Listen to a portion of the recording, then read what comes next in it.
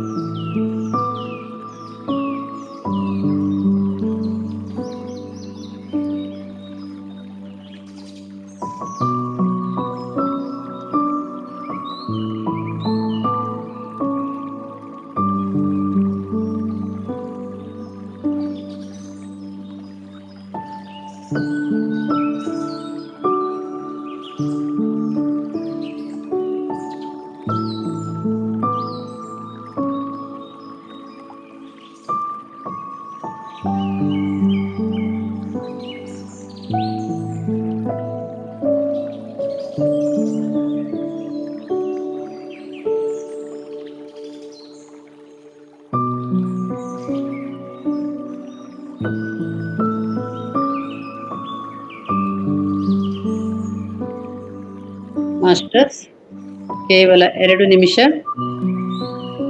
ಯಾರು ಕಣ್ಣನ್ನು ಬಿಡಬೇಡಿ.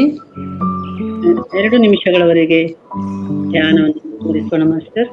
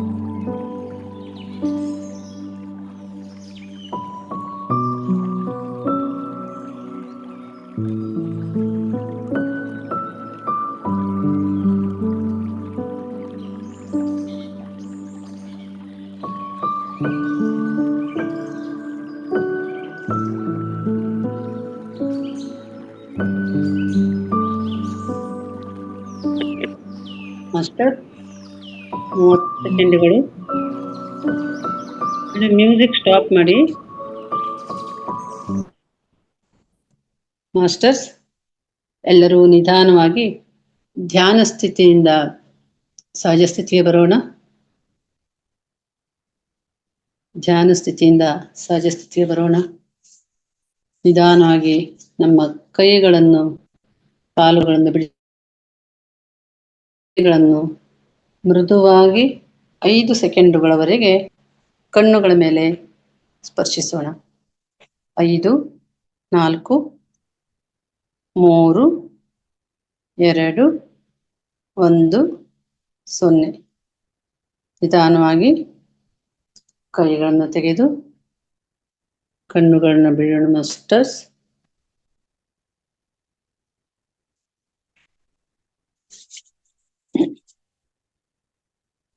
ಮಾಸ್ಟರ್ಸ್, ಇಲ್ಲಿಯವರೆಗೆ ಧ್ಯಾನಕ್ಕೆ ಸಹಕರಿಸಿದ ನಮ್ಮ ದೇಹ, ಮನಸ್ಸು, ಆತ್ಮಕ್ಕೆ ಧನ್ಯವಾದಗಳನ್ನು ಅರ್ಪಿಸೋಣ. ಪ್ರಕೃತಿ ಮಾತೆಗೆ ಧನ್ಯವಾದಗಳನ್ನು ಅರ್ಪಿಸೋಣ. ಅದ್ಭುತವಾದ ಸಂಗೀತ ಧ್ಯಾನಕ್ಕೆ ಕೃತಜ್ಞತೆಯ ಚಪ್ಪಾಳೆಗಳನ್ನು ನೀಡೋಣ ಮಾಸ್ಟರ್ಸ್.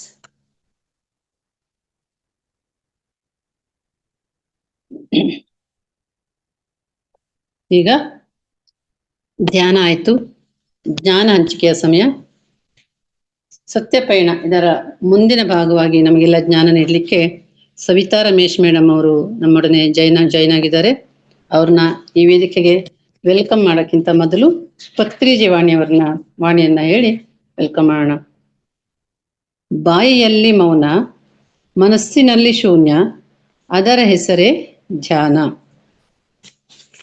ಸವಿತಾ ಮೇಡಮ್, ನಿಮಗೆ ಈ ವೇದಿಕೆಗೆ ಹೃತ್ಪೂರ್ವಕ ಸ್ವಾಗತವನ್ನು ಕೋರ್ತೇನೆ madam. Thank you madam. Thank you so much. ನಮಸ್ತೆ. ನಮಸ್ತೆ, ಶುಭ ಮಧ್ಯಾಹ್ನ. Over to you madam. Yes, ಎಲ್ಲರಿಗೂ ನಮಸ್ಕಾರ. ಇವತ್ತಿನ ಈ ಒಂದು ಸೆಷನ್ ಅಂದ್ರೆ ಈ ಒಂದು ಜ್ಞಾನದ ಸೆಷನ್ ಪ್ರಾರಂಭವಾಗುವ ಮೊದಲು ನಮ್ಮೆಲ್ಲರ ಪ್ರೀತಿಯ ಗುರುಗಳಾದಂತಹ ಡಾಕ್ಟರ್ ಸುಭಾಷ್ ಪತ್ರಿಜಿ ಗುರುಗಳಿಗೆ ಅನಂತ ಕೋಟಿ ನಮನಗಳನ್ನು ಸಲ್ಲಿಸುತ್ತಾ, ಹಾಗೂ ಮಹಾವತಾರ್ ಫೌಂಡೇಶನ್ ರೂವಾರಿ ಆದಂತಹ ರಂಗನಾಥ್ ಸರ್ಗೂ ಅನಂತ ಕೃತಜ್ಞತೆಗಳನ್ನು ಹೇಳ್ತಾನೆ ಈಗ ನಾವು ಈ ಒಂದು ಜ್ಞಾನದ ಒಂದು ಕ್ಲಾಸ್ ಅನ್ನು ಸ್ಟಾರ್ಟ್ ಮಾಡೋಣ. ಇಲ್ಲಿ ಕುಳಿತಂತ ಎಲ್ಲರಿಗೂ ಮಧ್ಯಾಹ್ನದ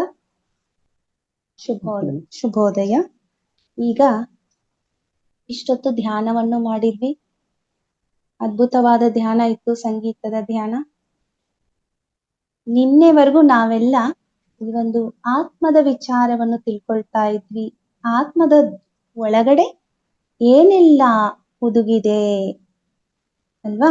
ವಿಜ್ಞಾನಮಯ ಕೋಶ, ಆನಂದಮಯ ಕೋಶ ಮತ್ತು ಮನೋಮಯ ಕೋಶ, 3 ಕೋಶಗಳು ಅಳವಡಿಕೆ ಆಗಿರತ್ತೆ. ನಾವು ಮೊದ್ಲಿಂದ ಏನೆಲ್ಲ ತಿಳ್ಕೊಂಡ್ ಬಂದಿದ್ದೀವಿ ಅಂತಂದ್ರೆ, ಒಂದು ಆತ್ಮ ಭೂಮಿಗೆ ಬರ್ಬೇಕಂದ್ರೆ ಏನೆಲ್ಲ ವರ್ಕ್ ಮಾಡತ್ತೆ, ನನಗೆ ಮೊದಲನೇ ಜನ್ಮ ತೆಗೆದುಕೊಳ್ಳುವಾಗಲೇ ತೀರ್ಮಾನ ಆಗಿರತ್ತೆ, ಇಷ್ಟು ಜನ್ಮಗಳು ಬೇಕು ನನಗೆ, ಒಂದೊಂದು ಜನ್ಮದಲ್ಲಿ ಇಂತಿಂತ ಕೆಲಸಗಳನ್ನು ಮಾಡ್ಕೊಂಡ್ ಬರ್ತೀನಿ, ಇಂತಿಂತ ಅನುಭವಗಳನ್ನು ಮಾಡ್ಕೊಂಡ್ ಬರ್ತೀನಿ ಅಂತ ಹೇಳಿ ತಿಳ್ಕೊಂಡಿದ್ವಿ ಲಾಸ್ಟ್ ಮಂತ್ ಅಲ್ಲಿ. ನಿನ್ನೆ ಕ್ಲಾಸ್ ನಲ್ಲಿ ನಾವೇನೆಲ್ಲ ತಿಳ್ಕೊಂಡ್ವಿ ಅಂತಂದ್ರೆ, ಆತ್ಮ ಒಂದು ಭೂಮಿಗೆ ಬಂದ ಮೇಲೆ ಎಲ್ಲವನ್ನು ಮರೆಯತ್ತೆ. ಆದ್ರೆ ನಾನು ಲಾಸ್ಟ್ ಮಂತ್ ಅಲ್ಲಿ ಹೇಳಿದಾಗ ಆ ಒಂದು ಸೆಷನ್ ಅಲ್ಲಿ ನಿಬಂಧನೆಗಳನ್ನು ಹಾಕಿರ್ತಾನೆ ಭಗವಂತ. ನೀನ್ ಹೇಗ್ ಹೋಗಿದೀಯೋ ಹಾಗೆ ಬರ್ಬೇಕು ನೋಡು, ಮರಿಬೇಡ ಅಂತ ಹೇಳಿ. ಆ ಒಂದು ನಿಬಂಧನೆ ಹಾಕಿದ್ರು ಕೂಡ ಓಕೆ ನಾನು ಹೋಗಿ ಮರೆಯಲ್ಲ, ನಾನು ಪರಮಾತ್ಮನ ಅಂಶ ಅಂತಾನೆ ನಾನು ತಿಳ್ಕೊಂಡಿರ್ತೀನಿ, ನಾ ಮರೆಯೋದಿಲ್ಲ ಅಂತೆಲ್ಲ ಹೇಳಿ ಬಂದಿರ್ತೀವಿ. ಆದ್ರೆ ಇಲ್ಲಿ ಬಂದ ಮೇಲೆ ಇದು ಮಾಯಾಲೋಕ. ಅದಕ್ಕಾಗಿ ಮತ್ತೆ ಹೇಳಿ ಕಳ್ಸಿದ್ದಾನೆ ಭಗವಂತ, ಹೋಗಿ ಮರಿಬೇಡ ನೀನು, ನಾನು ಏನ್ ಹೇಳ್ಕೊಟ್ಟಿದ್ದೀನೋ ಆ ಕರ್ಮಗಳನ್ನು ಮಾಡ್ಕೊಂಡ್ ಬಾ ಅಂತ ಹೇಳಿ. ನಾವು ಇಲ್ಲಿ ಬಂದ್ಮೇಲೆ ಮಾಯಾಜಾಲದಲ್ಲಿ ಸಿಲುಕಿ ಎಲ್ಲವನ್ನು ಮರೆತು ಬಿಡ್ತೀವಿ. ಈ ರೀತಿಯಾಗಿ ನಡೆದಿರತ್ತೆ. ಅದೇ ನಿನ್ನೆ ಕ್ಲಾಸ್ ನಲ್ಲಿ ಏನಾಯ್ತು, ಒಂದು 5 ವರ್ಷದ ಮಗುನ ನೋಡಿದ್ವಿ ನಾವೆಲ್ಲ. 5 ವರ್ಷದ ಮಗು ಇದ್ದಾಗ ಏನೆಲ್ಲ ನಡೆಯತ್ತೆ, ಸೂಕ್ಷ್ಮ ಶರೀರದಲ್ಲಿ ಹೋಗಿ ಸೂಕ್ಷ್ಮ ಲೋಕಗಳಲ್ಲಿ ವಿಹರಿಸಿ, ಅಥವಾ ತಾನು ಏನು ಹಿಂದಿನ ಜನ್ಮದಲ್ಲಿ ಅರ್ಧಂಬರ್ಧ ಕೆಲಸಗಳನ್ನು ಮಾಡಿರ್ತಾನೋ ಆ ಒಂದು ಆ ಕೆಲಸವನ್ನು ಮತ್ತೆ ಮತ್ತೆ ಸೂಕ್ಷ್ಮ ಶರೀರದಲ್ಲಿ ಹೋಗಿ ಸೂಕ್ಷ್ಮ ರೂಪದಲ್ಲಿ ಮಾಡಿ ಬಂದಿರ್ತಾನೆ. ಅಂದ್ರೆ ಈ ಜನ್ಮದಲ್ಲಿ ಅದನ್ನ ನಾನು ಪೂರ್ತಿ ಮಾಡ್ಬೇಕು ಅಂತ ಸೂಕ್ಷ್ಮ ರೂಪದಲ್ಲಿ ಹೋಗಿ ಮಾಡಿ ಬಂದಿರ್ತಾನೆ. ಆದ್ರೆ ಆ ನಕ್ಷೆ ಆಲ್ರೆಡಿ ರೆಡಿ ಆಗಿರತ್ತೆ ಅಂತ ಹೇಳಿ ನಾವು ತಿಳ್ಕೊಂಡಿರ್ತೀವಿ. ಅಲ್ಲಿ ನಕ್ಷೆ ರೆಡಿ ಆಗಿರತ್ತೆ, ಇಲ್ಲಿ ವಿಹರಿಸಿ ಸೂಕ್ಷ್ಮ ರೂಪದಲ್ಲಿ ವಿಹರಿಸಿ ಅದನ್ನೆಲ್ಲ ನೋಡ್ಕೊಂಡ್ ಬಂದಿರ್ತೇನೆ. ಈ ತರ ಇದೆ ನನ್ ವರ್ಕು ಅಂತ. ಮತ್ತೆ ಕೆಲವು ಸಮಯದಲ್ಲಿ ಸೂಕ್ಷ್ಮ ರೂಪದಲ್ಲಿ ಹೋಗಿ ಮೇಲೆ ಲೋಕದ ಕಾರ್ಯಕರ್ತರೊಡನೆ ಮಾತಾಡ್ತಾ ಬಂದಿರ್ತಾನೆ. ನೋಡು, ನಾನು ಇಂತಹ ಅನುಭವಗಳನ್ನು ಮಾಡಿದೆ, ಭೂಮಿಯಲ್ಲಿ ನಾನು ಇಂತಹ ಒಂದು ಕೆಲಸಗಳನ್ನು ಮಾಡಿದೆ, ಹೀಗೆ ಹಾಗೆ ಅಂತ ಹೇಳಿ. ನೋಡಿ, 5 ವರ್ಷದ ಮಗು ಅಷ್ಟ್ರಲ್ಲಿ ಏನೆಲ್ಲ ನಡೆಯುತ್ತೆ ಅಂತಂದ್ರೆ ನಾವ್ ಅನ್ಕೊಂತೀವಿ ಅದು ಚಿಕ್ಕ ಮಗು ಅಂತ, ಆದ್ರೆ ಒಳಗಡೆ ಆತ್ಮ ಚಿಕ್ಕದಲ್ಲ, ಅದು ನಮಗಿಂತ ದೊಡ್ಡದಿರ್ಬೋದು ವಯಸ್ಸಿನಲ್ಲಿ. ಅಂದ್ರೆ ಒಂದು ಜೀವನ ತಗೊಂಡು ಅನುಭವ ಜಾಸ್ತಿ ಇರಬಹುದು ಅಥವಾ ಕಡಿಮೆ ಇರಬಹುದು. ಅದಕ್ಕೆ ನಾವು ಭೌತಿಕವಾಗಿ ಒಂದು ಶರೀರನ ನೋಡಿದಾಗ ಅದ್ರ ಏಜ್ನ ನಾವು ಕಂಡುಹಿಡಿತೀವಿ, ಆದ್ರೆ ಆತ್ಮಕ್ಕೆ ಹೇಳಕ್ಕಾಗಲ್ಲ. ಬಟ್ ನಾವು ಇದನ್ನು ಕಂಡುಹಿಡಿಬಹುದು. ಆತ್ಮ ಸ್ವರೂಪಿಗಳಲ್ಲಿ ಆತ್ಮ ಸ್ವರೂಪವಾಗಿ ನೋಡ್ತಾ ಇದ್ರೆ ಅವ್ರ ನಾಲೆಜ್ ಮುಖಾಂತರ ಅವರು ಎಷ್ಟು ದೊಡ್ಡವರು ಅಥವಾ ಅವ್ರು ಎಷ್ಟು ಚಿಕ್ಕವರು ಅಂತ ಹೇಳಿ. ನಾವು ಕೆಲವೊಂದು ಮನೆಗಳಲ್ಲಿ ನೋಡ್ತೀವಿ, ಪುಟ್ಟ ಮಕ್ಳು ಇರ್ತಾವೆ, ದೊಡ್ಡವ್ರ ತರ ನಾಲೆಜ್ ಇಟ್ಕೊಂಡಂಗೆ ಮಾತಾಡ್ತಾ ಇರ್ತಾರೆ. ಎಲ್ಲರ ಮನೆಯಲ್ಲೂ ಇಲ್ದೇ ಇರಬಹುದು, ಆದ್ರೆ ಎಲ್ಲೋ ಒಬ್ರು ಮನೆಗಳಲ್ಲಿ ನಾವು ನೋಡಿರ್ತೀವಿ. ಅಯ್ಯೋ, ಇಷ್ಟು ಒಂದ್ 5 ವರ್ಷ 6 ವರ್ಷದ ಮಗು ಎಷ್ಟು ಚೆನ್ನಾಗಿ ನಾಲೆಜ್ ಇದೆ ಅಪ್ಪ, ಅವ್ರ ಅಪ್ಪ ಅಮ್ಮನಿಗೆ ಅಷ್ಟು ಗೊತ್ತಿಲ್ಲದೆ ಇರೋದು ಆ ಮಗು ಹೇಳತ್ತೆ, ಆ ಮಗು ಯೋಚನೆ ಮಾಡಿ ಮಾತಾಡತ್ತೆ ಅಂತೆಲ್ಲ ಹೇಳ್ತೀವಿ. ಯಾಕೆ ಅಂತಂದ್ರೆ ಅವರು ವಯಸ್ಸಿನಲ್ಲಿ ನಮಗಿಂತಲೂ ಚಿಕ್ಕವರಿರಬಹುದು ಆದ್ರೆ ಆತ್ಮ ಸ್ವರೂಪದಲ್ಲಿ ಅವರು ತುಂಬಾ ನಾಲೆಜ್ ಇರತ್ತೆ ಒಳಗಡೆ. ಯಾಕಂದ್ರೆ ತಂದೆ ತಾಯಿಗಳು ಏನೋ ಒಂದು 50 ಜನ್ಮನೋ 60 ಜನ್ಮನೋ ತಗೊಂಡ್ ಬಂದಿರ್ಬೋದು, ಆದ್ರೆ ಆ ಮಗು ಆಲ್ರೆಡಿ 500 600 700 ಜನ್ಮ ತಗೊಂಡ್ ಬಂದಿರ್ಬಹುದಲ್ಲ. ಅದಕ್ಕೆ ಅಲ್ಲಿ ಡಿಫ್ರೆನ್ಸ್ ನಾವು ನೋಡ್ತಾ ಇರ್ತೀವಿ. ಎಷ್ಟು ಜನ್ಮಗಳನ್ನು ತಗೊಂಡು ಮುಂದೆ ಹೋಗ್ತಾ ಇರತ್ತೆ ಅಷ್ಟು ನಾಲೆಜ್ ನಮಗಿರತ್ತೆ ಅಲ್ವಾ. ಅದಕ್ಕೆ ಅಜ್ಜಿ ತಾತಂದ್ರಾಗಿರ್ಬೋದು, ಅಪ್ಪ ಅಮ್ಮ ಆಗಿರ್ಬೋದು, ಅಥವಾ ಟೀಚರ್ ಆಗಿರ್ಬಹುದು, ಅವರೇ ಮಕ್ಕಳಿಗಿಂತ ನಾಲೆಜ್ ಜಾಸ್ತಿ ಇದೆ ಅಂತ ಹೇಳಕ್ ಆಗಲ್ಲ. ಓಕೆ, ಭೌತಿಕ ಶರೀರದಲ್ಲಿ ಓದುವಾಗ ಪುಸ್ತಕಗಳ ನಾಲೆಜ್ ಬೇಕಾಗಿರತ್ತೆ, ಅಲ್ಲಿ ಅವ್ರು ಹೇಳಿದನ್ನ ಕೇಳ್ತೀವಿ, ಆ ನಾಲೆಜ್ ನ ತಗೊಳ್ತೀವಿ. ಒಂದು ಸರಿ ತಗೊಂಡ ಮೇಲೆ ಅವ್ರು ಹೇಗ್ ಬೆಳಿತಾ ಇರ್ತಾರೆ, ಹೀಗೆ ಆನ್ಸರ್ ಮಾಡ್ತಾ ಇರ್ತಾರೆ ಆ ನಾಲೆಜ್ ತಗೊಳ್ತಾ ಅಲ್ವಾ. ಎಲ್ಲಾ ಕ್ಲಾಸಿನಲ್ಲಿ ಟೀಚರ್ ಒಂದೇ ಕ್ಲಾಸ್ ಮಾಡಿರ್ತಾರೆ, ಆದ್ರೆ ನಾಲೆಜ್ ಒಬ್ಬೊಬ್ರಿಗೆ ಒಂದೊಂದು ರೀತಿಯಾಗಿ ಹೋಗಿ ತಲುಪಿರತ್ತೆ. ಅಂದ್ರೆ ಒಬ್ರು ಸ್ವಲ್ಪ ನಾಲೆಜ್ ಕೊಟ್ರು ಕೂಡ ಚೆನ್ನಾಗಿ ಆನ್ಸರ್ ಮಾಡ್ತಾ ಇರ್ತಾರೆ, ಎಕ್ಸ್ಪ್ಲೈನ್ ಮಾಡ್ತಾ ಇರ್ತಾರೆ. ಅದೇ ಇನ್ನೊಂದ್ ಮಗು ನೋಡಿದ್ರೆ ಅದ್ರಲ್ಲಿ ಕಡಿಮೆ ನಾಲೆಜ್ ಸಿಕ್ಕಿರತ್ತೆ, ಗೊತ್ತಿಲ್ಲ, ಅವ್ರಿಗೆ ಎಷ್ಟು ಬೇಕೋ ಆ ಜನ್ಮಕ್ಕೆ ಎಷ್ಟು ಬೇಕೋ ಅದು ಅವರಿಗೆ ಸೇರ್ತಾ ಇರತ್ತೆ. ಅದಕ್ಕೆ ಮಾಸ್ಟರ್ಸ್ ಇನ್ನೊಂದ್ ಏನ್ ತಿಳ್ಕೊಬೇಕು ಅಂತಂದ್ರೆ, ಯಾವ ಮಕ್ಕಳನ್ನು ನಾವು ದೂಷಿಸಬಾರ್ದು. ನೀನ್ ಸರಿಯಾಗಿ ಓದ್ತಾ ಇಲ್ಲ, ನೀನ್ ನಾಲೆಜ್ ಎಲ್ರಿಗೂ ಸ್ಕೂಲಲ್ಲಿ ಒಂದೇ ತರ ಪಾಠ ಹೇಳ್ತಾರೆ, ನಿನ್ಗ್ಯಾಕೆ ಆ ಮಗುವಿನಷ್ಟು ನಿನ್ಗ್ಯಾಕೆ ಮಾರ್ಕ್ಸ್ ಬಂದಿಲ್ಲ, ಅವ್ರು ನೋಡು ಎಷ್ಟು ಫಾಸ್ಟ್ ಆಗಿ ಓದ್ತಾರೆ, ನೀನ್ ಯಾಕಷ್ಟು ಓದ್ತಾ ಇಲ್ಲ. ಇದನ್ನ ನಾವು ತಪ್ಪು ಮಾಡ್ಬಿಡ್ತೀವಿ. ಸೊ ಈ ತರ ನಾವು ತಪ್ಪು ಮಾಡ್ಬಾರ್ದು. ಯಾಕಂದ್ರೆ ಆ ಮಗು ಇನ್ನೊಂದು ಮಗುಗೆ ಕಂಪೇರ್ ಮಾಡಿದಾಗ ನಮ್ಮ ಮಗುವಿಗೆ ಬೇಜಾರಾಗತ್ತೆ. ಅಷ್ಟೇ ಅಲ್ಲ, ಆ ಮಗುವಿನ ಆತ್ಮ ಎಷ್ಟೇ ಇರತ್ತೆ ಗೊತ್ತಿಲ್ವಲ್ಲ, ನಾಲೆಜ್ ಬೇಕು ಇನ್ನ. ಅದು ಜನ್ಮ ಕಡಿಮೆ ಇರತ್ತೆ, ಅದು ನಡೀತಾ ಹೋಗುತ್ತೆ, ಎಲ್ಲ ನಾಲೆಜ್ ತಗೊಂಡ್ ಮೇಲೆ ಹೋಗ್ಬೇಕ. ಬಟ್ ಇನ್ನೊಂದ್ ಮಗುಗೆ ನಾವು ಕಂಪೇರ್ ಮಾಡೋದು ತಪ್ಪು. ಆ ಮಗು ಎಷ್ಟೋ ಜನ್ಮದಿಂದ ಹುಟ್ಟು ಸಾವು ಬಂದಿರತ್ತೆ. ಇದು ಡಿಫರೆನ್ಸ್. ಇದು ತಿಳಿದೇನೆ ನಾವು ಮಾತಾಡ್ತೀವಿ, ತುಂಬಾ ತಪ್ಪು ಮಾಡ್ತೀವಿ, ಆ ಮಗುವಿನ ಮೇಲೆ ಪರಿಣಾಮ ಆಗೋಂಗ ಮಾಡ್ತೀವಿ. ಓಕೆ, ಇಷ್ಟು ನಾವು ನಿನ್ನೆವರೆಗೂ ಒಂದು ಮಗು ಮಲ್ಕೊಂಡಾಗ ಹೇಗೆ ವಿಹರಿಸತ್ತೆ, ಅಲ್ಲಿ ಏನು ನಾಲೆಜ್ ತಗೊಂಡು ಬೇರೆ ಕಡೆ ಎಲ್ಲ ವಿಹರಿಸಿ ಏನು ಡಿಸ್ಕಸ್ ಮಾಡತ್ತೆ ಅಂತ ನೋಡಿದ್ವಿ. ಈಗ ಮತ್ತೆ ನೋಡೋಣ, ಅಲ್ಲಿ ಮೇಲೆ ಏನು ನಕ್ಷೆ ರೆಡಿ ಮಾಡಿ ಬಂದಿರತ್ತೆ ಅದ್ರ ಬಗ್ಗೆ ತಿಳ್ಕೊಳ್ಳೋಣ. ನೀಲಿ ನಕ್ಷೆ ಇರುವುದು ಮನೋಮಯ ಕೋಶದಲ್ಲಾದರೂ ಯಾವ ಕ್ರಿಯೆಗಳು ರೂಪದಲ್ಲಿ ಬೇಕಾದರೂ ಮನಸ್ಸಿನ ಮೂಲಕ ಕಾರ್ಯ ನಡೆಯಬೇಕು. ನೋಡಿ, ಅಲ್ಲಿ ನಕ್ಷೆ ಏನು ರೆಡಿ ಮಾಡಿ ಬಂದಿರ್ತೀವೋ ಅದು ಇಲ್ಲಿ ನಡೀತಾ ಹೋಗುತ್ತೆ. ನಮ್ಮ ಮೈಂಡಿಗೆ ಬರುತ್ತೆ, ನಾಳೆ ನಾನು ಇಂಥ ಕೆಲ್ಸ ಮಾಡ್ಲೇಬೇಕಪ್ಪ, ನಾನು ಹೋಗ್ಬೇಕು, ಎಲ್ಲೋ ಒಂದು ಸಂಘಟನೆ ಇದೆ ಅಲ್ಲಿ ಹೋಗಿ ಸೇರ್ಬೇಕು, ಆ ಸಭೆಗಳಲ್ಲಿ ಸೇರ್ಬೇಕು, ನಾನ್ ಮಾತಾಡ್ಬೇಕು ಅಂತ ಹೇಳಿ ಅನ್ಕೊಳ್ತೀವಿ. ಏನೋ ಒಂದು ನಾಲೆಜ್ ಕೊಡ್ಬೇಕಾಗಿದೆ, ಇದನ್ನೆಲ್ಲ ಇವತ್ತೇ ಪ್ಲಾನ್ ಮಾಡ್ಕೊಂಡು ನಾಳೆಗ್ ಏನ್ ಮಾಡ್ಬೇಕು ಅಂತ ಹೇಳಿ ರೆಡಿ ಮಾಡ್ತೀವಿ. ಇದೆಲ್ಲ ಏನಂದ್ರೆ ಮನಸ್ಸಿಗೆ, ಮನೋಮಯ ಕೋಶಕ್ಕೆ ಸಂಬಂಧಪಟ್ಟಿರತ್ತೆ. ಅದೇ ರೀತಿಯಾಗಿ ಇಲ್ಲಿ ಏನ್ ಹೇಳ್ತಾ ಇದ್ದಾರೆ ನೋಡೋಣ. ಯಾವುದೇ ಕ್ರಿಯೆ ರೂಪದಲ್ಲಿ ಕಾರ್ಯರೂಪದಲ್ಲಿ ಬರಬೇಕಾದ್ರೂ ಮನಸ್ಸಿನ ಮೂಲಕ ಹೊರಬರತ್ತೆ ಅಲ್ವಾ? ಆತ್ಮದಿಂದ ಮನಸ್ಸಿಗೆ ತಂದುಕೊಂಡು ಹೊರಗಡೆ ಬರತ್ತೆ ನಮಗೆ. ಹೀಗೆ ಹೊರಗೆ ಕಾರ್ಯ ನಡೆಯಬೇಕು. ಪ್ರತಿ ಕಾರ್ಯದಲ್ಲೂ ಏನಾಗತ್ತೆ ಅಂದ್ರೆ ಮನಸ್ಸು ನಮ್ಮ ಬಹು ಮುಖ್ಯವಾದಂತ ಪಾತ್ರವನ್ನು ವಹಿಸುತ್ತೆ. ಹೀಗೆ ಅನ್ಯ ಶರೀರ ಜೀವಿಗಳಿಗಿಂತ, ಅನ್ಯ ಶರೀರ ಅಂದ್ರೆ ಬೇರೆ ಪ್ರಾಣಿ ಪಕ್ಷಿಗಳಾಗಿರಬಹುದು, ಅವುಗಳಿಗಿಂತ ಮಾನವ ಎಷ್ಟು ಶ್ರೇಷ್ಠ, ಅವನಿಗೆ ಬುದ್ಧಿ ಕೊಟ್ಟಿದ್ದಾನೆ. ಈ ಮನೋಮಯ ಕೋಶ, ಆಮೇಲೆ ವಿಜ್ಞಾನಮಯ ಕೋಶ ಮತ್ತು ಇನ್ನೊಂದು ಯಾವುದು ವಿಜ್ಞಾನಮಯ ಕೋಶ, ಮನೋಮಯ ಕೋಶ ಮತ್ತು ಯಾವ್ದು ನನಗೆ ಮರ್ತೋಗ್ತಾ ಇದ್ದೀನಿ. ಸೊ ಈ ಮೂರು ಕೋಶಗಳು ನಡಿತಾ ಏನಾಗುತ್ತೆ ಅಂತಂದ್ರೆ, ಅಂದ್ರೆ ಮನುಷ್ಯನಿಗೆ ಅಳವಡಿಕೆ ಆಗಿರ್ತವೆ, ಮನುಷ್ಯನಿಗೆ ಮಾತ್ರ ಅಳವಡಿಕೆ ಆಗಿರತ್ತೆ. ಹೀಗೆ ಈ ಅನ್ಯ ಶರೀರ ಜೀವಿಗಳಿಗಿಂತ ಮಾನವ ಜೀವಿತದಲ್ಲಿ ಇತರ ಪ್ರಭಾವ ಅಧಿಕವಾಗಿರುತ್ತದೆ. ನೋಡಿ, ಎಷ್ಟು ಆಲೋಚನೆ ಮಾಡ್ತಾ ಹೋಗ್ತಾನೆ, ಎಷ್ಟು ಸ್ಕ್ಯಾನ್ ಮಾಡೇ ಹೋಗ್ತಾ, ಒಂದು ಕಾರ್ಯರೂಪಕ್ಕೆ ಬರ್ಬೇಕು ಅಂದ್ರೆ ಸ್ಕ್ಯಾನ್ ಮಾಡಿ ಅಳೋದು ನಾವು ಒಂದು ಕಾರ್ಯರೂಪವನ್ನು ಮಾಡ್ತಾ ಇರ್ತೀವಿ. ಒಂದೇನೋ ಕೆಲಸ ಆಗ್ಬೇಕು ಅಂದ್ರೆ ನಮ್ಮ ಮೈಂಡ್ ಅಲ್ಲಿ ಯೋಚನೆ ಮಾಡ್ತೀವೋ, ಹೀಗ್ ಮಾಡಿದ್ರೆ ಹೀಗಾಗ್ಬೋದಲ್ವಾ, ಅಥವಾ ಆ ಕೆಲಸ ಮಾಡಿದ್ರೆ ಈ ಕೆಲಸ ಹೋಗ್ಬಿಡತ್ತಲ್ವಾ, ಎಲ್ಲ ಸ್ಕ್ಯಾನ್ ಮಾಡ್ಕೋತೀವಿ ಮೈಂಡ್ ಅಲ್ಲಿ, ಎಷ್ಟು ಚೆನ್ನಾಗಿ ಕೊಟ್ಟರು. ಬಟ್ ಇದೇ ನಾವು ಪ್ರಾಣಿಗಳಿಗೆ ನೋಡಿದ್ರೆ ಆಗೋದಿಲ್ಲ. ಪ್ರಾಣಿಗಳಲ್ಲಿ ಆ ಒಂದು ಬುದ್ಧಿ ಇರೋದಿಲ್ಲ.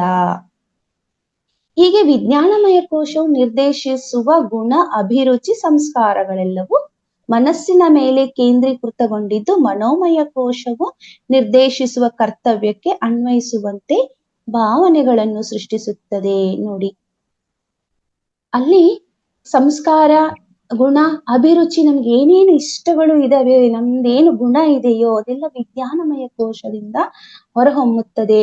ಈ ಹೊರಹೊಮ್ಮದಾಗ ಏನಾಗ್ತದೆ, ಎಲ್ಲಿಗೆ ರೀಚ್ ಆಗತ್ತೆ ಅಂತಂದ್ರೆ ಮನೋಮಯ ಕೋಶಕ್ಕೆ ರೀಚ್ ಆಗತ್ತೆ. ವಿಜ್ಞಾನಮಯದಿಂದ ಮನೋಮಯಕ್ಕೆ ರೀಚ್ ಆಗತ್ತೆ. ಆ ಮನೋಮಯ ಸುಮ್ನೆ ಇರ್ತಾನ? ಇಲ್ಲ, ಯೋಚನೆ ಮಾಡ್ತಾನೆ, ಇದನ್ನ ಈ ತರ ಮಾಡೋಣ ಅಂತ. ಸೊ ಅಲ್ಲಿಂದಲ್ಲಿ ಟ್ರಾನ್ಸ್ಫರ್ ಆಗಿ ನೆಕ್ಸ್ಟ್ ಏನಾಗತ್ತೆ ನೋಡೋಣ. ಹೀಗೆ ಅದು ನಿರ್ದೇಶಿಸುತ್ತೆ, ಕರ್ತವ್ಯಕ್ಕೆ ಅನ್ವಯಿಸುವಂತೆ ಭಾವನೆಗಳನ್ನು ಸೃಷ್ಟಿಸುತ್ತದೆ. ಆ ಕೆಲಸ ಏನಾಗಬೇಕಾಗಿದೆ ಅಂತ ಹೇಳಿ ಅದನ್ನ ಸೃಷ್ಟಿ ಮಾಡ್ಬೇಕಾಗಿದೆ. ಹೀಗೆ ಭಾವನೆಗಳನ್ನು ಕೊಡುತ್ತೆ. ಈ ತರ ಮಾಡ್ಬೇಕು, ಹೀಗ್ ಮಾಡಿದ್ರೆ ಹಾಗಾಗತ್ತೆ ಅಂತ ಹೇಳಿ ಯೋಚನೆಗಳು ಬರ್ತವೆ, ಭಾವನೆಗಳು ಸ್ಪಂದಿಸುತ್ತೆ. ಅಲ್ಲಿ ಭಾವನೆಗಳು ಆಲೋಚನೆಗಳನ್ನು ಸೃಷ್ಟಿಸುತ್ತದೆ. ನೋಡಿ, ನಮ್ಮ ಭಾವನೆ ಹೇಗಿದೆ ಅಂತಂದ್ರೆ ಆಲೋಚನೆಗಳನ್ನು ಸೃಷ್ಟಿ ಮಾಡುವಂಥದ್ದು. ನಮ್ಗೆ ಒಂದು ವಿಷಯದ ಬಗ್ಗೆ ಏನೋ ಒಂದು ಭಾವನೆ ಇರುತ್ತೆ, ಅದು ಸೂಪರ್ ಆಗಿರತ್ತಪ್ಪ, ನಾನು ಈ ತರ ಮಾಡಿದ್ರೆ ಅದ್ಭುತವಾಗಿ ಹೊರಹೊಮ್ಮುತ್ತೆ. ಒಂದ್ ಫಿಲಂ ನಾವು ರೆಡಿ ಮಾಡ್ಬೇಕು ಅಂತಂದ್ರೆ ಅದನ್ನ ಯಾವ ರೀತಿಯಾಗಿ ನಾವು ಬರ್ದಿಟ್ಟು, ಆ ಸ್ಕ್ರಿಪ್ಟ್ ಎಲ್ಲ ಬರ್ದಿಟ್ಟು, ಎಲ್ರು ಬೇಕು ಅದಕ್ಕೆ, ಒಬ್ರಿಂದನೇ ಆಗೋದಿಲ್ಲ, ಎಲ್ಲ ಆಯೋಜನೆಗಳನ್ನು ಮಾಡ್ತೀವಿ, ನಿರ್ದೇಶಕರು ಬೇಕು, ಇನ್ನ ಫೋಟೋಗ್ರಫಿ ಮಾಡಕ ಅವ್ರು ಬೇಕು, ಹೀರೋ ಹೀರೋಯಿನ್ಗಳು ಬೇಕು, ಸೈಡ್ ಆಕ್ಟರ್ಸ್ ಬೇಕು, ಎಷ್ಟು ಯೋಚನೆಗಳು, ಅವ್ರಿಗೆಲ್ಲ ಎಷ್ಟು ಖರ್ಚು ಮಾಡ್ಬೇಕು, ಇದೆಲ್ಲ ಯೋಜನೆ ಮಾಡ್ತೀವಿ. ಎಲ್ಲಿಂದ? ಮನೋಮಯ ಕೋಶದಿಂದ ಹೊರಹೊಮ್ಮುತ್ತೆ. ನೋಡ್ರಿ, ಇದೆಲ್ಲ ಆಲೋಚನೆಗಳು ಸೃಷ್ಟಿಯಾಗುತ್ತವೆ. ಎದರಿಂದ? ನಮ್ಮ ಭಾವನೆ. ನಾನೊಂದು ಫಿಲಂ ತೆಗಿಬೇಕು ಅಂದ್ರೆ ನನ್ನ ಭಾವನೆ, ಹೀರೋ ಹೀಗೆ ಇರ್ಬೇಕು, ಹೀರೋಯಿನ್ ಎಲ್ಲ ಇರತ್ತಲ್ವಾ. ಒಂದು ಕಾನ್ಸೆಪ್ಟ್ ಮೇಲೆ ನಾವು ಫಿಲಂ ಮಾಡ್ತಾ ಇದೀವಿ ಅಂದ್ರೆ ಫೈನಲಿ ಔಟ್ಪುಟ್ ಹೇಗ್ ಬರ್ಬೇಕು, ಅದ್ಭುತವಾಗಿರ್ಬೇಕು. ನಮ್ ಮೈಂಡ್ ಅಲ್ಲಿ ಆಲ್ರೆಡಿ ಪಿಕ್ಚರ್ ಓಡ್ತಾ ಇರುತ್ತೆ. ನಾವು ಫಿಲಂ ಸ್ಟಾರ್ಟ್ ಮಾಡಿಲ್ಲ, ಇನ್ನ ಶೂಟಿಂಗ್ ಸ್ಟಾರ್ಟ್ ಮಾಡಿಲ್ಲ ಅಂದ್ರು ಆಲ್ರೆಡಿ ನಮ್ಮ ಮೈಂಡ್ ಅಲ್ಲಿ ನಾವು ಓಡಿಸ್ತಾ ಇರ್ತೀವಿ. ಇದು ಆಲೋಚನಾ ಶಕ್ತಿ. ನಮ್ಮ ಭಾವನೆಯ ಮೂಲಕ ಅದು ಹೊರಹೊಮ್ಮುತ್ತೆ. ಅದು ಒಂದು ಸೃಷ್ಟಿ ಆಗ್ಬಿಡತ್ತೆ. ನಾವು ಸೃಷ್ಟಿ ಮಾಡ್ಕೊಂಡ್ಬಿಡ್ತೀವಲ್ವಾ, ಆ ಸೃಷ್ಟಿ ಆದ್ಮೇಲೆನೆ ಹೊರಗಡೆ ಭೌತಿಕವಾಗಿ ಬರುತ್ತೆ. ಈ ಆಲೋಚನೆಗಳೇ ಪ್ರತಿ ಕಾರ್ಯದ ಭೌತಿಕ ರೂಪಕ್ಕೆ ನೋಡಿ ಮೂಲ ಕರ್ತೃ. ನೋಡಿ, ಅದು ಭೌತಿಕವಾಗಿ ಹೊರ ಬರ್ಬೇಕಂದ್ರೆ ನಾವು ಆಲೋಚನೆಯೇ ಮೂಲ ಕರ್ತೃ ಆಗಿರ್ತದೆ. ಪ್ರತಿ ಕಾರ್ಯದ ರೂಪರೇಷೆಗಳು ಮನಸ್ಸಿಗೆ ರವಾನಿಸಲ್ಪಟ್ಟು, ನೋಡಿ ನಾವ್ ಎಲ್ಲ ಏನು ರೂಪರೇಷೆ ರೆಡಿ ಮಾಡಿದೀವಲ್ವಾ, ಆ ಎಲ್ಲಾ ಹೀಗೆ ಆಗ್ಬೇಕು, ಹೀಗೆ ಬರಬೇಕು ಅಂತ ಹೇಳಿ ಆ ರೂಪರೇಷೆ ಈ ಪ್ರಕಾರನ ಮನಸ್ಸಿನಿಂದ ಹೊರ ಹೊಮ್ಮುತ್ತೆ. ನಾವು ಮೊದ್ಲೇ ಪ್ಲಾನ್ ಮಾಡಿದೀವಿ, ಆ ಮನಸ್ಸಿಗೆ ಬಂದು ಅವಾಗ ನಾವು ಹೊರಗಡೆ ರವಾನಿಸಲ್ಪಡುತ್ತೆ. ಅದು ಭಾವನೆಗಳೊಂದಿಗೆ ಹೊಂದಿಸಲ್ಪಟ್ಟು ಆಲೋಚನೆಗಳ ರೂಪ ಪಡೆಯುತ್ತದೆ. ಈ ಆಲೋಚನೆಗಳ ಸಮೂಹವು ವಿಜ್ಞಾನಮಯ ಕೋಶದ ಇನ್ನೊಂದು ಅಂಶವಾದ ಬುದ್ಧಿಯೊಡನೆ ಸಮಾಲೋಚನೆ ನಡೆಸಿ ಒಂದು ಆಲೋಚನೆಯನ್ನು ದೃಢೀಕರಿಸಿಕೊಂಡು ಪಂಚೇಂದ್ರಿಯಗಳ ಸಹಾಯದೊಂದಿಗೆ ಭೌತಿಕ ರೂಪವನ್ನು ಪಡೆಯುತ್ತದೆ. ಯೋಚನೆ ಆಲೋಚನೆಗಳು ಮಾಡ್ತೀವಿ, ಎಲ್ಲ ಸೃಷ್ಟಿ ಮಾಡ್ತೀವಿ, ಕೊನೆಗೆ ಮತ್ತು ವಿಜ್ಞಾನಮಯ ಕೋಶಕ್ಕೆ ತೋರ್ಸತ್ತೆ. ಅಲ್ಲಿ ನಾವು ಎಲ್ಲ ಆ ಕಡೆಯಿಂದ ಈ ಕಡೆ, ಈ ಕಡೆಯಿಂದ ಆ ಕಡೆ ನಾವು ತಿರುಗಿಸ್ತಾನೆ ಇರ್ತೀವಿ. ಮನೋಮಯ ಕೋಶದಿಂದ ವಿಜ್ಞಾನಮಯ ಕೋಶಕ್ಕೆ, ವಿಜ್ಞಾನಮಯ ಕೋಶದಿಂದ ಮನೋಮಯ ಕೋಶಕ್ಕೆ, ಹೀಗೆ ಎಲ್ಲ ಆಲೋಚನೆ ಮಾಡಿ ಮಾಡಿ ಕರೆಕ್ಟಾ ಹೀಗಾಗ್ಬೇಕಾ ನೋಡಿ. ಎಷ್ಟು ಒಂದು ಅದ್ಭುತವಾದ ಕಾರ್ಯ ಮಾಡ್ಬೇಕಂದ್ರೆ ಸುಮ್ನೆ ಅಲ್ಲ, ಅದು ಬುದ್ಧಿ ಜೊತೆಗೆ ಕೊನೆಗೆ ಏನಾಗುತ್ತೆ, ಬುದ್ಧಿಯನ್ನು ಉಪಯೋಗಿಸಿ ಆ ಎಲ್ಲಾ ಕೋಶದಿಂದ ನಾವು ಭೌತಿಕವಾಗಿ ಹೊರಹೊಮ್ಮುತ್ತವೆ. ಭೌತಿಕವಾಗಿ ಹೊರಹೊಮ್ಮೋದಂದ್ರೆ ಪಂಚೇಂದ್ರಿಯಗಳ ಸಹಾಯದಿಂದ, ಕಣ್ಣು ಮೂಗು ಬಾಯಿ ಇವೆಲ್ಲ ಏನು ನಮ್ಮ ಸ್ಕಿನ್, ಇವೆಲ್ಲ ಪಂಚೇಂದ್ರಿಯಗಳು. ಈ ಪಂಚೇಂದ್ರಿಯಗಳಿಂದ ಏನಾಗುತ್ತೆ ಅಂತಂದ್ರೆ ಹೊರಹೊಮ್ಮುತ್ತೆ. ಹೀಗೆ ನೋಡಿ, ಒಂದು ಫಿಲಮ್ ಹೊರಗೆ ಬರ್ಬೇಕಂದ್ರೆ ಇಷ್ಟೆಲ್ಲ ಕಾರ್ಯಗಳು, ಫಾರ್ ಎಕ್ಸಾಂಪಲ್ ಹೇಳ್ತಾ ಇದ್ದೀನಿ, ಇದೆಲ್ಲ ಆಲೋಚನೆಗಳು ನಮ್ಮ ಒಳಗಡೆ ಇರುವಂತಹ ವಿಜ್ಞಾನಮಯ ಕೋಶ, ಮನೋಮಯ ಕೋಶ, ಆನಂದಮಯ ಕೋಶ, ಇವೆಲ್ಲವೂ ರಿಲೇಟೆಡ್ ಇರತ್ತೆ. ಆನಂದಮಯ ಕೋಶ ನೆಕ್ಸ್ಟ್ ಬರುತ್ತೆ. ಈ ಒಂದು ಎರಡು ಕೋಶಗಳು ರೆಡಿಯಾಗಿ ಬುದ್ಧಿ ಜೊತೆಗೆ ವರ್ಕ್ ಆಗತ್ತೆ. ಭಾವನೆಗಳು, ಅಭಿರುಚಿಗಳು ಇವೆಲ್ಲ ಸೇರ್ಪಟ್ಟು ಬುದ್ಧಿಗೆ ಕೊಟ್ಟು, ಬುದ್ಧಿಯಿಂದ ಮತ್ತೆ ಒಂದು ಆಯೋಜನೆ ಮಾಡಿಕೊಂಡು ಮತ್ತೆ ವಿಜ್ಞಾನಮಯ ಕೋಶಕ್ಕೆ ಹೋಗಿ ಅದಾದ್ಮೇಲೆ ನಮ್ಮ ಭೌತಿಕ ಶರೀರದಿಂದ ಹೊರಹೊಮ್ಮುತ್ತೆ. ಇದು ಸೃಷ್ಟಿಯಾಗಿ, ಒಳಗಡೆ ಸೃಷ್ಟಿಯಾಗಿ ಹೊರಗಡೆ ಪ್ರಪಂಚಕ್ಕೆ ಬಿಡುಗಡೆಯಾಗುತ್ತೆ. ಹೀಗೆ ನಡೆಯಲ್ಪಡುವ ಪ್ರತಿ ಕಾರ್ಯಕ್ಕೂ ಕಾರಣ ಮತ್ತು ಪ್ರತಿಫಲಗಳು ಇರುತ್ತವೆ. ನೋಡಿ, ಇದೊಂದು ಕಾರಣ ಆಗ್ಬೇಕಾಗಿದೆ, ಇದೊಂದು ಭೂಮಿ ಮೇಲೆ ಬಂದು ಕಾರ್ಯಗಳನ್ನು ಮಾಡ್ಬೇಕಾಗಿದೆ ಅಂತ ಹೇಳಿ ಅವರಲ್ಲಿ ಇರತ್ತೆ. ಅದು ಎಕ್ಸ್ಪೀರಿಯನ್ಸ್ ತಗೊಳಕ್ಕೆ ಬಂದಿರ್ತಾರೆ. ಒಂದು ಫಿಲಮ್ ರೆಡಿ ಮಾಡ್ಬೇಕು, ಅವ್ರ ಎಕ್ಸ್ಪೀರಿಯನ್ಸ್ ಅದು ಹೊರಗೆ ಬಂದ್ಮೇಲೆ ಹೇಗಿರುತ್ತೆ, ಆ ಫಿಲಮ್ ನೋಡಿ ಅದ್ಭುತವಾಗಿದೆ ಅಂತಾದ್ರೂ ಬರ್ಬೋದು, ಅಥವಾ ಏನು ಫಿಲಮ್ ಏನು ಚೆನ್ನಾಗಿಲ್ಲ ಅಂತಾನೂ ಓಡ್ಬೋದು. ಹೇಗಾಗತ್ತೋ ಗೊತ್ತಿಲ್ಲ, ಅದ್ರ ಎಕ್ಸ್ಪೀರಿಯನ್ಸ್ ಅವ್ನು ತಗೋಬೇಕಾಗಿದೆ, ಆ ಮನುಷ್ಯ ತಗೋಬೇಕಾಗಿದೆ. ಆತ್ಮವು ಶರೀರವನ್ನು ಧರಿಸಲು ನಿರ್ಧರಿಸಿದ ಶರೀರಧಾರಿಯಾದರೆ ಜನ್ಮಚಕ್ರ ಪ್ರಕ್ರಿಯೆಯಲ್ಲಿ ಅದು ಪಾಲ್ಗೊಳ್ಳುತ್ತದೆ. ನೋಡಿ, ಆತ್ಮ ಶರೀರದ ಜೊತೆಗೆ ಬಂದ ಮೇಲೆ ಅಂದ್ರೆ ಬರತ್ತೆ ಅಂತಂದ್ರೆ ಹೇಗೆ, ಜನ್ಮಚಕ್ರ, ಆ ಜನ್ಮವನ್ನು ತೆಗೆದುಕೊಂಡು ಚಕ್ರದೊಂದಿಗೆ ಜನನ ಮರಣ ಬರ್ತಾನೇ ಇರತ್ತೆ. ಜನ್ಮ ಪಡೆದ ಪ್ರತಿ ಆತ್ಮವು ತನ್ನ ಜೀವಿತಾವಧಿಯಲ್ಲಿ ಕೈಗೊಂಡ ಕಾರ್ಯಗಳ ಕಾರಣ ಮತ್ತು ಪ್ರತಿಫಲಗಳನ್ನು ನಿಶೇಷಗೊಳಿಸಲು ಅನೇಕ ಜನ್ಮಗಳನ್ನು ಪಡೆಯಬೇಕಾಗುತ್ತದೆ ಅಲ್ವಾ. ಮತ್ತೆ ನಾವು ಒಂದು ಕಾರ್ಯಗಳನ್ನು ಸಿದ್ಧಿ ಮಾಡ್ಕೊಂಡು ಹೋಗ್ಬೇಕು, ಅದು ಒಳ್ಳೇದು ಕೆಟ್ಟದ್ದು, ಅಥವಾ ಸಕ್ಸಸ್ ಆಗುತ್ತೋ ಅಥವಾ ಫೇಲ್ಯೂರ್ ಆಗುತ್ತಾ ಗೊತ್ತಿಲ್ಲ, ಆದ್ರೆ ಆ ಕಾರ್ಯವನ್ನು ಮಾಡಕ್ಕೆ ಮಾತ್ರ ನಾವು ಬಂದಿದ್ದೇವೆ.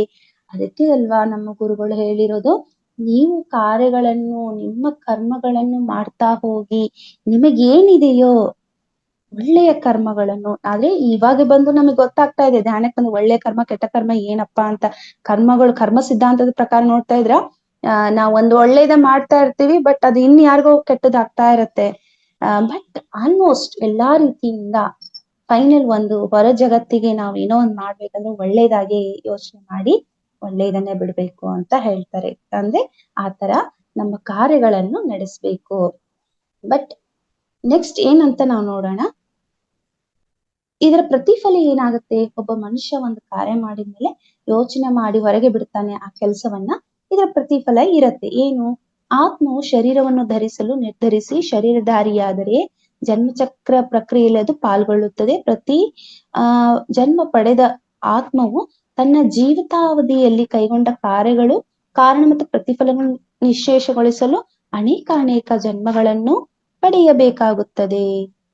ನೋಡಿ, ಅನೇಕ ಜನ್ಮಗಳನ್ನು ತೆಗೆದುಕೊಳ್ಳೇಬೇಕಾಗುತ್ತೆ ತನ್ನ ಕಾರ್ಯ ಪರಿಪೂರ್ಣ ಮಾಡಿ ಕೊನೆಗೆ ಮುಕ್ತಿ ಹೊಂದೋವರೆಗೂ ಅನೇಕ ಅನೇಕ ಜನ್ಮಗಳನ್ನು ತೆಗೆದುಕೊಳ್ಳುತ್ತದೆ. ಹೀಗೆ ಅನೇಕ ರೀತಿಯ ಪಾತ್ರಗಳನ್ನು ಮಾಡಬೇಕಾಗುತ್ತದೆ. ಅಲ್ಲಿ ಖಳನಾಯಕನಾಗಿಯೂ ಮಾಡ್ಬೇಕು, ಹೀರೋ ಆಗಿನೂ ಮಾಡ್ಬೇಕಾಗತ್ತೆ ಅಲ್ವಾ? ಎರಡೂ ಬೇಕು. ನಾವೇನ್ ಇವಾಗ ಧ್ಯಾನಕ್ ಬಂದಿದೀವಿ, ಎಲ್ಲ ಒಳ್ಳೇದೇ ಯೋಚನೆ ಮಾಡ್ತಾ ಇದೀವ ಅಲ್ವಾ? ಒಳ್ಳೆಯದೇ ಯೋಚನೆ ಬಟ್ ಅದೇ ಹಿಂದಿನ ಜನ್ಮಗಳಲ್ಲಿ ಎಷ್ಟೋ ಜನ್ಮಗಳು ಹೋಗಿದಾವು, ನಮ್ಗೆ ಗೊತ್ತಿಲ್ಲ. ಆ ಜನ್ಮಗಳಲ್ಲಿ ಎಲ್ಲಾ ಜನ್ಮಕ್ಕೂ ಒಳ್ಳೇದೇ ಮಾಡ್ಕೊಂಡ್ ಬಂದಿದೀವ? ಇಲ್ಲ, ನಾವು ಖಳನಾಯಕರು ಆಗಿದೀವಿ ಅಲ್ವಾ? ಇವಾಗೇನಾರ ನಾಯಕ ರೀತಿಯಲ್ಲಿ ಬಂದಿದೀವೋ ಏನೋ, ಬಟ್ ಹಿಂದೆ ಎಲ್ಲ ಸಾಕಷ್ಟು ಮಾಡ್ಕೊಂಡ್ ಬಂದಿದೀವಿ ನಾವು. ಅದು ಅನುಭವ ಬೇಕು. ಕೆಟ್ಟದ್ದನ್ನು ಮಾಡಿದ ಮೇಲೆ ಅದಕ್ಕೆ ಹೊಡೆತ ತಿನ್ನಕ್ಕೆ ಮತ್ತೆ ಹುಟ್ಟಿ ಬರ್ಬೇಕಲ್ವಾ? ಅಥವಾ ಅದೇ ಜನ್ಮದಲ್ಲಿ ಹೊಡೆತ ತಿನ್ಬೇಕು? ಇಲ್ಲ, ಅದು ಪ್ರತಿಫಲ ಮುಂದಿನ ಜನ್ಮಕ್ಕಾದ್ರೂ ಹೊಡೆತ ತಿನ್ಬೇಕು. ಅನ್ಭವಿಸ್ತೀವಲ್ವಾ ಇವಾಗ ಅನಾರೋಗ್ಯ, ಅದು ಇದು, ಯಾರೋ ಏನೋ ಬೈದ್ರು ಅಥವಾ ಶಿಕ್ಷೆಗೆ ಗುರಿ ಆಗ್ತಾರೆ, ಜೈಲ್ನಲ್ಲಿ ಹೋಗಿ ಎಷ್ಟೊಂದ್ ಜನ ಕೈದಿಗಳಾಗಿರ್ತಾರೆ. ಅವ್ರು ಯಾಕೆ ಎಲ್ಲಿರ್ಬೇಕು? ಅವರು ಆ ಕೆಲ್ಸಗಳನ್ನು ಮಾಡಿ ಶಿಕ್ಷೆಯನ್ನು ತೆಗೆದುಕೊಳ್ಬೇಕಾಗಿದೆ. ಅದಕ್ಕೆ ಜೈಲು ವಾಸ ಮಾಡ್ತಾರೆ. ಅದ್ರ ಅನುಭವ ತಗೋಬೇಕು, ಆ ಮನುಷ್ಯ ಆತ್ಮ ತಗೋಬೇಕು ಅಂತ ಬಯಸಿ ಬಂದಿರತ್ತೆ. ಬರೀ ಒಳ್ಳೇದಷ್ಟೇ ಅಷ್ಟೇ ಬರೋದಿಲ್ಲ. ಒಳ್ಳೇದು ಕೆಟ್ಟದ್ದು ಎಲ್ಲವನ್ನು ಆ ಆತ್ಮ ಫೀಲ್ ಮಾಡ್ಕೋಬೇಕು, ಎಕ್ಸ್ಪೀರಿಯನ್ಸ್ ಪಡ್ಕೋಬೇಕು. ಈ ರೀತಿಯಾಗಿ ಹೇಳ್ತಾ ಇದ್ದಾರೆ.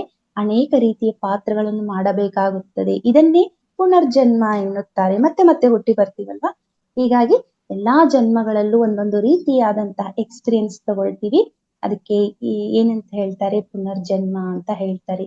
ಈ ಕಾರಣ ಮತ್ತು ಪ್ರತಿಫಲದ ಶೇಷ ನಿಶೇಷಗಳ ಲೆಕ್ಕಾಚಾರವೇ ಕರ್ಮದ ಲೆಕ್ಕಾಚಾರ. ಇವಾಗ ನಾನು ಹೇಳಿದ್ನಲ್ವಾ, ಕರ್ಮ ಸಿದ್ಧಾಂತದ ಪ್ರಕಾರ ಅದೇ ಒಳ್ಳೇದು ಕೆಟ್ಟದೇನ್ ಬರುತ್ತೆ ಅದ್ರ ಫಲ. ಒಳ್ಳೇದ್ ಮಾಡಿದ್ರೆ ಒಳ್ಳೆ ಫಲಗಳು, ಪುಣ್ಯ ಕರ್ಮಗಳು, ಕೆಟ್ಟದ್ ಮಾಡಿದ್ರೆ ಪಾಪ ಕರ್ಮಗಳು. ಹೀಗೆ ಆಡ್ ಆಗ್ತಾ ಇರತ್ತೆ. ಅದಕ್ಕೆ ಹೆಜ್ಜೆ ಹೆಜ್ಜೆಗೂ ಕರ್ಮ ಸಿದ್ಧಾಂತ ದೊಡ್ಡದಾಗಿದೆ. ರಿಯಲಿ ಎಲ್ಲರೂ ತಿಳ್ಕೊಳ್ಬೇಕಾಗಿರುವಂತದ್ದು. ಕ್ಲಾಸಸ್ಗಳು ಅದನ್ನ ಕೇಳ್ಕೋಬೇಕು. ಬಹಳ ಚೆನ್ನಾಗಿದೆ ಕರ್ಮ ಸಿದ್ಧಾಂತ. ಕರ್ಮ ಸಿದ್ಧಾಂತ ಯಾರಾದ್ರೂ ಚೆನ್ನಾಗಿ ನಾವು ಸ್ಟಡಿ ಮಾಡ್ಬಿಟ್ಟಿವಿ ಅಂತಂದ್ರೆ ಪ್ರತಿ ಹೆಜ್ಜೆಗೂ ಯೋಚನೆ ಮಾಡಿ ಹೋಗ್ಬೇಕಾಗತ್ತೆ. ಈ ಮಾತ್ ನಾನು ಅನ್ಬೇಕಾ ಅನ್ಬಾರ್ದಾ? ಇದರಿಂದ ಅವ್ರಿಗೆ ಏನ್ ಹರ್ಟ್ ಆದ್ರೂ ಕೂಡ ಕರ್ಮ ಆಡ್ ಆಗುತ್ತೆ. ಕೆಟ್ಟ ಕರ್ಮಗಳೇ ಬರುತ್ತೆ. ಮಾತಿನಿಂದ ಕೂಡ ಕರ್ಮಗಳು ಆಡ್ ಆಗ್ತವೆ ಅಂತಂದ್ರೆ ಒಳ್ಳೆಯದನ್ನೇ ಮಾತಾಡಿ, ಒಳ್ಳೆಯದನ್ನೇ ಆಲೋಚನೆ ಮಾಡಿ. ಬರೀ ಮಾತಾಡೋದಲ್ಲ, ಆಲೋಚನೆ ಕೆಟ್ಟದಾಗಿದ್ರು ಕೂಡ ಕರ್ಮ, ಬ್ಯಾಡ್ ಕರ್ಮಗಳು, ಕೆಟ್ಟ ಕರ್ಮಗಳು ಆಡ್ ಆಗ್ತಾ ಇರತ್ತೆ ನಮ್ಮ ಲಿಸ್ಟ್ ಅಲ್ಲಿ. ಹಾಗಾಗಿ ಕರ್ಮ ಸಿದ್ಧಾಂತ ತುಂಬಾ ದೊಡ್ಡದು. ತುಂಬಾ ಯೋಚನೆ ಮಾಡಿ ಹೆಜ್ಜೆ ಇಡಬೇಕು ಜೀವನದಲ್ಲಿ. ಹೀಗೆ ಈ ಕರ್ಮದ ಲೆಕ್ಕಾಚಾರವು ಮನೋಮಯ ಕೋಶದಲ್ಲಿ ಸಂಗ್ರಹಿಸಲ್ಪಟ್ಟದ್ದಲ್ಲದೆ ಸೂಕ್ಷ್ಮ ಕಡತದಲ್ಲಿ ಸೂಕ್ಷ್ಮ ಕಂಪನಗಳ ರೂಪದಲ್ಲಿಯೂ ಸಂಗ್ರಹಿಸಲ್ಪಟ್ಟಿರುತ್ತದೆ. ನೋಡಿ, ಈ ಎಲ್ಲಾ ಲೆಕ್ಕಾಚಾರ ನೋಡ್ರಿ. ಕರ್ಮದ ಲೆಕ್ಕಾಚಾರದೊಳಗೆ ಏನೆಲ್ಲಾ ಕೊಡ್ಬೇಕು ಅದೆಲ್ಲ ಹೋಗ್ತಾ ಇರತ್ತೆ. ನಾವ್ ಮಾಡೋ ಕೆಲ್ಸಕ್ಕೆಲ್ಲ ಇವತ್ ನಾನ್ ಒಳ್ಳೇದ್ ಮಾಡ್ಬಿಟ್ರೆ ಆಯ್ತಪ್ಪ, ನನ್ ಲಿಸ್ಟ್ ಅಲ್ಲಿ ಕರ್ಮ, ಒಳ್ಳೆ ಕರ್ಮಕ್ಕೆ ಪ್ರತಿಫಲ ಆಡ್ ಆಯ್ತು. ಕೆಟ್ಟದ್ ಮಾಡಿದ್ರೆ ಅದು ಆಡ್ ಆಗತ್ತೆ. ಹೀಗೆ ಮನೋಮಯ ಕೋಶದಲ್ಲಿ ಸಂಗ್ರಹಿಸಲ್ಪಟ್ಟಿದ್ದಲ್ಲದೆ ಸೂಕ್ಷ್ಮ ಕಡತದಲ್ಲಿ ಸೂಕ್ಷ್ಮ ಕಂಪನಗಳ ರೂಪದಲ್ಲಿ ನೋಡಿ, ನನಗೇನ್ ಹೇಳಿದೆ? ಮನೋಮಯ ಕೋಶದಲ್ಲಿ ಕೂಡ ನಾವು ಯೋಚನೆ ಮಾಡ್ತೀವಲ್ವಾ? ಆ ಮನೋಮಯ ಕೋಶದಲ್ಲಿ ಕೂಡ ಏನ್ ಯೋಚನೆ ಮಾಡ್ತೀವಿ? ಒಳ್ಳೇದು ಕೆಟ್ಟದ್ದು. ನಾವು ಒಳ್ಳೇದಾದ್ರೆ ಆಲ್ರೆಡಿ ಇಲ್ಲಿ ಸೂಕ್ಷ್ಮ ಕಂಪನಗಳಲ್ಲಿ ರೂಪಗೊಂಡ್ಬಿಡತ್ತೆ. ನೀನ್ ಮಾಡಿದೀಯಾ? ಅಲ್ಲ, ಆಲ್ರೆಡಿ ರೆಡಿ ಇದೆ, ಹೇಳ್ಕೊಂಡೇ ಬಂದಿದ್ದೀವಿ. ಎಸ್, ಟಿಕ್ ಆಗತ್ತೆ ಮಾರ್ಕ್ ಅಲ್ವಾ? ನೋಡಿ, ನಮ್ಗೆ ಇನ್ನು ನಮಗೆ ಬುದ್ಧಿ ಜೊತೆಗೆ ಬಿಟ್ಟಾಗ ಏನಂದ್ರೆ ಕೆಲವೊಂದು ಫ್ರೀ, ನೀನ್ ಹೇಗ್ ಮಾಡ್ತೀಯೋ ಮಾಡ್ಕೊ ಅಂತ ಹೇಳಿ ಬಿಟ್ಟಿದ್ದಾನೆ ದೇವ್ರಿಗೆ. ನಮ್ಗೆ ಫ್ರೀ ಆಗಿ ಬಿಟ್ಟಿದ್ದಾನೆ, ಹೆಂಗ್ ಮಾಡ್ತೀಯೋ ಮಾಡು ಅಂತ. ಬುದ್ಧಿ ಕೊಟ್ಟಿದ್ದಾನೆ, ಇಂತಹ ಕೋಶಗಳನ್ನು ಕೊಟ್ಟಿದ್ದಾನೆ. ಯೋಚನೆ ಮಾಡ್ಬೇಕಾಗಿರೋದು ನಮಗೆ ಬಿಟ್ಟಿರೋದು. ಒಳ್ಳೇದ್ ಯೋಚನೆ ಮಾಡ್ತೀಯೋ ಕೆಟ್ಟದ್ ಯೋಚನೆ ಮಾಡ್ತೀಯೋ? ಆಲ್ರೆಡಿ ಧ್ಯಾನಕ್ಕೆ ಬಂದಾರೆ ಅಂತಂದ್ರೆ ಒಳ್ಳೇದೇ ಯೋಚನೆ ಮಾಡ್ಬೇಕು. ಧ್ಯಾನ ಏನು ನಮಗೆ ಮೊದಲನೇ ವರ್ಷದಿಂದ ಸಿಕ್ಕಿದೆಯಾ? ಇಲ್ಲ ಅಲ್ವಾ? ನಮಗೆ ಎಷ್ಟೋ ವರ್ಷಗಳು ಇತ್ತೀಚೆಗೆ ಸಿಕ್ಕಿದೆ ನಮಗೆ ಧ್ಯಾನ ಅಂದ್ರೆ. ಕೆಲವರು 20 ವರ್ಷ, 30 ವರ್ಷ ಆಗಿರ್ಬೋದು, 40. ಪತ್ರಿಜಿ ಗುರುಗಳ ಆಲ್ರೆಡಿ ಅವರು ಒಂದು 40 ವಯಸ್ಸಿನಲ್ಲೇ ಸಿಕ್ಬಿಟ್ಟಿತ್ತು. ಅವರು ಎಷ್ಟು ಮಹಾನ್ ಭಾವರು. ಸುಮ್ನೆ ಅಲ್ಲ, ಅವರು ಶ್ರೀಕೃಷ್ಣ ಪರಮಾತ್ಮ ಅಂತ ಹೇಳಿನೇ ಹೇಳ್ಬೇಕು ಅವ್ರನ್ನ. ಆ ರೀತಿ ಅವರು ಒಂದು ಜನ್ಮ ಇದ್ರಲ್ಲಿ ಅದನ್ನೇ ಬರ್ಕೊಂಡ್ ಬಂದಿದ್ದಾರೆ. ಆ ಒಂದು ಅಂಶ ಅವರು ನನಗೆ ಗೋಚರ ಆದಂತೆ ಅಥವಾ ಎಷ್ಟೋ ಮಾಸ್ಟರ್ಸ್ ಹೇಳಿದಂತೆ ಅವ್ರು ಶ್ರೀಕೃಷ್ಣನ ಅವತಾರ ಅಂತಾನೆ ಹೇಳ್ತಾರೆ. ಹಾಗಾಗಿ ಅವರು ಮಹಾತ್ಮರು ಬಂದು ಜನ್ಮ ತಾಳಿದ್ರು. ಅಂಥವರ ಒಂದು ಆ ಮಾತಿಗೆ ಎಲ್ಲರೂ ನಾವು ಧ್ಯಾನಕ್ಕೆ ಬಂದಿದೀವಲ್ವಾ, ನಾವು ಯಾವತ್ತೋ ಅವ್ರ ಜೊತೆಗಿದ್ದು ಅವ್ರ ಜೊತೆಗೆ ಬಾಳಿ ಬದುಕಿದವರು ಅಂತಂದ್ರೆ ನಿಜವಾಗ್ಲೂ ನಾವೆಲ್ಲ ಶ್ರೇಷ್ಠವಾದಂತವ್ರು ಮಾಸ್ಟರ್ಸ್. ಯಾರು ಕಡಿಮೆ ಇಲ್ಲ ಇಲ್ಲಿ ಕೂತ್ಕೊಂಡವರು, ಯಾರು ಧ್ಯಾನಕ್ಕೆ ಆನಾಪಾನಸತಿ ಧ್ಯಾನಕ್ಕೆ ಬಂದರೆ ಯಾರು ಕಡಿಮೆ ಅಂತ ಅನ್ಕೋಬೇಡಿ. ಯಾಕಂದ್ರೆ ಈ ಮಟ್ಟ ಅನ್ನೋದು ಎಲ್ಲದಕ್ಕಿಂತ ಹೆಚ್ಚಾಗಿರುವಂತದ್ದು.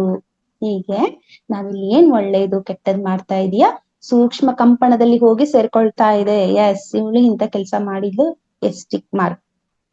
ನೆಕ್ಸ್ಟ್, ಹೀಗೆ ಸ್ವತಃ ಆತ್ಮವೇ ಪ್ರಾರಂಭಿಸಿಕೊಂಡ ಭೌತಿಕ ಜೀವಿಗಳ ಲೆಕ್ಕಾಚಾರವನ್ನು ಆತ್ಮವೇ ಕೊನೆಗಾಣಿಸಿಕೊಳ್ಳಬೇಕು. ಒಮ್ಮೆ ಜನ್ಮ ಪುನರ್ಜನ್ಮಗಳ ಚಕ್ರದಲ್ಲಿ ಸಿಲುಕಿದ ಆತ್ಮವು ಅನೇಕಾನೇಕ ಜನ್ಮಗಳ ಫಲವಾಗಿ ತಾನು ಆತ್ಮ ಸ್ವರೂಪನೆಂಬ ಸತ್ಯವನ್ನು ಅರಿಯುತ್ತದೆ. ನೋಡಿ ಏನ್ ಹೇಳ್ತಾ ಇದ್ದಾರೆ ಅಂದ್ರೆ ಇಲ್ಲಿ ಸ್ವತಃ ಆತ್ಮವೇ ಪ್ರಾರಂಭಿಸಿಕೊಂಡ ಭೌತಿಕ ಜೀವಿಗಳ ಲೆಕ್ಕಾಚಾರ. ನಾವು ಅನ್ಕೊಂಡ್ ಬಂದಿದೀವಲ್ವಾ, ನಾನ್ ಜನ್ಮ ತಗೊಂಡ್ ಹೋಗ್ತಾ ಇದ್ದೀನಿ, ನನಗೆ ಇಂಥ ಜನ್ಮನೆ ಅಂದ್ರೆ ಅನ್ಕೊಂಡಿದೀವಿ, ನಾ ಇಂಥ ಕಾರ್ಯ ಮಾಡಕ್ ನಾನು ಹೋಗ್ತೀನಿ ಅಂತೇಳಿ ನಾವು ಆಯ್ಕೆ ಮಾಡ್ಕೊಂಡ್ ಬಂದೀವಿ. ನಮಗೆಲ್ಲ ಫ್ರೀ ಆಗಿ ಕೊಟ್ಬಿಟ್ಟಿದ್ದಾನೆ ದೇವ್ರು. ಇಲ್ಲಿ ಬಂದು ನಾವು ಒಳ್ಳೇದ್ ಕೆಟ್ಟದ್ ಮಾಡೋದ್ ಮಾತ್ರ ಅಲ್ಲೋಗಿ ಟಿಕ್ ಆಗತ್ತೆ. ಅಂದ್ರೆ ಗುಡ್ ಆರ್ ಬ್ಯಾಡ್ ಎಲ್ಲಿ ಟಿಕ್ ಮಾಡ್ಬೇಕು ಅಲ್ಲಿ ಟಿಕ್ ಆಗ್ತಾ ಹೋಗ್ತಾ ಇರತ್ತೆ. ಸೊ ಇದಷ್ಟೇ ಎಲ್ಲ ಆತ್ಮ ಸ್ವರೂಪನೆಂಬ ಸತ್ಯ ಯಾವಾಗ ಗೊತ್ತಾಗುತ್ತೆ? ನಾವು ಅನ್ಕೊಂತೀವಿ ಇಷ್ಟು ನಾವು ಸ್ಟಾರ್ಟಿಂಗ್ ಇಂದ ಅನ್ಕೊಂಡಿವ ನಾವು ಆತ್ಮ ಸ್ವರೂಪ ಅಂತ. ನಮ್ಗೆ ಯಾರಿಗೂ ಗೊತ್ತಿರ್ಲಿಲ್ಲ. ನಾವು ಬರೀ ಈ ಭೌತಿಕ ಶರೀರ ಇಟ್ಕೊಂಡು ದಿನ ಉಣ್ಣೋದು ತಿನ್ನೋದು ಅಥವಾ ನಮ್ ಕೆಲ್ಸಗಳೇ ಮಾಡೋದು ಅಷ್ಟೇ ಯೋಚನೆ ಮಾಡ್ತಾ ಇದ್ವಿ ಮಾಸ್ಟರ್ಸ್. ಇವಾಗ ನಮ್ಗೆ ತಿಳುವಳಿಕೆ ಬಂದಿದೆ. ಯಾವಾಗ ಬರುತ್ತೆ ಅಂತ ಕೂಡ ಹೇಳ್ತಾರೆ. ಯಾವಾಗ ಅಂದ್ರೆ ಎಷ್ಟೋ ಜನ್ಮಗಳನ್ನು ದಾಟಿ ಒಂದು ಸಮಯ ಬರತ್ತೆ, ಅದಕ್ಕೆ ಮುಂದೆ ಇದೆ ಓದೋಣ. ಹೀಗೆ ಅವಾಗ ಗೊತ್ತಾಗತ್ತೆ, ನನ್ನ ದೇಹ ರೂಪಿಯಾಗಿ ನನ್ನನ್ನು ನಾನು ಕಾಣ್ಬಾರ್ದು, ಆತ್ಮರೂಪಿಯಾಗಿ ನೋಡ್ಕೊಂಡು ನನ್ನ ಕರ್ಮಗಳನ್ನು ಮಾಡ್ಕೋಬೇಕು ಅಂತ ತಿಳುವಳಿಕೆ ಬರತ್ತೆ. ನೋಡೋಣ ಇವಾಗ. ಹೀಗೆ ಆ ಅರಿವು ಮೂಡಿದ ನಂತರ, ಏನ್ ಅರಿವು? ಆತ್ಮ ಸ್ವರೂಪಿ ನಾನು ಅನ್ನುವ ಅರಿವು ಮೂಡುತ್ತೆ ಒಂದು ಸರಿ. ಆ ಅರಿವು ಮೂಡಿದ ನಂತರದ ಜೀವನದ ಪಾತ್ರಗಳು ಆತ್ಮದ ಪಾಲಿಗೆ ಬಹುಮುಖ್ಯವಾದವುಗಳು. ಇವಾಗ ನಮಗ್ ಗೊತ್ತಾಗಿದೆ ಆತ್ಮಸ್ವರೂಪಿಗಳು ಅಂತ. ಮೇಲಿನ ದಿನಗಳೆಲ್ಲವೂ ನಮಗೆ ಬಹುಮುಖ್ಯ ಇರತ್ತೆ. ಒಂದು ಸಲ ನಮ್ಮ ಒಳಗೆ ಆ ಬುದ್ಧಿಯನ್ನು ಎತ್ತರಿಸಿ ನೋಡಿದಾಗ ಜ್ಞಾನ ಬರುತ್ತೆ ಅಲ್ವಾ. ಇನ್ನ ಮುಂದೆ ಬರುವಂತಹ ದಿನಗಳು ನಾವು ನಿಜವಾಗ್ಲೂ ಪ್ರತಿ ಹೆಜ್ಜೆಯಲ್ಲಿಯೂ ತಿಳ್ಕೊಂಡು ಹೆಜ್ಜೆ ಇಡ್ಬೇಕಾಗತ್ತೆ ಅನ್ನೋದ್ರಲ್ಲಿ ಎರಡು ಮಾತಿಲ್ಲ. ತಾನು ಆತ್ಮವೆಂದು ತಿಳಿದ ತಕ್ಷಣವೇ ಈ ಚಕ್ರದಿಂದ ಹೊರಬರಲು ಸಾಧ್ಯವಿಲ್ಲ. ಆದರೆ ಆ ಕ್ಷಣದಿಂದ ಆತ್ಮವು ಆ ಚಕ್ರದಿಂದ ಹೊರಬರುವ ಪ್ರಯತ್ನಗಳನ್ನು ಪ್ರಾರಂಭಿಸುತ್ತದೆ. ನೋಡಿ, ಇವಾಗ ನಾನು ಆತ್ಮ ಸ್ವರೂಪ ಅಂತ ಹೇಳಿ ನಾನು ಎಲ್ ಬೇಕಲ್ಲಿ ಹೋಗಕ್ಕಾಗತ್ತನ್ನೋ, ನಾನು ಶರೀರಧಾರಿಯಾಗಿನೇ ಓಡಾಡ್ಬೇಕಂದ್ರೆ ಯಾವಾಗ ನಾವು ಧ್ಯಾನಕ್ಕೆ ಕೂತ್ಕೊಂಡಾಗ ಅಥವಾ ಮಲ್ಕೊಂಡಾಗ ಮಾತ್ರ ನಮ್ಮ ಸೂಕ್ಷ್ಮ ಶರೀರ ಪ್ರಯಾಣ ಮಾಡುತ್ತೆ. ಅದಕ್ಕೆ ಹೇಳ್ತಾರೆ, ಇದರಿಂದ ನಾನು ಬಿಡುಗಡೆ ಹೊಂದಬೇಕು ಅಂದ ತಕ್ಷಣ ಬಿಡುಗಡೆ ಆಗಲ್ಲ.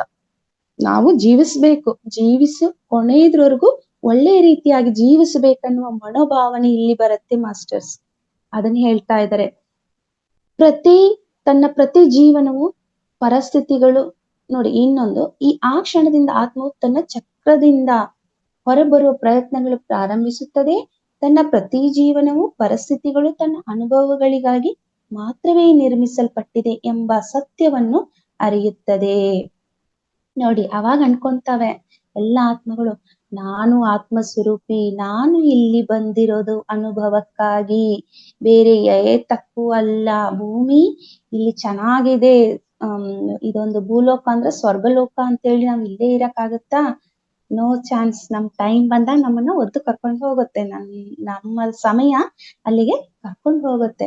ಅದಕ್ಕಾಗಿ ಸತ್ಯ ಅರಿತು ಬಿಡತ್ತೆ ಒಂದಿಲ್ಲ ಒಂದು ಜನ್ಮದಲ್ಲಿ. ಇವಾಗ ನಮಗ್ ಸತ್ಯ ಅರಿವಾಗಿದೆ ಅಂದ್ರೆ ನಾವು ತುಂಬಾ ಧ್ಯಾನವನ್ನು ತಗೊಳ್ತಾ ಇದ್ದೀವಿ ಅಂತ ಅರ್ಥ.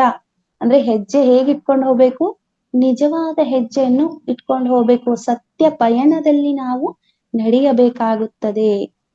ಈ ಸತ್ಯವನ್ನು ಅರಿತ ಮೇಲೆ ನಿಜವಾದ ಜೀವನವು ಆರಂಭ ಆಗತ್ತೆ ಅಂತೆ. ನಾವಿವಾಗ ಗೊತ್ತಾಯ್ತಲ್ವಾ ನಮ್ಮ ಆತ್ಮಸ್ವರೂಪಿಗಳಂದಾಗ, ಅಲ್ಲಿ ಸತ್ಯ ಗೊತ್ತಾದ್ಮೇಲೆ ನಿಜವಾದ ಜೀವನ ಸ್ಟಾರ್ಟ್ ಆಗತ್ತೆ.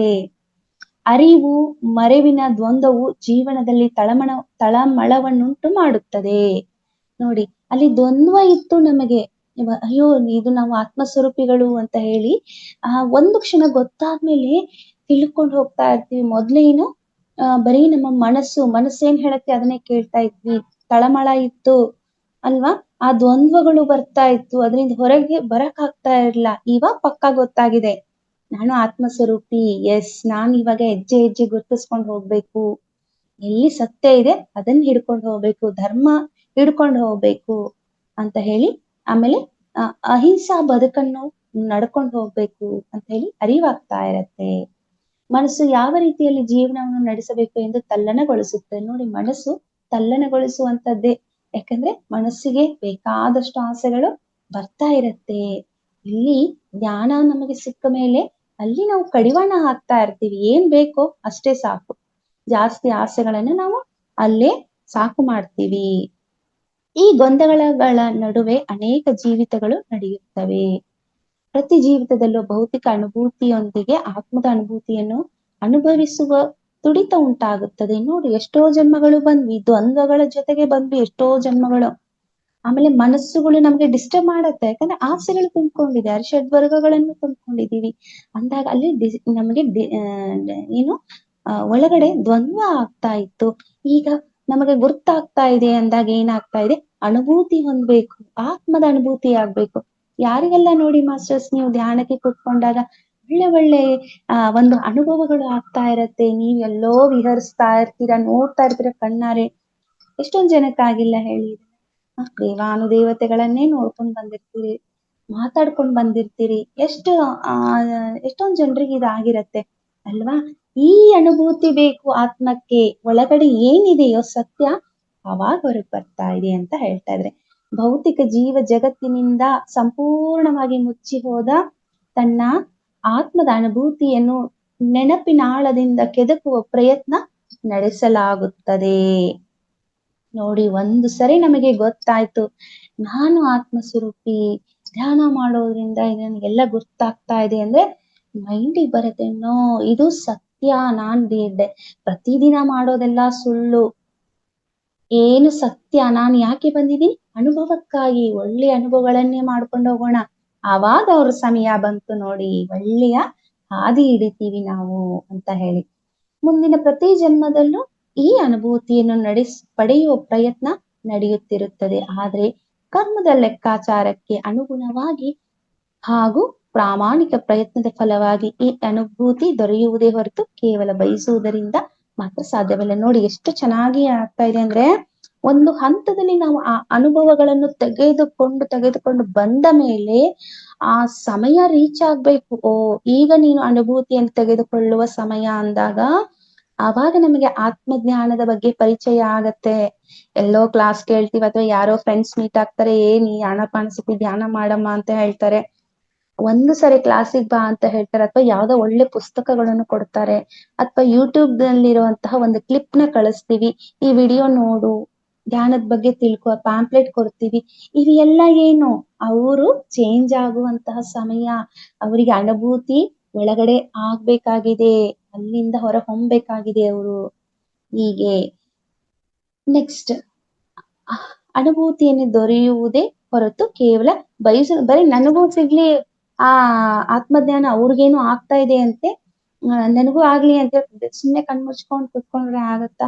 ಇಲ್ಲ, ಸಾಕಷ್ಟು ಜನ ಇದಾರೆ, ನಿನಗೆ ಇಷ್ಟೊಂದು ಅನುಭವ ಆಗ್ತಾ ಇದೆ, ತಡಿ ನಾನು ಮಾಡೋಣ, ಕಾಟಾಚಾರಕ್ಕೆ ಕುತ್ಕೊಂಡ್ ಮಾಡಿದ್ರೆ ಆಗತ್ತಾ? ನೋ, ಸಾಧ್ಯನೇ ಇಲ್ಲ. ಹೀಗೆ ಕೆಲವು ಬರೀ ಬಯಸಿದ್ರೆ ಸಿಗೋದಿಲ್ಲ, ಅಂತರಾಳಕ್ಕೆ ಹೋಗ್ಬೇಕು, ಮನಸ್ಸು ರೆಡಿ ಆಗ್ಬೇಕು, ಬುದ್ಧಿ ಅಷ್ಟು ಶಕ್ತಿ ಕೊಡ್ತಾ ಇರತ್ತೆ, ರೆಡಿ ಆಗ್ಬೇಕು. ರೆಡಿ ಆದಾಗ ಮಾತ್ರ ಸಮಯ ಬಂದಿದೆ ಅಂತ ಅರ್ಥ. ಯಾವಾಗ ಪ್ರಾಮಾಣಿಕ ಪ್ರಯತ್ನ ನಡೆಯುತ್ತದೋ ಆಗ ಹೆಚ್ಚಿನ ಅನುಭವವಿರುವ ಆತ್ಮಗಳು ಇಂತಹ ಆತ್ಮಗಳ ಸಹಾಯಕ್ಕೆ ಬರುತ್ತವೆ. ಅನುಭೂತಿಯನ್ನು ಪಡೆಯಲು ಭೌತಿಕ ಜೀವನದಲ್ಲಿ ಅವಶ್ಯವಿರುವ ಮಾರ್ಗಗಳನ್ನು ತಿಳಿಸುತ್ತದೆ. ನೋಡಿ, ಅದೇ ಅವಶ್ಯವಿರುವ ಮಾರ್ಗ ಅಂದ್ರೆ ಈ ಪಿರಮಿಡ್ಗೆ ಹೋಗೋಣ ಬಾ, ಪ್ಯಾಂಪ್ಲೆಟ್ಸ್ ತಗೋ, ಇಂಥ ಪುಸ್ತಕ ಓದು, ಇಂಥ ಗುರುಗಳಿದ್ದಾರೆ, ಅಥವಾ ಯೂಟ್ಯೂಬ್ ಅಲ್ಲಿ PMC ಕನ್ನಡ ಚಾನೆಲ್ ನೋಡಿ, ಇವೆಲ್ಲ ನಾವು ಹೇಳ್ತೀವಲ್ವಾ ಪ್ರಚಾರ, ಆ ಪ್ರಚಾರಗಳು ನಮ್ಮೊಳಗೆ ಬರುತ್ತವೆ. ಅವಾಗ ನಮಗೆ ಏನಾಗುತ್ತಾ ಮೈಂಡ್ ಓಡುತ್ತೆ, ಇವ್ರೇನೋ ಹೇಳ್ತಾ ಇದಾರಲ್ವಾ, ಆರೋಗ್ಯ ಚೆನ್ನಾಗಾಗತ್ತೆ ಅಂತೆ, ನಮ್ಮ ಆರ್ಥಿಕ ಪರಿಸ್ಥಿತಿ ಚೆನ್ನಾಗಾಗತ್ತಂತೆ, ನಮ್ಮ ಸಮಸ್ಯೆಗಳು ದೂರ ಆಗ್ತಾವಂತೆ, ನಾವ್ಯಾಕ್ ಮಾಡ್ಬಾರ್ದು ಅಂತ ಗಟ್ಟಿ ಮನಸ್ಸು ಬರತ್ತೆ. ಆವಾಗ ನಾವು ಹೆಜ್ಜೆ ಇಟ್ಕೊಂಡು ಹೋಗ್ತೀವಿ ಅವ್ರನ್ನ ನೋಡಕ್ಕೆ, ಕೇಳಕ್ಕೆ. ಅನುಭವಿಗಳ ಮಾರ್ಗದರ್ಶನದಲ್ಲಿ ಮುನ್ನಡೆದಾಗ ಸಾಧನೆಯ ಹಾದಿಯು ಸುಲಭವಾಗುತ್ತದೆ. ನೋಡಿ, ನಮ್ಮನ್ ಯಾರು ಬನ್ರಿ ಅಂತ ಕರೆದಿದ್ದಾರಲ್ವಾ, ಅವ್ರು ಹುಡ್ಕೊಂಡು ಅವತ್ತವ್ರು ಕರೆದಿದ್ರು, ಇವತ್ ಕೇಳೋಣ, ನನ್ಗೆ ಯಾಕೋ ತೊಂದ್ರೆ ಆಗ್ತಾ ಇದೆ, ನೋವಾಗ್ತಾ ಇದೆ, ಇದರಿಂದ ಹೊರಗ್ ಬರ್ಬೇಕು ನಾನು ಅಂತ ಹೇಳಿ ಅವ್ರು ಹುಡ್ಕೊಂಡ್ ಹೋಗ್ತೀವಿ ನಾವು. ಅವಾಗ ಅವ್ರು ಅನುಭವಿಗಳು, ಅವ್ರು ಹೇಳ್ತಾರೆ, ನೀನು ಇದೇ ತರ ಕೂತ್ಕೋ, ಧ್ಯಾನ ಮಾಡು, ಹಿಂಗೆ ಇರ್ಬೇಕು ಅಂತ ಹೇಳಿ. ಆತ್ಮದ ಅಂಗವಾದ ಆನಂದಮಯ ಕೋಶವು ಇಂತಹ ಅನುಭವಗಳ ಅನುಭೂತಿಯಿಂದ ಹೆಚ್ಚು ಕ್ರಿಯಾಶೀಲವಾಗುತ್ತದೆ. ನೋಡಿ, ಇಲ್ಲಿ ಹೇಳ್ತಾರೆ ಆನಂದಮಯ ಕೋಶ ಇಲ್ಲಿ ವರ್ಕ್ ಆಗ್ತಾ ಇದೆ. ಯಾವಾಗ ಸಂಪೂರ್ಣವಾಗಿ ಧ್ಯಾನ ಸ್ಥಿತಿಗೆ ಹೋಗ್ತೀವೋ, ನಮಗೆ ಮಹದಾನಂದ ಬ್ರಹ್ಮಾನಂದ ಸ್ಥಿತಿಗೆ ಯಾವಾಗ ಹೋಗ್ತೀವೋ, ಏಕಾಗ್ರತೆಯಲ್ಲಿ ನಾವು ಒಬ್ಬರೇ ಇದ್ದು ಆರಾಮಾಗಿ ಅಲ್ಲಿ ವಿಹರಿಸಿ ಆನಂದವಾಗಿದ್ದಾಗ ಅಲ್ಲಿ ಆನಂದಮಯ ಕೋಶ ಅಲ್ಲಿ ಬಿಡುಗಡೆ ಆಗುತ್ತೆ. ಆ ಕೋಶವು ಇಂಥ ಅನುಭವಗಳು ನಮ್ಮ ಅನುಭೂತಿಯಿಂದ ಹೆಚ್ಚು ಕ್ರಿಯಾಶೀಲರಾಗ್ತೀವಿ. ನಾವು ಆ ಅನುಭೂತಿಯನ್ನು ತಗೊಂಡಾಗ್ಲೇ ನಾವು ಹೆಚ್ಚು ಕ್ರಿಯಾಶೀಲರಾಗ್ತೀವಿ. ಹೆಂಗೆ ಕ್ರಿಯಾಶೀಲರಾಗ್ತೀವಿ? ಇವತ್ ನನಗೊಂದು ಅನುಭವ ಆಯ್ತು, ಅಯ್ಯೋ ದೇವ್ರೆ, ನನಗೆ ಏನೋ ಒಂದು ಹೇಳಿದ್ರು, ಮಾಸ್ಟರ್ಸ್ ಏನೋ ಒಂದು ಇನ್ನರ್ ವಾಯ್ಸ್ ಬಂತು, ನಾನು ಕೇಳಿಸ್ಕೊಂಡೆ, ಅಥವಾ ನನ್ನ ಧ್ಯಾನದಲ್ಲಿ ಬಂದು ಮಾಸ್ಟರ್ ಈಗ ಏನೋ ಹೇಳಿದ್ರು, ಯಾರೋ ಋಷಿಮುನಿಗಳು ಏನೋ ಹೇಳಿದ್ರು ನನಗಾಗಿ ಅಂದಾಗ, ಇದು ಅನುಭವ ನನ್ನಲ್ಲಿ ಖುಷಿ ಆಗ್ತಾ ಇದೆ, ನನಗೋಸ್ಕರ ಬಂದವ್ರು ಹೇಳಿದ್ದಾರೆ ಅಂದಾಗ ಆಟೋಮೆಟಿಕ್ ನಾನು ಚೇಂಜ್ ಆಗ್ತೀನಿ. ಚೇಂಜ್ ಆಗಿ ಇನ್ನು ಮೇಲೆ ನನ್ನ ಕ್ರಿಯೆಗಳು ಬೇರೆ, ಇದನ್ನ ಇನ್ನೂ 10 ಜನಕ್ಕೆ ಹೇಳೋಣ, ನೀವು ಮಾಡ್ರಿ, ನನಗೆ ಇದರಿಂದ ತುಂಬಾ ಚೆನ್ನಾಗಾಗ್ತಾ ಇದೆ ಅಂತ ಹೇಳಿ ಕ್ರಿಯಾಶೀಲರಾಗ್ತೀವಿ, ಉತ್ಸುಕರಾಗ್ತೀವಿ ಅಲ್ಲಿ. ಹೀಗೆ ಆನಂದಮಯ ಕೋಶವು ಆತ್ಮಕ್ಕೆ ಅಳವಡಿಕೆಯಾಗಿರುವ ಕಾರಣದಿಂದಲೇ ಆತ್ಮದ ಅನುಭೂತಿಯು ಭೌತಿಕ ಶರೀರಕ್ಕೆ ಉಂಟಾದ ಅನುಭವಕ್ಕೆ ಬರುವ ಆನಂದವನ್ನು ಅನುಭವಿಸಲೆಂದು ಈ ಆನಂದವನ್ನು ಪಡೆಯುವುದೇ ಆತ್ಮದ ಮೂಲ ಉದ್ದೇಶವಾಗಿರುತ್ತದೆ. ನೋಡಿ, ಆ ಆತ್ಮಕ್ಕೆ ಉದ್ದೇಶ ಏನಿರುತ್ತೆ?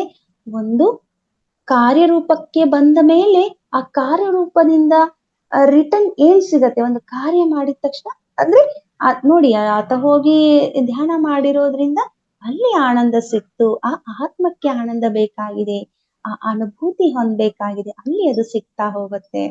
ಭೌತಿಕ ಶರೀರದಲ್ಲಿದ್ದು ಒಮ್ಮೆ ಈ ಆಂತರಿಕ ಆನಂದವನ್ನು ಸವಿದ ಮೇಲೆ ಮನಸ್ಸು ಭೌತಿಕ ಜೀವನದಿಂದ ಸ್ವಲ್ಪ ಸ್ವಲ್ಪವೇ ಹೊರಗೆ ಬಂದು ಆಧ್ಯಾತ್ಮಿಕ ಜೀವನದತ್ತ ಒಲವು ಹರಿಸುತ್ತದೆ.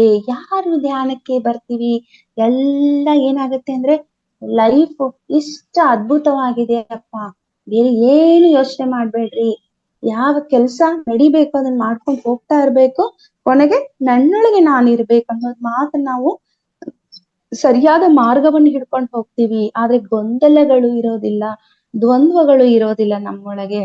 ಯಾಕೆ? ನಾವು ಒಬ್ರೇ, ನನ್ನೊಳಗೆ ನಾನಿರ್ಬೇಕನ್ನೋದನ್ನ ಕಲಿತೀವಿ. ಅವಾಗ ಏನಾಗತ್ತೆ ಅಂತಂದ್ರೆ, ಇನ್ನೂ ಹೆಚ್ಚಾಗಿ ನಾವು ಕಲಿಬೇಕು. ಯಾರು ಈ ಆತ್ಮಜ್ಞಾನದ ಬಗ್ಗೆ ಹೇಳ್ತಾ ಇದ್ದಾರ, ಎಲ್ಲಿ ಸತ್ಸಂಗ ನಡೀತಾ ಇದೆ ಅಲ್ಲಿ ಹೋಗಿ ಕೇಳೋಣ ಅನ್ಸುತ್ತೆ, ಎಲ್ಲಿ ಝೂಮ್ ಮೀಟಿಂಗ್ ಅಲ್ಲಿ ಕ್ಲಾಸಸ್ ಬಂದ್ರೆ ಅಲ್ಲಿ ಕೇಳ್ಬೇಕನ್ಸುತ್ತೆ, ಪಿರಮಿಡ್ಗಳಲ್ಲಿ ಹೋಗಿ ಕ್ಲಾಸಸ್ ಕೇಳ್ಬೇಕು, ಪಿರಮಿಡ್ ಅಲ್ಲಿ ಹೋಗಿ ಜ್ಞಾನ ತಗೋಬೇಕು, ಪುಸ್ತಕಗಳನ್ನು ಓದಿ ಜ್ಞಾನ, ಇವೆಲ್ಲ ಏನಾಗುತ್ತೆ ಅಂದ್ರೆ ಮೈಂಡಿಗೆ ಬರುತ್ತೆ. ಅವಾಗ ಏನಾಗುತ್ತೆ ಅಂತಂದ್ರೆ ಹೆಚ್ಚು ಆಧ್ಯಾತ್ಮಿಕದಲ್ಲಿ ಒಲವನ್ನು ತೋರಿಸ್ತೀವಿ. ನೆಕ್ಸ್ಟ್, ಇದೆಲ್ಲವೂ ಆತ್ಮದ ಸ್ಥಿತಿಯಲ್ಲಿ ಜರುಗುವ ಕಾರ್ಯಗಳು. ಇವುಗಳು ನೋಡಿ, ಆತ್ಮಕ್ಕೆ ಅದು ಬೇಕಾಗಿದೆ, ಅದು ಜರುಗ್ತಾ ಇದೆ ಅಂತ ಅರ್ಥ. ಮಾನವನ ಭೌತಿಕ ಜೀವನದಲ್ಲಿ ನಡೆಯುವಾಗ ಕೆಲವು ಬದಲಾವಣೆಗಳು ಕಾಲಮಾನದ ಅಡಿಯಲ್ಲಿ ನಡೆಯುತ್ತದೆ. ನೋಡಿ, ಇಲ್ಲಿ ಏನ್ ಹೇಳ್ತಿದ್ದಾರೆ ಅಂದ್ರೆ, ಭೌತಿಕ ಜೀವನದಲ್ಲಿ ನಡೆಯುವಂತಹ ಕೆಲವು ಬದಲಾವಣೆಗಳು ಕಾಲಮಾನದ ಅಡಿಯಲ್ಲಿ ನಡೀತದೆ. ಹಂಗಂದ್ರೆ ಏನಂದ್ರೆ, ನಮ್ಮ ಈ ಒಂದು ಭೌತಿಕ ಶರೀರ ಇಟ್ಕೊಂಡ್ರೆ ನಾವ್ ಇದೀವಿ ಅಂದ್ರೆ, ಒಳಗಡೆ ಆತ್ಮಕ್ಕೆ ಇಲ್ಲಿ ಬದಲಾವಣೆಯ ಅಂದ್ರೆ ಒಂದು ಹಂತ ದಾಟಿ ಆಧ್ಯಾತ್ಮಿಕಕ್ಕೆ ಬರುವಂತಹ ಲೈನ್ ನಮಗೆ ಸಿಕ್ಕಿದೆ, ಆತ್ಮಜ್ಞಾನ ಸಿಗ್ತಾ ಇದೆ, ಆ ದಾರಿಯಲ್ಲಿ ಆತ್ಮಜ್ಞಾನ ಸಿಗ್ತಾ ಇದೆ ಅಂದ್ರೆ ಈಗ ಬದುಕು ಬದಲಾಯಿತು. ಯಾವಾಗ ಬದುಕು ಬದಲಾಗತ್ತೆ? ಒಂದು ಒಳ್ಳೆಯ ಸಂಸ್ಕಾರ, ಒಳ್ಳೆಯ ಒಂದು ನಮ್ಗೆ ಜ್ಞಾನ ಸಿಕ್ಕಾಗ ಅದೇನಾಗುತ್ತೆ ಅಂದ್ರೆ ನಮ್ಗೆ ಗೊತ್ತಾಗುತ್ತೆ, ಓಹೋ ಇದ್ರಲ್ಲಿ ಏನೋ ಇದೆ ಅದ್ಭುತ ಅಂತ ಹೇಳಿ. ಜ್ಞಾನಕ್ಕೆ ನಾವು ಶರಣಾಗತಿಯಾದಾಗ ನಮ್ಮ ಲೈನ್ ಏನಾಗುತ್ತೆ, ಅನುಭೂತಿಯನ್ನು ತೆಗೆದುಕೊಂಡಾಗ ಆಟೋಮೆಟಿಕ್ ಇನ್ನೂ ಹೆಚ್ಚಿನ ದಾರಿ ಸಿಗತ್ತೆ. ಆಧ್ಯಾತ್ಮಿಕದಲ್ಲಿ ಪೂರ್ತಿಯಾದಂತಹ ಒಲವನ್ನು ತೋರಿಸ್ತೀವಿ. ಮನೋಮಯ ಕೋಶ, ವಿಜ್ಞಾನಮಯ ಕೋಶ, ಆನಂದಮಯ ಕೋಶಗಳು ಆತ್ಮದೊಂದಿಗೆ ನೇರ ಸಂಪರ್ಕ ಹೊಂದಿದ್ದರೆ, ಅನ್ನಮಯ ಕೋಶ ಮತ್ತು ಪ್ರಾಣಮಯ ಕೋಶಗಳು ಎದಕ್ಕೆ ಸಂಪರ್ಕ ಹೊಂದಿರತ್ತೆ? ಭೌತಿಕ ಶರೀರಕ್ಕೆ ಸಂಪರ್ಕ ಹೊಂದಿರತ್ತೆ. ನೋಡಿ, ಆನಂದಮಯ ಕೋಶ, ವಿಜ್ಞಾನಮಯ ಕೋಶ ಮತ್ತು ಮನೋಮಯ ಕೋಶಗಳು ಆತ್ಮಕ್ಕೆ ಸಂಬಂಧ ಇದ್ರೆ, ನಮ್ಮ ಅನ್ನಮಯ ಕೋಶ ಮತ್ತು ಪ್ರಾಣಮಯ ಕೋಶ ಇದು ಭೌತಿಕ ಶರೀರಕ್ಕೆ ಮಾತ್ರ ಸಂಬಂಧವಾಗಿರುತ್ತದೆ. ಹೀಗೆ ಭೌತಿಕ ಜೀವ ಜಗತ್ತು ಕೋಟಾನುಕೋಟಿ ಜೀವ ಜಂತುಗಳ ಸಮಾಗಮ. ನೋಡಿ ಹೆಂಗ್ ಹೇಳ್ತಾ ಇದ್ದಾರೆ ಅಂತಂದ್ರೆ, ಇಲ್ಲಿ ಭೌತಿಕ ಜೀವ ಜಗತ್ತು ಏನಾಗಿದೆ, ಕೋಟಾನುಕೋಟಿ ಜೀವ ಜಂತುಗಳ ಸಮಾಗಮ ಆಗಿ ಪ್ರತಿ ಜೀವಿಯು ತನ್ನದೇ ಆದ ಜೀವನ ಶರೀರವನ್ನು ಹೊಂದಿರುವ ಕಾರಣ ಅನ್ನಮಯ ಕೋಶ ಹಾಗೂ ಪ್ರಾಣಮಯ ಕೋಶಗಳನ್ನು ಆಯಾ ಜೀವಿಗಳಿಗೆ ತಕ್ಕಂತೆ ಕಾರ್ಯನಿರ್ವಹಿಸಲು ಆದೇಶಿಸಲಾಗಿದೆ. ಜೀವಿಗಳ ಭೌತಿಕ ಜೀವನದ ಆಧಾರದ ಮೇಲೆ ಇವೆರಡು ಕಾರ್ಯನಿರ್ವಹಿಸುತ್ತದೆ. ನೋಡಿ ಎಷ್ಟು ಚೆನ್ನಾಗಿ ಮಾಸ್ಟರ್ಸ್ ನಾವಿಲ್ಲಿ ಅರ್ಥ ಮಾಡ್ಕೋಬೇಕು ಅಂದ್ರೆ, ನೋಡಿ ಇವಾಗ ಪ್ರಾಣಿ ಪಕ್ಷಿಗಳು, ಮತ್ತೆ ನಾವು ಮನುಷ್ಯರು, ಮತ್ತೆ ಜೀವ ಜಂತುಗಳು, ಏನು ನೀರಿನಲ್ಲಿರುವಂತಹ ಜಲ ಪ್ರಾಣಿಗಳು ಆಗಿರಬಹುದು, ಅವೆಲ್ಲ ಡಿಫ್ರೆಂಟ್ ಎಲ್ಲಾ ಪ್ರಾಣಿಗಳು ಒಂದೇ ರೀತಿಯಾದ ಆಹಾರ ಅಂತ ತಿನ್ನಕ್ ಸಾಧ್ಯನೇ ಇಲ್ಲ. ನಮ್ಮ ಇಲ್ಲಿ ಬೀದಿ ನಾಯಿಗಳಾಗಿರ್ಬೋದು, ಇನ್ನಿತರ ಪ್ರಾಣಿಗಳನ್ನು ನೋಡ್ತಾ ಹೋದ್ರೆ ಬೇರೆ ಬೇರೆ ಆಹಾರವನ್ನೇ ಸ್ವೀಕರಿಸ್ತವೆ. ಈಗ ನೋಡಿ, ನಾವು ಹಸುಗಳನ್ನು ನೋಡ್ತೀವಿ, ಎಮ್ಮೆಗಳನ್ನು ನೋಡ್ತೀವಿ, ಅವೆಲ್ಲ ಏನು ಅಂದ್ರೆ ಹುಲ್ಲುಗಳನ್ನು ಮೇಯ್ತವೆ. ಹಾಗಂತ ಹೇಳಿ ಬೇರೆ ಪ್ರಾಣಿಗಳು, ನಾಯಿಗಳು ಅಂತವೆಲ್ಲ, ನರಿ ನಾಯಿಗಳು ಹುಲ್ಲು ಮೇಯ್ತವ? ಇಲ್ಲ. ಅದೇ ರೀತಿಯಾಗಿ ಮೇಕೆಗಳು ಕೂಡ ಹುಲ್ಲು ಮೇಯ್ತವೆ. ಇನ್ನ ಮತ್ತೆ ಅಂತಂದ್ರೆ ಅನ್ನ ರೊಟ್ಟಿ ಚಪಾತಿ ಹಾಕಿದ್ರು ಕೂಡ ನಮ್ಮ ಹಸುಗಳು ಮೇಯ್ತವೆ. ಅದೇ ರೀತಿಯಾಗಿ ಇನ್ನು ಕಾಡು ಪ್ರದೇಶದಲ್ಲಿರುವಂತಹ ಪ್ರಾಣಿಗಳು ನೋಡಿ, ಹುಲಿ, ಚಿರತೆ ಅವಂತೂ ಪ್ರಾಣಿಗಳೇ ಬೇಕು. ಅಂತಹ ಕೆಲವೊಂದು ಪ್ರಾಣಿಗಳಿಗೆ ನಿರ್ದಿಷ್ಟವಾದ ಆಹಾರ ಇದೆ. ಅದಕ್ಕಾಗಿ ನಾವು ಮನುಷ್ಯರು ನಮಗಾಗಿ ಬೆಳೆಗಳನ್ನು ಬೆಳೆದು ಅವುಗಳಿಂದ ನಾವು ನಮಗೆ ಏನು ಆಹಾರ ಬೇಕು ಅದನ್ನ ಮಾಡ್ಕೊಂಡು ತಿನ್ಬೇಕು. ಯಾಕಂದ್ರೆ ಬುದ್ಧಿ ಕೊಟ್ಟಿದ್ದಾನೆ. ಈ ತರ ಬುದ್ಧಿ ಉಪಯೋಗಿಸಿ ನಮ್ಮ ಆಹಾರವನ್ನು ನಾವೇ ರೆಡಿ ಮಾಡ್ಕೊಳ್ಳುವಷ್ಟು ಶಕ್ತಿ ಕೊಟ್ಟಿದ್ದಾನೆ ಅಂತಂದ್ರೆ, ಅದಕ್ಕಾಗಿ ಹೇಳೋದು, ನೀವು ಪ್ರಾಣಿಗಳಾಗ್ಬೇಡ್ರಿ, ನೀವು ಮನುಷ್ಯರು, ನಿಮ್ಮ ಆಹಾರನೇ ಬೇರೆ ಅಂತ ಯಾಕೆ ಹೇಳೋದು? ಪತ್ರಿಜಿ ಗುರುಗಳು ಯಾಕಿಷ್ಟು ಹಠ ತೊಟ್ಟಿದ್ದಾರೆ ಅಂತಂದ್ರೆ, ಪ್ರಾಣಿಗಳು ನಮ್ಮ ಆಹಾರವಲ್ಲ, ನಮ್ಮ ಆಹಾರ ಬೇರೆನೇ ಇದೆ ಅಂತ ಹೇಳಿ.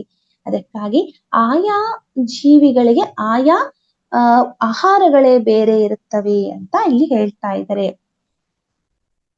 ಜೀವಿಗಳ ಭೌತಿಕ ಜೀವನದ ಆಧಾರದ ಮೇಲೆ ಇವೆರಡು ಕಾರ್ಯನಿರ್ವಹಿಸುತ್ತದೆ. ಜೀವಿಗಳಿಗೆ ತಕ್ಕಂತೆ ಇಲ್ಲಿ ಆಯಾ ಪ್ರಾಣಮಯ ಕೋಶಗಳನ್ನು, ಅನ್ನಮಯ ಕೋಶಗಳನ್ನು ಅದು ಬೇರೆ ಬೇರೆಯಾಗಿ ಅದು ನಡೀತಾ ಹೋಗುತ್ತದೆ. ಒಂದೇ ನಿಮಿಷ. ಭೌತಿಕ ಜೀವಿಗಳ ಜಗತ್ತಾದ ಈ ಭೂಮಿಯಲ್ಲಿ ಒಂದು ಜೀವಿಯು ಸೃಷ್ಟಿಯಾಗಲು ಲಕ್ಷಗಳಲ್ಲಿ ಇರುವ ವೀರ್ಯಾಣು ಮತ್ತು ಅಂಡಾಣುಗಳಲ್ಲಿ ಒಂದು ವೀರ್ಯಾಣು ಮತ್ತು ಒಂದು ಅಂಡಾಣುವಿನ ಸಮಾಗಮ ಅತ್ಯಗತ್ಯ. ಪ್ರಕೃತಿ ಮತ್ತು ಪುರುಷರ ಸಮಾಗಮವೇ ಒಂದು ಹೊಸ ಸೃಷ್ಟಿಗೆ ನಾಂದಿ. ನೋಡಿ ಎಷ್ಟೋ ಏನ್ ಹೇಳ್ತಾ ಇದಾರೆ ಅಂದ್ರೆ, ಒಂದು ಜೀವಿ, ಒಂದು ಮನುಷ್ಯನೇ ಹುಟ್ಟಬೇಕು ಅಂತಂದ್ರೆ ಅಲ್ಲಿ ಅಂಡಾಣು ಮತ್ತು ವೀರ್ಯಾಣುಗಳು ಎಷ್ಟೋ ಅಂಡಾಣುಗಳು ಸೃಷ್ಟಿಯಾಗಿ ಹೊರಹೊಮ್ತಾ ಇರುತ್ತೆ, ಎಷ್ಟೋ ವೀರ್ಯಾಣುಗಳು ಉದ್ಭವ ಆಗಿ ಹೊರಹೊಮ್ತಾ ಇದೆ. ಬಟ್ ಒಂದೊಂದು ಸಿಂಗಲ್ ಅಂಡಾಣು, ಸಿಂಗಲ್ ವೀರ್ಯಾಣುಗಳು ಅಲ್ಲಿ ಸಮಾಗಮ ಆದಾಗ ಒಂದು ಹೊಸ ಸೃಷ್ಟಿ ಅನ್ನೋದು ಆಗತ್ತೆ. ಅಂದ್ರೆ ಒಂದು ಮನುಷ್ಯ ಹುಟ್ಟಿ ಬರ್ತಾನೆ. ಜಸ್ಟ್ ಒಂದೊಂದು ಇದರಿಂದ ಆ ಒಂದು ವೀರ್ಯನು ಒಂದು ಅಂಡಾಣುವಿನಿಂದ ಮಾತ್ರ ಒಬ್ಬ ಮನುಷ್ಯ ಆಗಿ ಹೊರ ಬರ್ತಾನೆ ಅಂತ ಹೇಳ್ತಾ ಇದ್ದಾರೆ. ಇದು ಭೌತಿಕ ಸೃಷ್ಟಿಯು ಜರುಗುವಾಗ ನಡೆಯುವ ಒಂದು ಜೈವಿಕ ಕ್ರಿಯೆ. ಇದು ಏನಪ್ಪಾ ಅಂತಂದ್ರೆ ಜೈವಿಕ ಕ್ರಿಯೆ, ಒಂದು ಜೀವಿ ಹುಟ್ಟಿ ಬರಬೇಕಂದ್ರೆ ಇದು ಒಂದು ಕ್ರಿಯೆ ಅಂತ ಹೇಳ್ತಾ ಇದ್ದಾರೆ. ಹೀಗೆ ಸೃಷ್ಟಿಸಲ್ಪಟ್ಟ ಹೊಸ ಜೀವಿಯ ಅಂಕುರದ ಅವಸ್ಥೆಗೆ ಭ್ರೂಣ ಎನ್ನುತ್ತಾರೆ. ನೋಡಿ, ಅವೆರಡು ಅಲ್ಲಿ ಸಮಾಗಮ ಆಗಿ ಹೊರಹೊಮ್ಮದಾಗ ಅದು ಭ್ರೂಣ ಆಗತ್ತೆ ಅಂತ ಹೇಳ್ತಾರೆ. ಅನ್ನಮಯ ಕೋಶ ಮತ್ತು ಪ್ರಾಣಮಯ ಕೋಶಗಳು ಇದಕ್ಕೆ ನೇರ ನಿಕಟವರ್ತಿಯಾಗಿರುತ್ತವೆ. ನೋಡಿ, ಇಲ್ಲೇನ್ ಹೇಳ್ತಾರೆ, ಅನ್ನಮಯ ಕೋಶ ನೋಡಿ, ಅವಾಗ ಬೇರೆ ಹೇಳ್ದಿ ಆತ್ಮಕ್ಕೆ ಸಂಬಂಧಪಟ್ಟಿದ್ದ 3 ಕೋಶಗಳು ಬೇರೆ. ಇಲ್ಲಿ ಭೌತಿಕವಾಗಿ ನಡೀತಾ ಇರೋದು ಅನ್ನಮಯ ಕೋಶ ಮತ್ತು ಪ್ರಾಣಮಯ ಕೋಶ. ನಾವು ಉಸಿರಾಡ್ತಾ ಇದೀವಲ್ವಾ, ಮತ್ತೆ ಊಟನೂ ಮಾಡ್ತಾ ಇದೀವಿ. ಇದಕ್ಕೆ ನಮ್ಮ ಭೌತಿಕವಾದಂತ ಈ ದೇಹವನ್ನು ಬೆಳೆಸಕ್ಕೆ. ಹೀಗೆ ಅದೇ ರೀತಿಯಾಗಿ ಹೇಳ್ತಾರೆ, ನೀವು ಬರೀ 1% ಈ ಒಂದು ಊಟ ತಿಂಡಿ ತಿನ್ನೋದ್ರಿಂದ ನಾವು ಶಕ್ತಿಯುತವಾಗಿರೋದು. ಅದೇ ನಾವು ಧ್ಯಾನ ಮಾಡೋದ್ರಿಂದ ಎಷ್ಟೋ % ನಮಗೆ ಏನು ಶಕ್ತಿ ಸಿಗತ್ತೆ ಆ ದೇಹಕ್ಕೆ, ಆತ್ಮಕ್ಕೆ ಅಂತ ಕೂಡ ನಾವು ಆಧ್ಯಾತ್ಮಿಕ ವಿಚಾರದಲ್ಲಿ ತಿಳ್ಕೊಂಡಿದೀವಿ. ಇಲ್ಲೇನ್ ಹೇಳ್ತಾರೆ, ಅನ್ನಮಯ ಕೋಶ ಮತ್ತು ಪ್ರಾಣಮಯ ಕೋಶ ಭೌತಿಕಕ್ಕೆ ಸಂಬಂಧಪಟ್ಟಿದ್ದು. ಆತ್ಮದ ಒಂದ್ ನಿಮಿಷ. ಭ್ರೂಣವು ಬೆಳೆದು ಶರೀರವನ್ನು ಪಡೆಯಲು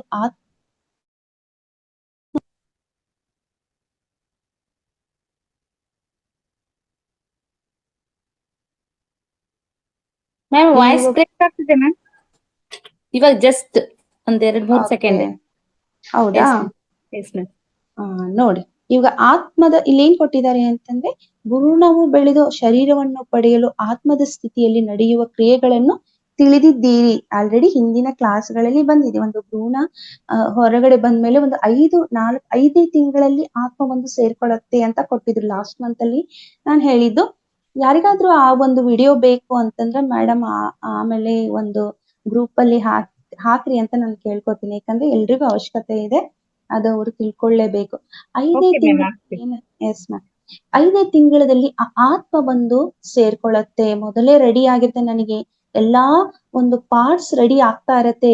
ಆತ್ಮ ಬಂದು ಆ ಸಮಯದಲ್ಲಿ ಸೇರ್ಕೊಳ್ಳುತ್ತೆ 5ನೇ ತಿಂಗಳಲ್ಲಿ. ಹೀಗೆ ಭೌತಿಕವಾಗಿ ಕ್ರಿಯೆ ನಡೆಯಲು ಪ್ರಾಣಮಯ ಕೋಶವು ಅನೇಕ ಸಣ್ಣ ಸಣ್ಣ ಕೋಶಗಳನ್ನು ಬಿಡುಗಡೆ ಮಾಡುತ್ತದೆ. ನೋಡಿ, ಒಂದು ಪ್ರಾಣಮಯ ಕೋಶವು ಏನ್ ಮಾಡುತ್ತೆ ಅಂದ್ರೆ ಸಣ್ಣ ಸಣ್ಣ ಕೋಶಗಳನ್ನು ಬಿಡುಗಡೆ ಮಾಡುತ್ತೆ.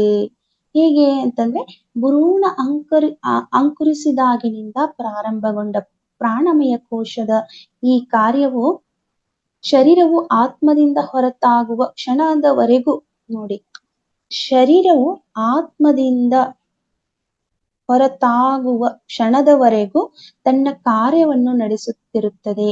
ಹೀಗೆ ಬಿಡುಗಡೆಗೊಂಡ ಪ್ರಾಣಮಯ ಕೋಶದ ಕ್ಷಣಗಳೇ ಅಣುಗಳು. ಈ ಎಲ್ಲಾ ಅಣುಗಳು ಸೇರಿ ಏನಾಗುತ್ತೆ ಅಂದ್ರೆ ಬಿಡುಗಡೆ ಆಗ್ತಾ ಇದೆ. ಏನು ಬಿಡುಗಡೆ ಆಗ್ತಾ ಇದೆ ಅಂದ್ರೆ ಆ ಒಂದು ಶರೀರವನ್ನು ರೆಡಿ ಆಗ್ತಾ ಇದೆ. ಎಲ್ಲಾ ಒಂದು ಸಣ್ಣ ಸಣ್ಣ ಅಣುಗಳಿಂದ ಕೂಡಿ ಬರ್ತಾ ಇದೆ. ಹೀಗೆ ಬಿಡುಗಡೆಗೊಂಡ ಪ್ರಾಣಮಯ ಕೋಶದ ಕ್ಷಣಗಳೇ ಅಣುಗಳು. ಅಲ್ಲಿ ಪ್ರಾಣ ಬಂದು ಸೇರ್ಕೊಂತಾ ಇದೆ. ಹೇಗೆ ಅಂಕುರ ಆಗ್ತಾ ಇದೆ, ಸೇರ್ತಾ ಇದೆ ಅಂದಾಗ ಆ ಒಂದು ಅಣುಗಳ ರೂಪದಲ್ಲಿ ಬಂದು ಸೇರ್ಕೊಳ್ತಾ ಇದೆ. ಆ ಕ್ಷಣಗಳೇನು ಅಂತ ಹೇಳ್ತಾ ಇದ್ದಾರೆ, ಅಣುಗಳು ಅಂತ ಹೇಳ್ತಾ ಇದ್ದಾರೆ. ಈ ಅಣುಗಳು ಸೂಕ್ಷ್ಮ ರೂಪದಲ್ಲಿದ್ದರೂ ಭೌತಿಕ ರೂಪಿಗಳಾದ ಕಾರಣ ಇವುಗಳಿಗೆ ಆಹಾರದ ಅವಶ್ಯಕತೆ ಉಂಟಾಗುತ್ತದೆ. ನೋಡಿ, ಯಾವಾಗ ಆ ಪ್ರಾಣಮಯ ಕೋಶ ರೆಡಿ ಆಯ್ತೋ, ಅಲ್ಲಿ ಅಂಕುರ ಆಗ್ತಾ ಇದೆ, ಆತ್ಮ ಬಂದು ಸೇರ್ಕೊಳ್ತಾ ಇದೆ ಅಂದ್ರೆ ಮಗು ಬೆಳವಣಿಗೆ ಆಗ್ತಾ ಇದೆ, ಅಥವಾ ಅದಕ್ಕೆ ಒಂದು ಆತ್ಮ ಬಂದು ಸೇರ್ಕೊಂಡಿದೆ ಅಂದಾಗ ಅಲ್ಲಿ ನೋಡಿ, ಅದಕ್ಕೆ ಏನು ಬೇಕು, ಅನ್ನಮಯ ಕೋಶನೂ ರೆಡಿ ಆಗಿದೆ. ಅಂದ್ರೆ ಆಹಾರ ಬೇಕು, ಅದಕ್ಕೆ ಆಹಾರ ಬೇಕು. ಮಾಸ್ಟರ್ಸ್ ನೋಡಿ, ಎಲ್ಲಾ ಲೇಡೀಸ್ ಒಂದು ನಾವು ಯೋಚನೆ ಮಾಡೋದು, ಒಬ್ಬ ಮಹಿಳೆ ತಾನು ತನ್ನ ಒಂದು ಆ ಪ್ರೆಗ್ನೆನ್ಸಿ ಸಮಯದಲ್ಲಿ 1, 2, 3 ತಿಂಗಳಲ್ಲಿ ಏನ್ ಊಟ ಮಾಡ್ತಾಳೋ ಮಾಡೋದಿಲ್ಲ, ತಿಂದಿದ್ದೆಲ್ಲ ಹೊರಗೆ ಬರುತ್ತೆ, ಆದ್ರೂ ಮಗು ಬೆಳಿತಾ ಇರತ್ತೆ. ಇದು ಹೇಗೆ ಅಂತಂದ್ರೆ ಇಲ್ಲಿ ಅದೇ ನೋಡ್ರಿ ಅದ್ರದ್ದು ಕೊಟ್ಟಿದ್ದಾರೆ. ಅಲ್ಲಿವರೆಗೂ ಅಲ್ಲಿ ಪ್ರಾಣಮಯ ಶಕ್ತಿ ಅನ್ನೋದು ಬಂದಿರೋದಿಲ್ಲ. ಅದು ಬೆಳೆಯೋದು ಸುಮ್ನೆ ಇರತ್ತೆ ಅಷ್ಟೇ. ಯಾವಾಗ ಅದ್ರ ಅವಶ್ಯಕತೆ ಆಗತ್ತೆ?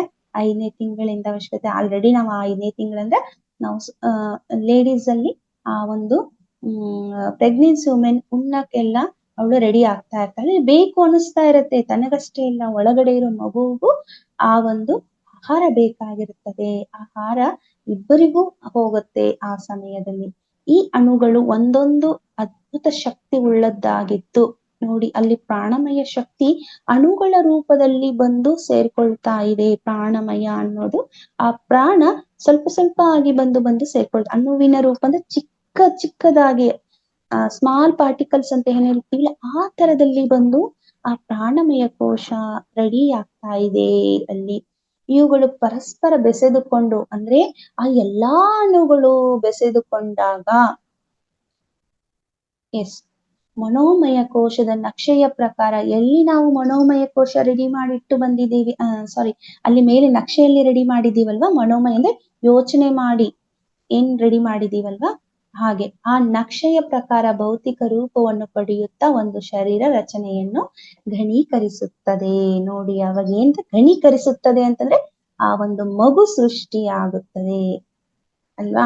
ನೋಡಿ ಒಂದು ಭೌತಿಕ ಶರೀರ ರೆಡಿ ಆಗ್ಬೇಕಂದ್ರೆ ಅನ್ನಮಯ ಕೋಶ ಮತ್ತು ಪ್ರಾಣಮಯ ಕೋಶ ಎರಡೂ ಬಂದು ಸೇರಿದ್ವು. ಅವಾಗ ಏನಾಗುತ್ತೆ? ಮಗು ಬೆಳವಣಿಗೆ ಆಗ್ತಾ ಇದೆ, ಒಂದು ಮಗುವಿಗೆ ಜೀವ ತುಂಬಿದೆ ಅಲ್ವಾ. ಇದನ್ನ ನಾವು ಹೇಗೆ ಅಂದ್ರೆ ಅನ್ನ ನೀರು ಕೊಟ್ಟು ಬದುಕಿಸ್ತಾ ಇರ್ತಾಳೆ ತಾಯಿ. ಒಳಗಡೆ ತನ್ನ ಗರ್ಭದಲ್ಲಿರುವ ಮಗುವನ್ನು ಅನ್ನ ಮತ್ತು ನೀರನ್ನು ಕೊಟ್ಟು ಬದುಕಿಸ್ತಾ ಇರ್ತಾಳೆ. ಮೇಡಮ್ ಇನ್ನು ಟೈಮ್ ಇದೆ ಅಲ್ವಾ?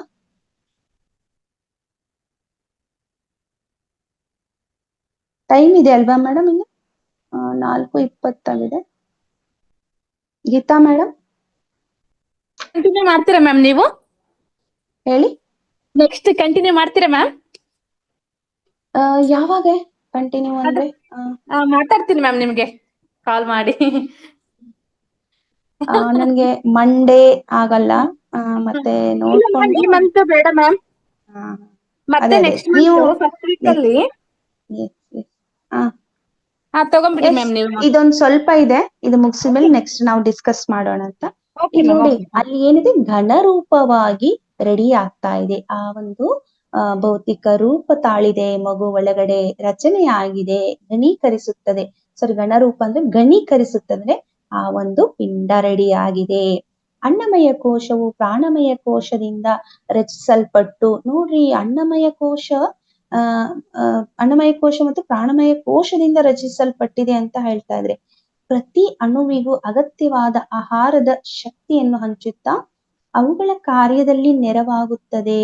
ನೋಡಿ ಅಲ್ಲಿ ಪ್ರತಿ ಒಂದು ಅಣುವಿಗೂ ಆ ಒಂದು ಶಕ್ತಿ ಕೊಡ್ತಾ ಹೋಗುತ್ತೆ, ಆಹಾರದ ಶಕ್ತಿ ಹಂಚುತ್ತಾ ಹೋಗುತ್ತೆ. ಅವಾಗ ಏನಾಗುತ್ತೆ ಅಂತಂದ್ರೆ ಅದಕ್ಕೆ ಆ ಒಂದು ಕಾರ್ಯದಲ್ಲಿ ಅದು ನೆರವಾಗುತ್ತೆ. ಅಂದ್ರೆ ಇದು ಬೆಳಿಬೇಕು ಅಲ್ವಾ, ಬೆಳಿಬೇಕಂದಾಗ ಅದಕ್ಕೆ ಅದು ಹೆಲ್ಪ್ ಆಗ್ತಾ ಇರತ್ತೆ, ಅಲ್ಲಿ ಅದು ನೆರವಾಗುತ್ತದೆ.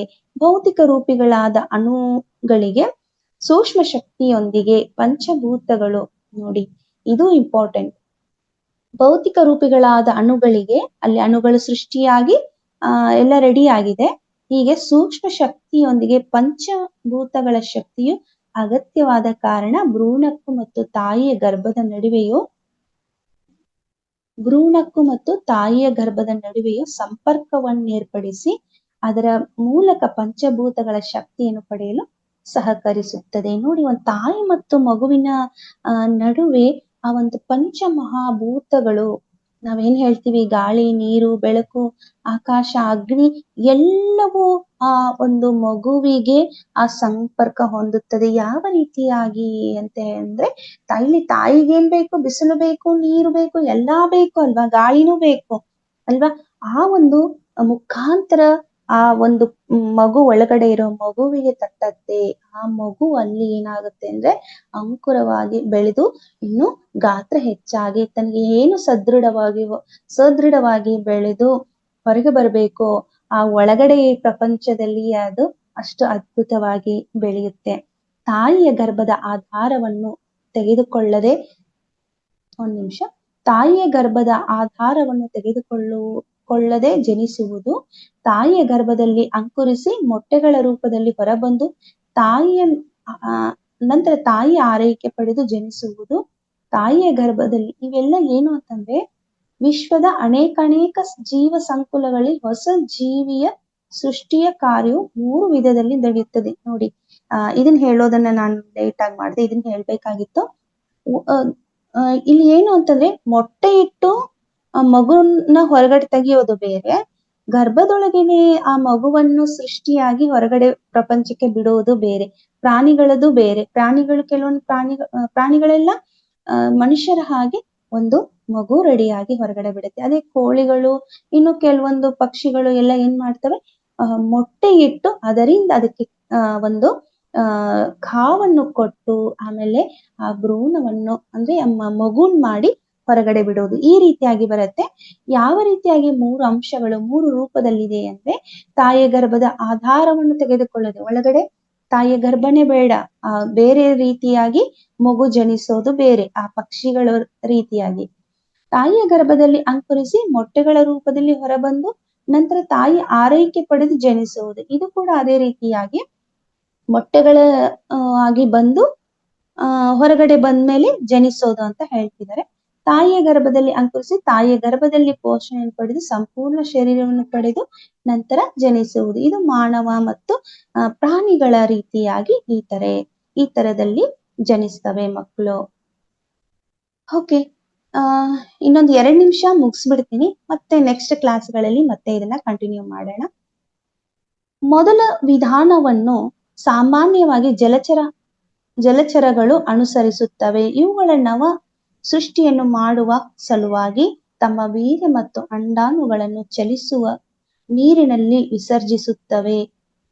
ಹೀಗೆ ತೇಲುತ್ತಿರುವ ಇವುಗಳ ಸಂಯೋಜನೆಯಿಂದ ಜೀವಿಗಳು ಅಂಕುರವಾಗುತ್ತವೆ. ನೋಡಿ, ಜಲಚರಗಳು ಎಲ್ಲಿ ನೀರಿನಲ್ಲಿ, ಆ ಸಮುದ್ರದಲ್ಲಾಗಿರಬಹುದು, ನದಿಗಳಲ್ಲಾಗಿರಬಹುದು, ಕೆಲವು ಅಲ್ಲಿ ಜಲಚರ ಪ್ರಾಣಿಗಳು ಏನಂತಾರೆ, ಅವು ಅಂಡಾನು ಬಿಡುಗಡೆ ಮಾಡ್ತಿರ್ತವೆ, ಇಲ್ಲಿ ವೀರ್ಯಾಣು ಬಿಡುಗಡೆ ಮಾಡ್ತಾವ.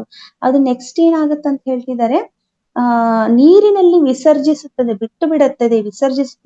ಈಗ ತೇಲುತ್ತಿರುವ ಇವುಗಳ ಸಂಯೋಜನೆಯಿಂದ, ನೋಡಿ ಇದು ತೇಲ್ತಾ ಹೋಗುತ್ತೆ ಅಂಡಾಣು ವೀರ್ಯಾಣು, ಅಲ್ಲಿ ಅದು ಸಂಯೋಜನೆ ಹೊಂದಿದಾಗಿ ಎಲ್ಲೋ ಒಂದೊಂದು ಅಂಡಾಣು ವೀರ್ಯಾಣು ಸಂಯೋಜನೆ ಹೊಂದಿದಾಗ ಅಲ್ಲಿ ಮೊಟ್ಟೆ ರೂಪವಾಗಿ ಹೊರಹೊಮ್ಮುತ್ತೆ. ಇದು ಒಂದು ರೀತಿಯಾಗಿ ಅಲ್ಲಿ ಮಗು ಹೊರಗೆ ಬರುತ್ತೆ ಆ ಜಲಚರ ಪ್ರಾಣಿಗಳಿಂದ. ಎರಡನೇದ್ದು ಪಕ್ಷಿಗಳನ್ನು ನಾವು ಹೇಳಿದ್ವಲ್ಲ, ಆ ರೀತಿಯಾಗಿ ಮೊಟ್ಟೆ ಇಟ್ಟು ಅವಕ್ಕೆ ಕಾವು ಕೊಟ್ಟು ಆ ಪಕ್ಷಿಗಳು ಹೊರಹೊಮ್ಮೋದು. ಮೂರನೇದು ನಮ್ಮ ಮಾನವರ ನಾವು ಯಾವ ರೀತಿಯಾಗಿ ಅಂದ್ರೆ ನಮ್ಮ ಗರ್ಭದಲ್ಲಿ ಅಂಕುರಿಸಿ ಮಗು ಹೊರಗಡೆ ಬರುವುದು. ಈ ರೀತಿಯಾಗಿ 3 ರೀತಿಯಲ್ಲಿ ನಾವು ಮಗುವನ್ನು ಮಾಡಿಕೊಳ್ಳುವುದು, ಜೀವಿಗಳು ಈ ರೀತಿಯಾಗಿ ಮಾಡ್ತವೆ ಅಂತ ಇಲ್ಲಿ ಕೊಟ್ಟಿದ್ದಾರೆ. ಇನ್ನು 2ನೇ ವಿಧಾನವಾಗಿ ಸಾಮಾನ್ಯವಾಗಿ ಪಕ್ಷಿ ಸಂಕುಲಗಳಿಂದ ಅನುಸರಿಸುತ್ತದೆ. ತಾಯಿಯ ಗರ್ಭವನ್ನು ಅಂಕುರಿಸಿದ ಭ್ರೂಣವು ಒಂದು ಹಂತದವರೆಗೆ ಬೆಳವಣಿಗೆ ಹೊಂದಿ ನಂತರ ತಾಯಿಯ ಗರ್ಭದಿಂದ ಅಂಡಗಳ ರೂಪದಿಂದ ಹೊರಹಾಕುತ್ತದೆ.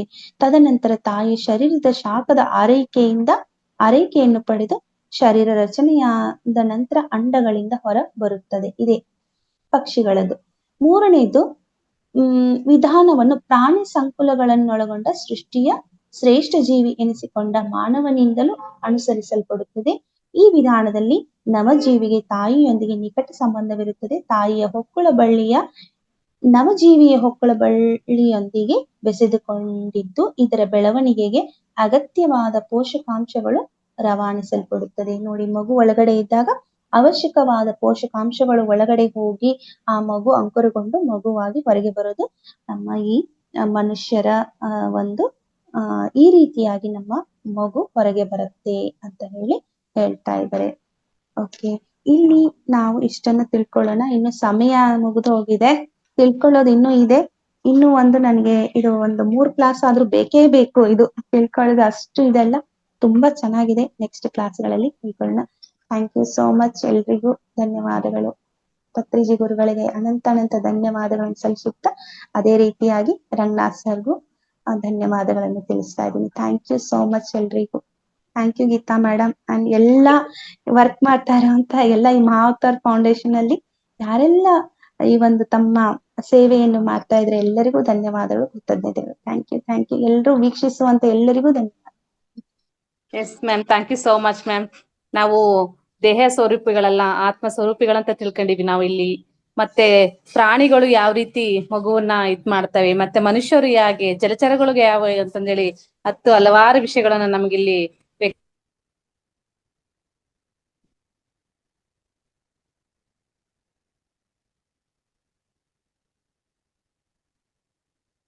ಕೇಳಿಸ್ತಾ ಇಲ್ಲ ma'am.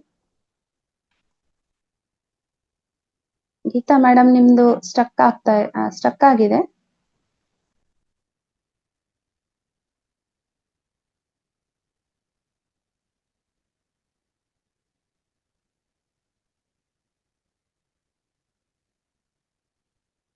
Madam struck ಆಗ್ಬಿಟ್ಟಿದ್ದಾರೆ.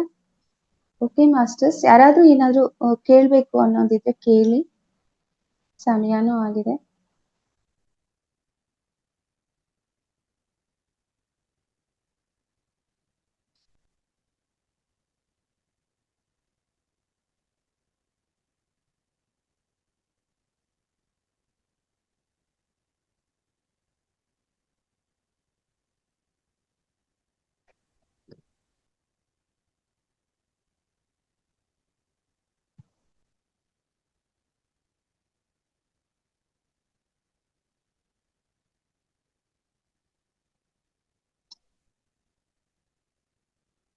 Masters network issue ಆಗಿ ಪ್ರಾಬ್ಲಮ್ ಆಗ್ಬಿಡ್ತು. I am so sorry masters, ನಾನು ಸಾರಿ.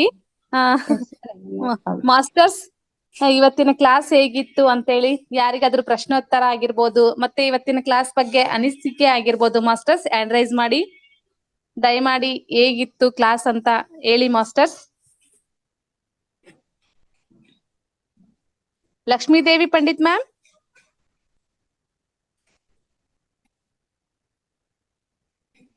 Yes ma'am. ಶಶಿಕಲಾ ಮ್ಯಾಮ್ ನಮಸ್ತೆ, ಮಾತಾಡಿ ಮಾ. ನಮಸ್ತೆ ಮೇಡಮ್. ನಮಸ್ತೆ. ಚೆನ್ನಾಗಿತ್ತು ಮೇಡಮ್. ಏನ್ ಕ್ವಶನ್ ಕೇಳೋದು ಗೊತ್ತಾ, ತುಂಬಾ ಚೆನ್ನಾಗಿತ್ತು. ತುಂಬಾ ಖುಷಿ ಆಯ್ತು ಮೇಡಮ್. Thank you madam. ಇದ್ದಂಗಿದ್ದಾರೆ Lakshmidevi Pandit ma'am. Okay ma'am, ಮಾತಾಡಿ. Okay madam. ತುಂಬಾ ಚೆನ್ನಾಗಿತ್ತು thank class madam. You. Yes, thank you ma'am. Shashikala ma'am ನಮಸ್ತೆ ಮ್ಯಾಮ್, ಮಾತಾಡಿ. ನಮಸ್ತೆ ಮೇಡಮ್. ನಮಸ್ತೆ ಮೇಡಮ್. ನಮಸ್ತೆ. ನನ್ಗೆ ಒಂದು ಅಭ್ಯಾಂಶ ಕ್ವಶನ್ ಇರಬಹುದೇನೋ. ಈಗ ನಾವು ಪಾಪ ಮಾಡಿದ್ರೆ ಪುಣ್ಯ ಮಾಡಿದ್ರೆ ಎಲ್ಲ ಲೆಕ್ಕ ಇಲ್ಲೇ ಚಿತ್ರಗುಪ್ತನ್ ಲೆಕ್ಕ ಅಂತ ಹೇಳ್ತಾರೆ ಕಾಮನ್ ಲ್ಯಾಂಗ್ವೇಜ್ ಅಲ್ಲಿ. ಅದು ಚಿತ್ರಗುಪ್ತನ್ ಲೆಕ್ಕ ಸೇರ್ತಾ ಇರುತ್ತೆ, ಆಕಾಶಿಕ ರೆಕಾರ್ಡ್ಸಿಗೆ ಹೋಗುತ್ತೆ ಅದು ಅಂತೆಲ್ಲ ಹೇಳ್ತಾ ಇರ್ತಾರೆ. ಸೊ ಈಗ ನಾವು ಪಾಪ ಈಗ ನಾವು ಯಾವ್ದೋ ಒಂದು ಕರ್ಮ ಸಿದ್ಧಾಂತ ಕೇಳ್ತೀವಿ ಅಥವಾ ನಿಮ್ಮ ಈ ಸ್ಪೀಚ್ ಕೇಳ್ತೀವಿ, ಇದನ್ನೆಲ್ಲ ಕೇಳಿದಾಗ ನಾವು ಒಳ್ಳೆ ಬುದ್ಧಿಲೇ ಹೋಗ್ಬೇಕು ಅನ್ನೋದು ಒಂದು ಮನಸ್ಸು ತೋರ್ತಾ ಹೋಗುತ್ತಲ್ವಾ. ಅವಾಗ ಈ ನಮ್ಮ ಬ್ಲೂ ಪ್ರಿಂಟ್ ಯಾವ ತರ ಗೊತ್ತಾಗತ್ತೆ? ಎಸ್, ಒಳ್ಳೆ ಕ್ವಶನ್ ಮೇಡಮ್. ಹೇಳ್ತೀವಲ್ವಾ, ನಮ್ಮ ಈ ಮನಸ್ಸು ಮನೋಮಯ ಕೋಶ ಮತ್ತು ವಿಜ್ಞಾನಮಯ ಕೋಶ ಈ ಸಮಯಕ್ಕೆ ಬಂದು ನಾನು ಚೇಂಜ್ ಆಗ್ತೀನಿ ಅಂತ ಹೇಳಿ ಮೊದಲೇ ಗೊತ್ತಿರತ್ತೆ. ಒಂದು ಇಷ್ಟು ವಯಸ್ಸಿಗೆ ನಾನು ಚೇಂಜ್ ಆಗ್ತೀನಿ, ಅಲ್ಲಿಂದ ನಾನು ಆತ್ಮಜ್ಞಾನ ತಗೊಳ್ತೀನಿ. ಕೇಳಿಸ್ತಾ ಇದೆಯಾ? ಲಕ್ಷ್ಮೀದೇವಿ ಮ್ಯಾಮ್ ನೀವು ಮ್ಯೂಟ್ ಮಾಡ್ಕೊಂಬಿಡಿ ಮ್ಯಾಮ್ ಪ್ಲೀಸ್. ಅವ್ರು ಮ್ಯೂಟ್ ಮಾಡ್ಕೊಂಡ್ರೆ ಕೇಳುತ್ತೆ. ಮ್ಯೂಟ್ ಮಾಡಿ ಮೇಡಮ್ ನೀವು. Okay ma'am, sure ma'am, continue ಮಾಡಿ ಮ್ಯಾಮ್. ಇವಾಗ ನೋಡಿ, ಆತ್ಮಕ್ಕೆ ಎಲ್ಲ ಗೊತ್ತು ನೋಡಿ. ಅದು ಏನ್ ಕೊಟ್ಟಿರತ್ತೆ, ಆ ಬ್ಲೂ ಪ್ರಿಂಟ್ ರೆಡಿ ಮಾಡುವಾಗ ಹೇಳತ್ತೆ, ನಾನು ಈ ಜನ್ಮದಲ್ಲಿ ಇಳಿದು ಹೋಗುವಾಗ ನನಗೆ ಇಂಥ ವಯಸ್ಸಿನಲ್ಲಿ ನಾನು ಆತ್ಮಜ್ಞಾನನು ತಗೊಳ್ತೀನಪ್ಪ, ಇದ್ರ ಅನುಭೂತಿಯನ್ನು ನಾನು ತಗೋಬೇಕು, ಇಲ್ಲಿ ನಾನು ಅದು ಕಲಿಬೇಕು. ಆಮೇಲೆ ಕೆಟ್ಟದ್ ಕಲಿಯಕ್ಕೂ ಹೇಸ್ಕೊಳ್ಳಲ್ಲ ಅದು. ನಾನು ಕೆಟ್ಟದ್ ಮಾಡಿ ಅದ್ರ ಅನುಭವನು ತಗೊಳ್ತೀನಿ ಅಂತ ರೆಡಿ ಆಗುತ್ತೆ, ಒಳ್ಳೇದನ್ನು ಮಾಡಿ ತಗೊಳ್ತೀನಿ ಅಂತ ರೆಡಿ ಆಗುತ್ತೆ. ಅಂದ್ರೇನು, ನಮಗೆ ಗೊತ್ತಿರಲ್ಲ ಯಾವ ಸಮಯಕ್ಕೆ ಮಾಡ್ತೀವಿ, ಇದು ಒಳ್ಳೇದು ಕೆಟ್ಟದಂತ ಗೊತ್ತಿಲ್ಲ, ಬಟ್ ಬ್ಲೂ ಪ್ರಿಂಟ್ ಅಲ್ಲಿ ರೆಡಿ ಆಗಿರತ್ತೆ. ಇವಾಗ ಒಬ್ಬ ಮನುಷ್ಯನ ಸಾಯಿಸ್ಬಿಟ್ಟ ಅಂತ ಅನ್ಕೊಳ್ಳಿ, ಅವನಿಗೆ ಅದು ಅನುಭೂತಿ ಆಗ್ಬೇಕದು, ಕೆಟ್ಟದ್ದನ್ನ ಅನುಭವ ಗೊತ್ತಾಗ್ಬೇಕು, ಪನಿಷ್ಮೆಂಟ್ ತಗೋಬೇಕು. ಹೀಗೆ ಅದ್ರ ಅನುಭವನೂ ಬೇಕಲ್ವಾ? ಆತ್ಮಕ್ಕೆ ಎಲ್ಲಾ ರೀತಿಯಾದಂತ ಅನುಭವ ಬೇಕು. ಅದಕ್ಕೆ ಅವನು ಮೊದಲೇ ರೆಡಿ ಮಾಡಿ ಇಟ್ಟಿದ್ದಾನೆ. ಈ ಜನ್ಮದಲ್ಲಿ ನಾನಿಂತ ಕೆಟ್ಟದನ್ ಮಾಡ್ತೀನಪ್ಪ, ಇಂಥವ್ರಿಗೆ ಹೊಡಿಬೇಕು ನಾನು, ಇಂದು ಮಾಡ್ತೀನಿ, ಅದರಿಂದ ನಾ ಶಿಕ್ಷೆನೂ ಪಡಿತೀನಿ ಅಂತ ಅನ್ಕೊಂಡು ಬ್ಲೂ ಪ್ರಿಂಟ್ ಕೂಡ ರೆಡಿ ಮಾಡಿಟ್ಟಿರ್ತಾನೆ. ಆ ಸಮಯ ಬರುತ್ತಲ್ವಾ, ಅವಾಗ ಅವನು ಹೊಡಿತಾನೆ, ಅವನಿಗೆ ಶಿಕ್ಷೆ ಆಗತ್ತೆ, ಜೈಲಲ್ಲಿ ಹೋಗ್ತಾನೋ ಏನೋ ಗೊತ್ತಿಲ್ಲ, ಇನ್ನೇನೋ ನಡೆಯತ್ತೆ. ಈ ರೀತಿಯಾಗಿ ಅವನು ಪ್ರಿಂಟ್ ಅಲ್ಲಿ ನಡೆಯತ್ತೆ ಅದು. ಇವಾಗ ನೋಡಿ, ಕರ್ಮ ಸಿದ್ಧಾಂತದಲ್ಲಿ ಯಾರೆಲ್ಲ ಕರ್ಮ ಸಿದ್ಧಾಂತ ಸ್ಟಡಿ ಮಾಡಿರೋ ಅವ್ರಿಗೆ ಅರ್ಥ ಆಗತ್ತೆ, ಮುಂದೆ ನನ್ನ ಕರ್ಮಗಳು ಏನು ಬರಲಿದೆ ಅಂತ ಹೇಳಿ ನಾವು ಇವತ್ತಿನಿಂದನೇ ಕೂತ್ಕೊಂಡು ಕರ್ಮ ಧ್ಯಾನ ಮಾಡ್ಕೊಂತ ಹೋಗಿ. ನೀವು ಕರ್ಮ ಧ್ಯಾನದ ಕ್ಲಾಸ್ ಯಾರಿಗೆಲ್ಲ ಬೇಕು ಅಂತಂದ್ರೆ ದಯವಿಟ್ಟು ನನ್ಗೆ ಕಾಲ್ ಮಾಡಿ. ಆಮೇಲೆ ಕರ್ಮ ಧ್ಯಾನ ಮಾಡ್ಕೊಂತ ಹೋಗಿ ನಿನ್ನ ಫ್ಯೂಚರ್ ಅಲ್ಲಿ ಇಂಥದ್ ಬರತ್ತೆ ಅಂತ ಮೊದಲೇ ಗೊತ್ತಾಗತ್ತೆ. ಆತ್ಮಜ್ಞಾನ ಅದು. ಅರ್ಥ ಆಯ್ತಾ ಮೇಡಮ್? ಆತ್ಮಜ್ಞಾನ ಅದು ನಮಗೆ ಹೇಳತ್ತೆ, ಓ ನಿನ್ ಫ್ಯೂಚರ್ ಅಲ್ಲಿ ಇಂಥ ಕರ್ಮ ಬರಲಿದೆ, ನೀನ್ ಏನ್ ಮಾಡ್ತೀಯೋ ಮಾಡ್ಕೊ. ಅವಾಗೆ ಶುರುವಾಗತ್ತೆ. ಯಾರಿಗೆ?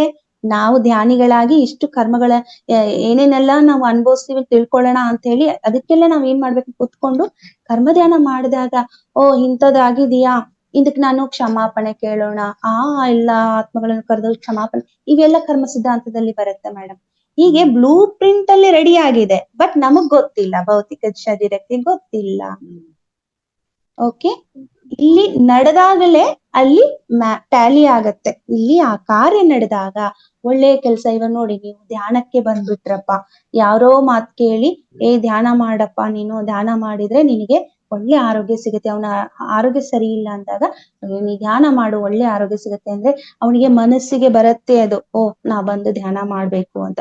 ಧ್ಯಾನದ ಸ್ಥಿತಿಗೆ ಬಂದು, ಧ್ಯಾನ ಯಾರು ಹೇಳ್ಕೊಡ್ತೀರಿ ಕಲ್ತು, ಅದರಿಂದ ಆತ್ಮಜ್ಞಾನ ತಗೊಂಡು, ಓ ಇದಕ್ಕಿಂತ ಇನ್ನೊಂದಿಲ್ಲ ಅಂತ ಅವನು ಅಲ್ಲಿ ಚೇಂಜ್ ಆಗ್ತಾನೆ, ಆಧ್ಯಾತ್ಮಿಕದಲ್ಲಿ ಒಲವು ತೋರಿಸ್ತಾನೆ. ಈ ರೀತಿಯಾಗಿ ಅದು ಮೊದಲೇ ಬರ್ದಿರತ್ತೆ, ಬಟ್ ನಮಗ್ ಗೊತ್ತಿಲ್ಲ, ಆತ್ಮಕ್ಕೆ ಗೊತ್ತಿದೆ. ಥ್ಯಾಂಕ್ ಯು ಮೇಡಮ್, ಒಳ್ಳೆ ಕ್ವಶನ್. ಸತ್ಯ ಪಯಣ ಬಹಳ ಕಠಿಣವಾಗಿದೆ ಅಂತ ಅನ್ನಿಸ್ತು ನನ್ಗೆ. ಸತ್ಯ ಯಾವಾಗ್ಲೂ ಕಷ್ಟ, ಅದು ತಿಳ್ಕೋಬೇಕು ಅಂತಂದ್ರೆ ಅಲ್ವಾ? ಕೆಟ್ಟದ್ದು ಹೆಸರು ಸೂಕ್ತವಾಗಿ ಇಟ್ಟಿದ್ದಾರೆ, ಸತ್ಯ ಪಯಣ ಅಂತ. ಕಬ್ಬಿಣದ ಕಡಲೆನೆ ಹೌದು, ಆದ್ರೆ ನೀವ್ ಹೇಗ್ ಅರ್ಗಿಸ್ಕೊಂಡಿದಿರೋ ಗೊತ್ತಿಲ್ಲ. ಇಲ್ಲ ಮೇಡಮ್, ನೀವು ಅದನ್ನ ರೆಡಿ ಆಗ್ಬಿಟ್ರೆ ನೀವು ಇನ್ನು ಮುಂದೆ ಹೋಗ್ತೀರಾ ಮೇಡಮ್, ಅಷ್ಟೇ, ಇನ್ನೇನಿಲ್ಲ. ಆತ್ಮಜ್ಞಾನ ಇಂಟ್ರೆಸ್ಟ್ ನಾವು ಹೇಗ್ ತೋರಿಸ್ತೀವೋ ಅಷ್ಟು ನಮ್ಮೊಳಗೆ ಅಗಾಧವಾಗಿ ಬರುತ್ತೆ. ಮಾಸ್ಟರ್ಸ್ ಇಲ್ಲಿ ನೋಡು, ಭೃಗು ಮಹರ್ಷಿಗಳು ಮತ್ತು ಅತ್ರಿ ಮಹರ್ಷಿಗಳು ಬಂದು ಚಾನಲಿಂಗ್ ಆಗಿ ಕೊಟ್ಟಿರುವಂತಹ ಮೇಡಮ್ಗೆ ಸಂದೇಶ, ರೂಪಾ ವೆಂಕಟೇಶ್ ಮೇಡಮ್ ಅವರಿಗೆ, ಅವರು ನೋಡಿ ಅವರಿಗೆ ಯಾಕೆ ಕೊಡ್ಬೇಕು ಅದನ್ನ ಅಂತಂದ್ರೆ, ಅವರು ಆ ಮಟ್ಟದಲ್ಲಿ ಬೆಳೆದ್ರು. ನಾನೇನೋ ಈ ಭೂಮಿಗೆ ನಾನೇನೋ ಕೊಡ್ಬೇಕು ಅನ್ನೋ ಅವ್ರ ಆತ್ಮ ಅಲ್ಲಿ ತುಡಿತಾ ಇದೆ. ನಾನೇನೋ ತಿಳ್ಕೋಬೇಕು, ನಾ ಏನೋ ಹೊರಗಡೆ ಕೊಡ್ಬೇಕು, ಏನೋ ಅಂದ್ರೆ ಯಾರು ರೆಡಿ ಆಗಿರ್ತಾರೋ ಎಲ್ಲವನ್ನು ನಾನು ತಿಳ್ಕೋಬೇಕಂತ, ಅವಾಗ ಅಂತಹ ಋಷಿ ಮುನಿಗಳು ಬಂದು ಸಂಪರ್ಕ ಹೊಂದಿ ನಮಗೆ ಇದನ್ನ ಬರೆಯಕ್ಕೆ ಶುರುವಾಗತ್ತೆ. ಇಲ್ಲಾಂದ್ರೆ ಇಂಥ ಪುಸ್ತಕ ಎಲ್ಲರಿಗೂ ಬರೋದಿಲ್ಲ ಮೇಡಮ್. ಅವ್ರು ಬರ್ದಿದ್ದಕ್ಕೆ ಎಷ್ಟೆಲ್ಲಾ ಜನ ಉದ್ಧಾರ ಆಗ್ಬೇಕಾಗಿದೆ ಅಲ್ವಾ? ಇಮ್ಯಾಜಿನೇಟಿವ್ ಅಂತ ಅನ್ಸ್ತು ನನ್ಗೆ, ಹೈಲಿ ಇಮ್ಯಾಜಿನೇಟಿವ್. ಇಲ್ಲ ಇದು ಮೇಡಮ್, ಇದಕ್ಕೆ ಇಳಿಯೋಕೆ ಬಹಳ ಕಷ್ಟ ಇದೆ, ಆಳಕ್ಕೆ ಇಳಿಯಕ್ಕೆ ತುಂಬಾ ಕಷ್ಟ ಇದೆ ಅಂತ ಅನ್ನಿಸ್ತು. ಆದ್ರೆ ಅಷ್ಟು ಸುಲಭವಾಗಿ ಹೇಳಿದೀರಾ ನೀವು, ಧನ್ಯವಾದಗಳು. ಅಯ್ಯೋ ಮೇಡಮ್, ನೀವು ವಿಡಿಯೋನ ಎಲ್ಲೆಲ್ಲಿ ಅರ್ಥ ಆಗಿಲ್ಲ ಅದನ್ನ 2 ಸರಿ 3 ಸರಿ ಕೇಳಿಸ್ಕೊಳ್ಳಿ, ಪೂರ್ತಿ ಅರ್ಥ ಆಗುತ್ತೆ. ಖಂಡಿತ ಒಂದ್ಸಲಕ್ ಆಗೋದಿಲ್ಲ, ಇದು ತಲೆಗೆ ಹೋಗೋದಿಲ್ಲ. ಅದಕ್ಕೆ ಗೀತಾ ಮೇಡಮ್ಗೆ ಹೇಳ್ದೆ, ಲಾಸ್ಟ್ ಮಂತ್ ಅಲ್ಲಿ ನಾನು ಏನ್ ಕ್ಲಾಸ್ ಮಾಡಿದೀನಿ ಅದನ್ನೆಲ್ಲ ಕೊಟ್ಬಿಡಿ ಮೇಡಮ್, ವಿಡಿಯೋ ಹಾಕಿ ಗ್ರೂಪಿಗೆ. ಯಾಕಂದ್ರೆ ಅದು ಎಷ್ಟು ಜನರಿಗೆ ಒಳಗ್ ಹೋಗ್ಬೇಕಾಗಿರುತ್ತೋ ಗೊತ್ತಿಲ್ಲ, ಅದು ರೀಚ್ ಆಗ್ಬೇಕು. ಆತ್ಮಜ್ಞಾನ ಇನ್ನ ಬೇಕು ನಮಗೆ. ಖಂಡಿತ ಖಂಡಿತ ಮೇಡಮ್, ಖಂಡಿತ. ಧನ್ಯವಾದ madam. Thank you so much. Next ಉಳಿದಿರೋದು ನೆಕ್ಸ್ಟ್ ಮಂತ್ ಅಲ್ಲಿ ನಾನು ಕ್ಲಾಸ್ ಬಂದಾಗೆ ನಾ ಹೇಳ್ತೀನಿ. ಹಳೆ ಕ್ಲಾಸ್ ಮತ್ತೆ ಹಾಕ್ತೀನಿ ಮ್ಯಾಮ್ ನಾನು ಇವತ್ತು. Shashikala ma'am, thank you so much. Satyapayana ಅಂತ ಪುಸ್ತಕ ಅಂತಂದ್ರೆ ಸುಮ್ನೆ ಸಾಮಾನ್ಯ ಅಲ್ಲ. ನಾವೆಲ್ಲ ಧ್ಯಾನಕ್ಕೆ ಬಂದ್ರೆ ನಾವೆಲ್ಲ ಒಂದು ಉನ್ನತ ಆತ್ಮಗಳು ಅಂತಾನೆ ಹೇಳ್ಬೋದು. ನಮ್ ಸವಿತಾ ಮ್ಯಾಮ್ ಹೇಳ್ಬೇಕಂದ್ರೆ ಧ್ಯಾನಕ್ಕೆ ಬಂದು 2 ತಿಂಗಳಲ್ಲೇ ಈ ತರ ಕ್ಲಾಸ್ಗಳನ್ನ ಕೊಡ್ಲಿಕ್ಕೆ ಪ್ರಾರಂಭ ಮಾಡಿದಾರಂದ್ರೆ ಸುಮ್ನೆ ಅಲ್ಲ. ಎಲ್ಲಾ ಮಾಸ್ಟರ್ಸ್ ಎಲ್ಲರಲ್ಲೂ ಶಕ್ತಿ ಇರುತ್ತೆ. ಅದನ್ನ ನಾವು ಗಮನ ಕೊಡ್ಬೇಕು. ನಮ್ಮನ್ನ ನಾವು ಎಚ್ಚರಿಸ್ಕೋಬೇಕಂತ ಇಲ್ಲಿ ಹೇಳಕ್ ಇಷ್ಟಪಡ್ತೀನಿ. ನಮ್ಮ ಸವಿತಾ ಮ್ಯಾಮ್ ನಾದ್ರೂ ತುಂಬಾ ಗ್ರೇಟ್ ಅಂತ ಅನ್ಕೋಬಹುದು. ಯಾಕಂದ್ರೆ ಅಯ್ಯೋ ಒಬ್ಬ ಮೇಡಮ್, ಖಂಡಿತ ಖಂಡಿತ ma'am. ಖಂಡಿತ ಒಬ್ಬ ಬಂದು 2 ತಿಂಗಳಿಗೆ ಕ್ಲಾಸ್ ಕೊಡ್ತಾರಂದ್ರೆ ಅದು ಇದೇ ಜನ್ಮದ್ದೆ ಅಂತ ಅಲ್ಲ ಮಾಸ್ಟರ್ಸ್. ಇದ್ರ ಹಿಂದೆ ಖಂಡಿತ. ಅವರಿಗೆ ಪರಿಚಯ ಇರುತ್ತೆ, ತುಂಬಾ ಅವ್ರು ಕಲ್ತಿರ್ತಾರೆ. ಇದನ್ನ ಮತ್ತೆ ಮುಂದುವರ್ಸ್ಕೊಂಡು ಹೋಗಿ ಇವಾಗ ಸಿಕ್ಕಿದೆ ಅಷ್ಟೇ ಖಂಡಿತ, ಮಾಸ್ಟರ್. ಖಂಡಿತ. ಇಲ್ಲ thank you madam. Thank you very much. Masters, ಮತ್ತೆ ಪ್ರಶ್ನೆ ಯಾರಿಗಾದರೂ? ಹೇಗಿತ್ತು ಕ್ಲಾಸ್ ಅಂತ ಅನಿಸಿಕೆ ಮಾಸ್ಟರ್ಸ್? ನಮ್ ಲಕ್ಷ್ಮಿ ಮ್ಯಾಮ್ ನೋಡಿ ಎಲ್ಲೋ ಇರ್ತಾರೆ, ಬಟ್ ಆದ್ರೂನು ಮಾತಾಡಕ್ಕೆ ಆಸಕ್ತಿಯಿಂದ ತೋರ್ಸಿದ್ರೆ ಇದೇ ನೋಡಿ ದಾನಿಗಳಂದ್ರೆ. ಎಸ್ ಮಾಸ್ಟರ್ಸ್, ಮತ್ತೆ ಪ್ರಶ್ನೆಗಳು ಮಾಸ್ಟರ್ಸ್? ನಮಸ್ತೆ ಮೇಡಮ್. ಎಸ್ ಸರ್, ಸ್ವಾಮಿ ಸರ್. ನಮಸ್ತೆ ಗೀತಾ ಮೇಡಮ್, ತುಂಬಾ ಚೆನ್ನಾಗಿ ನಡೀತಾ ಇದೆ ಮಧ್ಯಾಹ್ನ ಕ್ಲಾಸ್. ನನಗೆ ಗೊತ್ತಿರಲಿಲ್ಲ, ಇವತ್ತು ಜಾಯ್ನ್ ಆದೆ. ಓ ನೈಸ್ ಸರ್, ವಿಡಿಯೋ ಆನ್ ಮಾಡ್ಕೊಳ್ಳಿ ಸರ್. ಎಲ್ಲ ಬೇರೆ ಕಡೆ ಇದೆ, ಹೊರಗಡೆ ಇದ್ದೀನಿ. ಓಕೆ ಸರ್, ಖಂಡಿತ ಶೋರ್, ಮಾತಾಡಿ ಸರ್. ಚೆನ್ನಾಗಿದೆ ಮೇಡಮ್, ತುಂಬಾ ಚೆನ್ನಾಗಿ ಸ್ವಾಧ್ಯಾಯ ನಡೀತಾ ಇದೆ, ಸೂಪರ್ ಆಗಿದೆ, ಚೆನ್ನಾಗಿತ್ತು ಕ್ಲಾಸ್ ಇವತ್ತು. ನಾನು ಕೇಳ್ದೆ ಆಗ್ಲಿಂದ, ಬಟ್ ನಾನು ಹೆಸರು ನೋಡ್ ನೀವೇ ಅಂತ ಗೊತ್ತಾಗ್ಲಿಲ್ಲ ಸರ್. ಥ್ಯಾಂಕ್ ಯು ಸರ್, ಇವತ್ತು ಅಟೆಂಡ್ ಆಗಿದ್ದೀರಾ. ಸೂಪರ್ ಆಗಿ ಮಾಡ್ತಾ ಇದ್ರಿ ಮೇಡಮ್, ಕ್ಲಾಸ್ ಚೆನ್ನಾಗಿದೆ. Thank you sir. Thank you sir, thank you so much. Thank you madam, thank you madam, ಇನ್ನೊಂದು ಹೇಳಕ್ ಇಷ್ಟಪಡ್ತೀನಿ. ಈ ರಿಪ್ರೊಡಕ್ಷನ್ 3 ತರ ಅಂತ ಹೇಳಿದ್ರಲ್ಲ, ಅದರಲ್ಲಿ ಮೇನ್ ಆಗಿ 2 ತರ, ಎಕ್ಸ್ಟರ್ನಲ್, ಇಂಟರ್ನಲ್. ಅಂದ್ರೆ ಬಾಡಿ ಒಳಗೆ ಮತ್ತೆ ಇದು ಎಗ್ ಮತ್ತೆ ವೀರ್ಯಾಣು ಜಾಯಿನ್ ಆಗೋದು ಒಂದು, ಇನ್ನೊಂದು ಎಕ್ಸ್ಟರ್ನಲ್. ಈ ಜಲಚರಗಳಿಗೆಲ್ಲ ಆಗೋದು ಜಲಚರಗಳು ಎಂತಂದ್ರೆ, ಜಲಚರಗಳಲ್ಲಿ ಹೆಣ್ಣು ಗಂಡು ಏನಿರತ್ತೆ, ಅಲ್ಲಿ ಅಂಡಾಣು ಮತ್ತು ವೀರ್ಯಾಣು ಆ ನೀರಿನಲ್ಲೇ ಬಿಡುಗಡೆ ಆಗತ್ತೆ. ಬಟ್ ಅವು ಮೇಲೆ ತೇಲ್ತಾ ಇರುತ್ತೆ, ಅಲ್ಲಿ ಸಂಯೋಜನೆ ಹೊಂದುತ್ತೆ, ಒಂದು ಅಂಡಾಣು ಒಂದು ವೀರ್ಯಾಣು. ಬಟ್ ಅದು ನಮ್ ಮನುಷ್ಯರ ತರ ಅಲ್ವಲ್ಲ, ನಮ್ದೇ ಬೇರೆ. ಸೊ ಅಲ್ಲಿ ಸಂಯೋಜನೆ ಆದಾಗ ಅಲ್ಲಿ ಅದು ಮಗು ರೀತಿಯಲ್ಲಿ ಹೊರಗಡೆ ಬರುತ್ತೆ. ಆ ಒಂದು ಎಗ್ ಆಗಿ ಹೊರಗಡೆ ಬರುತ್ತೆ. ಫಿಶ್ ಅಲ್ಲೆಲ್ಲ ಆಗೋದು ಅದೇ ತರ. ಫಿಶ್ ಅದೇ ಎಗ್ ಬಿಟ್ಟಿರುತ್ತೆ ಅಂತ. ಇದ್ರಲ್ಲಿ 2 ಅಂದ್ರೆ ಒಂದು ಎಗ್ ಫಾರ್ಮ್ ಅಲ್ಲಿ, ಇನ್ನೊಂದು ಭ್ರೂಣ ಇದೇ ಆಗಿ ಮಗುವಾಗೆ ಬರೋದು. ಇನ್ನೊಂದು ಎಗ್ ಬೇರೆ. ಅದು ಇನ್ನೊಂದು ಇವಾಗ ನಾವು ಕೋಳಿಗಳದ್ದು ನೋಡ್ತೀವಲ್ವಾ, ಕೋಳಿಗಳಾಗಿರ್ಬಹುದು ಅಥವಾ ಈ ಒಂದು ಪಕ್ಷಿಗಳು, ಯಾವುದೇ ಒಂದು ಪಕ್ಷಿಗಳಾಗಿರ್ಬಹುದು, ಎಗ್ ಹಾಕಿ ಅದಕ್ಕೆ ಶಾಖ ಕೊಟ್ಟು, ಇಷ್ಟು ದಿವಸ ಅಂತ ಶಾಖ ಕೊಟ್ಟ ಮೇಲೆ ಆ ಭ್ರೂಣದಿಂದ ಮಗು ಹೊರಗಡೆ ಬರುತ್ತೆ. ಆ ರೀತಿಯಾಗಿ 2ನೇದು. 3ನೇದು ಈ ಒಂದು ಮನುಷ್ಯ ಜೀವಿ.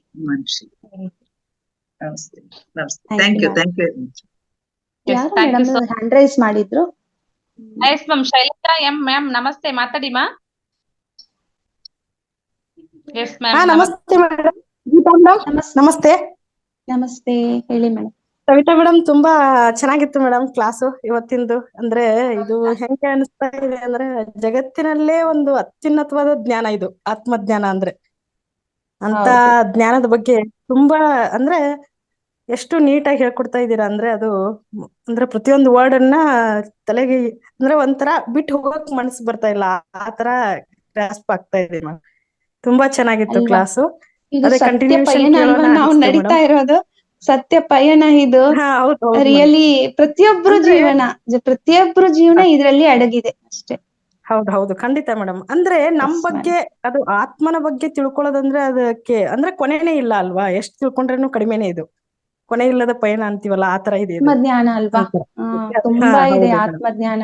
ಆಮೇಲೆ ಇದು ಸತ್ಯ ಏನಿದೆಯೋ ಅದೇ ಇದೆ ಇದ್ರಲ್ಲಿ. ನಮಗ್ ಗೊತ್ತಿಲ್ಲದೆ ಇರೋದು ಎಷ್ಟೋ ಸತ್ಯಗಳು ಇದಾವೆ ಇದ್ರಲ್ಲಿ, ನಮಗ್ ಗೊತ್ತಿಲ್ಲ, ಇವಾಗ ತಿಳ್ಕೊಳ್ತಾ ಇದೀವಿ ನಾವು ಅಷ್ಟೇ. ಹೌದು, ಖಂಡಿತ ಮೇಡಮ್. ನನಗೂ ಮುಂಚೆಯಿಂದ ಇದು ತುಂಬಾನೇ ಆಸಕ್ತಿ ಮೇಡಮ್, ಈ ಆಧ್ಯಾತ್ಮಿಕ ಆತ್ಮಜ್ಞಾನ ಅಂದ್ರೆ ಮಹತ್ವದೆಲ್ಲ ರೆಕಾರ್ಡಿಂಗ್ಸ್ ಹೇಳ್ತಾ ಇರ್ತೀನಿ. ಆ ಟೈಮಲ್ಲಿ ಜಾಯಿನ್ ಆಗಕ್ ಆಗಿಲ್ಲ ಅಂದ್ರೆ ಅದು ಮತ್ತೆ ಒಂಥರ ರಮಣ ಮಹರ್ಷಿಗಳು ನಾನು ಬುಕ್ಸ್ ಎಲ್ಲ ಓದ್ತಾ ಇದ್ದೀನಿ. ಅದಕ್ಕೆ ಇದು ನೀವು ಏನ್ ಹೇಳ್ತಾ ಇದ್ದೀರಾ ಅದು ತುಂಬಾನೇ ರಿಲೇಟೆಡ್ ಟಾಪಿಕ್ ಅಂತ ಇದೆ ಮೇಡಮ್. ತುಂಬಾ ಹೌದು ಮೇಡಮ್, ಹೌದು. ಈಗ ಆನಂದಮಯ ಕೋಶ, ಮನೋಮಯ ಕೋಶ ಎಲ್ಲ ಹೇಳಿದ್ರಲ್ಲ, ತುಂಬಾ ನೀಟಾಗಿ ಬಂತು ಅದು. ಅಂದ್ರೆ ಈಗ ಮತ್ತೊಂದು ಕರ್ಮ ಸಿದ್ಧಾಂತದ ಬಗ್ಗೆ ಹೇಳಿದ್ರಲ್ಲ ಮೇಡಮ್, ಅದ್ರದ್ದು ಸ್ವಲ್ಪ ಕೇಳ್ಬೇಕಂದ್ರೆ ನಿಮ್ ಕಾಲ್ ಯಾವಾಗ ಮಾಡ್ಬೇಕು ಏನು ಅಂತ ಅದ್ರ ಬಗ್ಗೆ ಸ್ವಲ್ಪ ಮಾಡಿ ಮೇಡಮ್.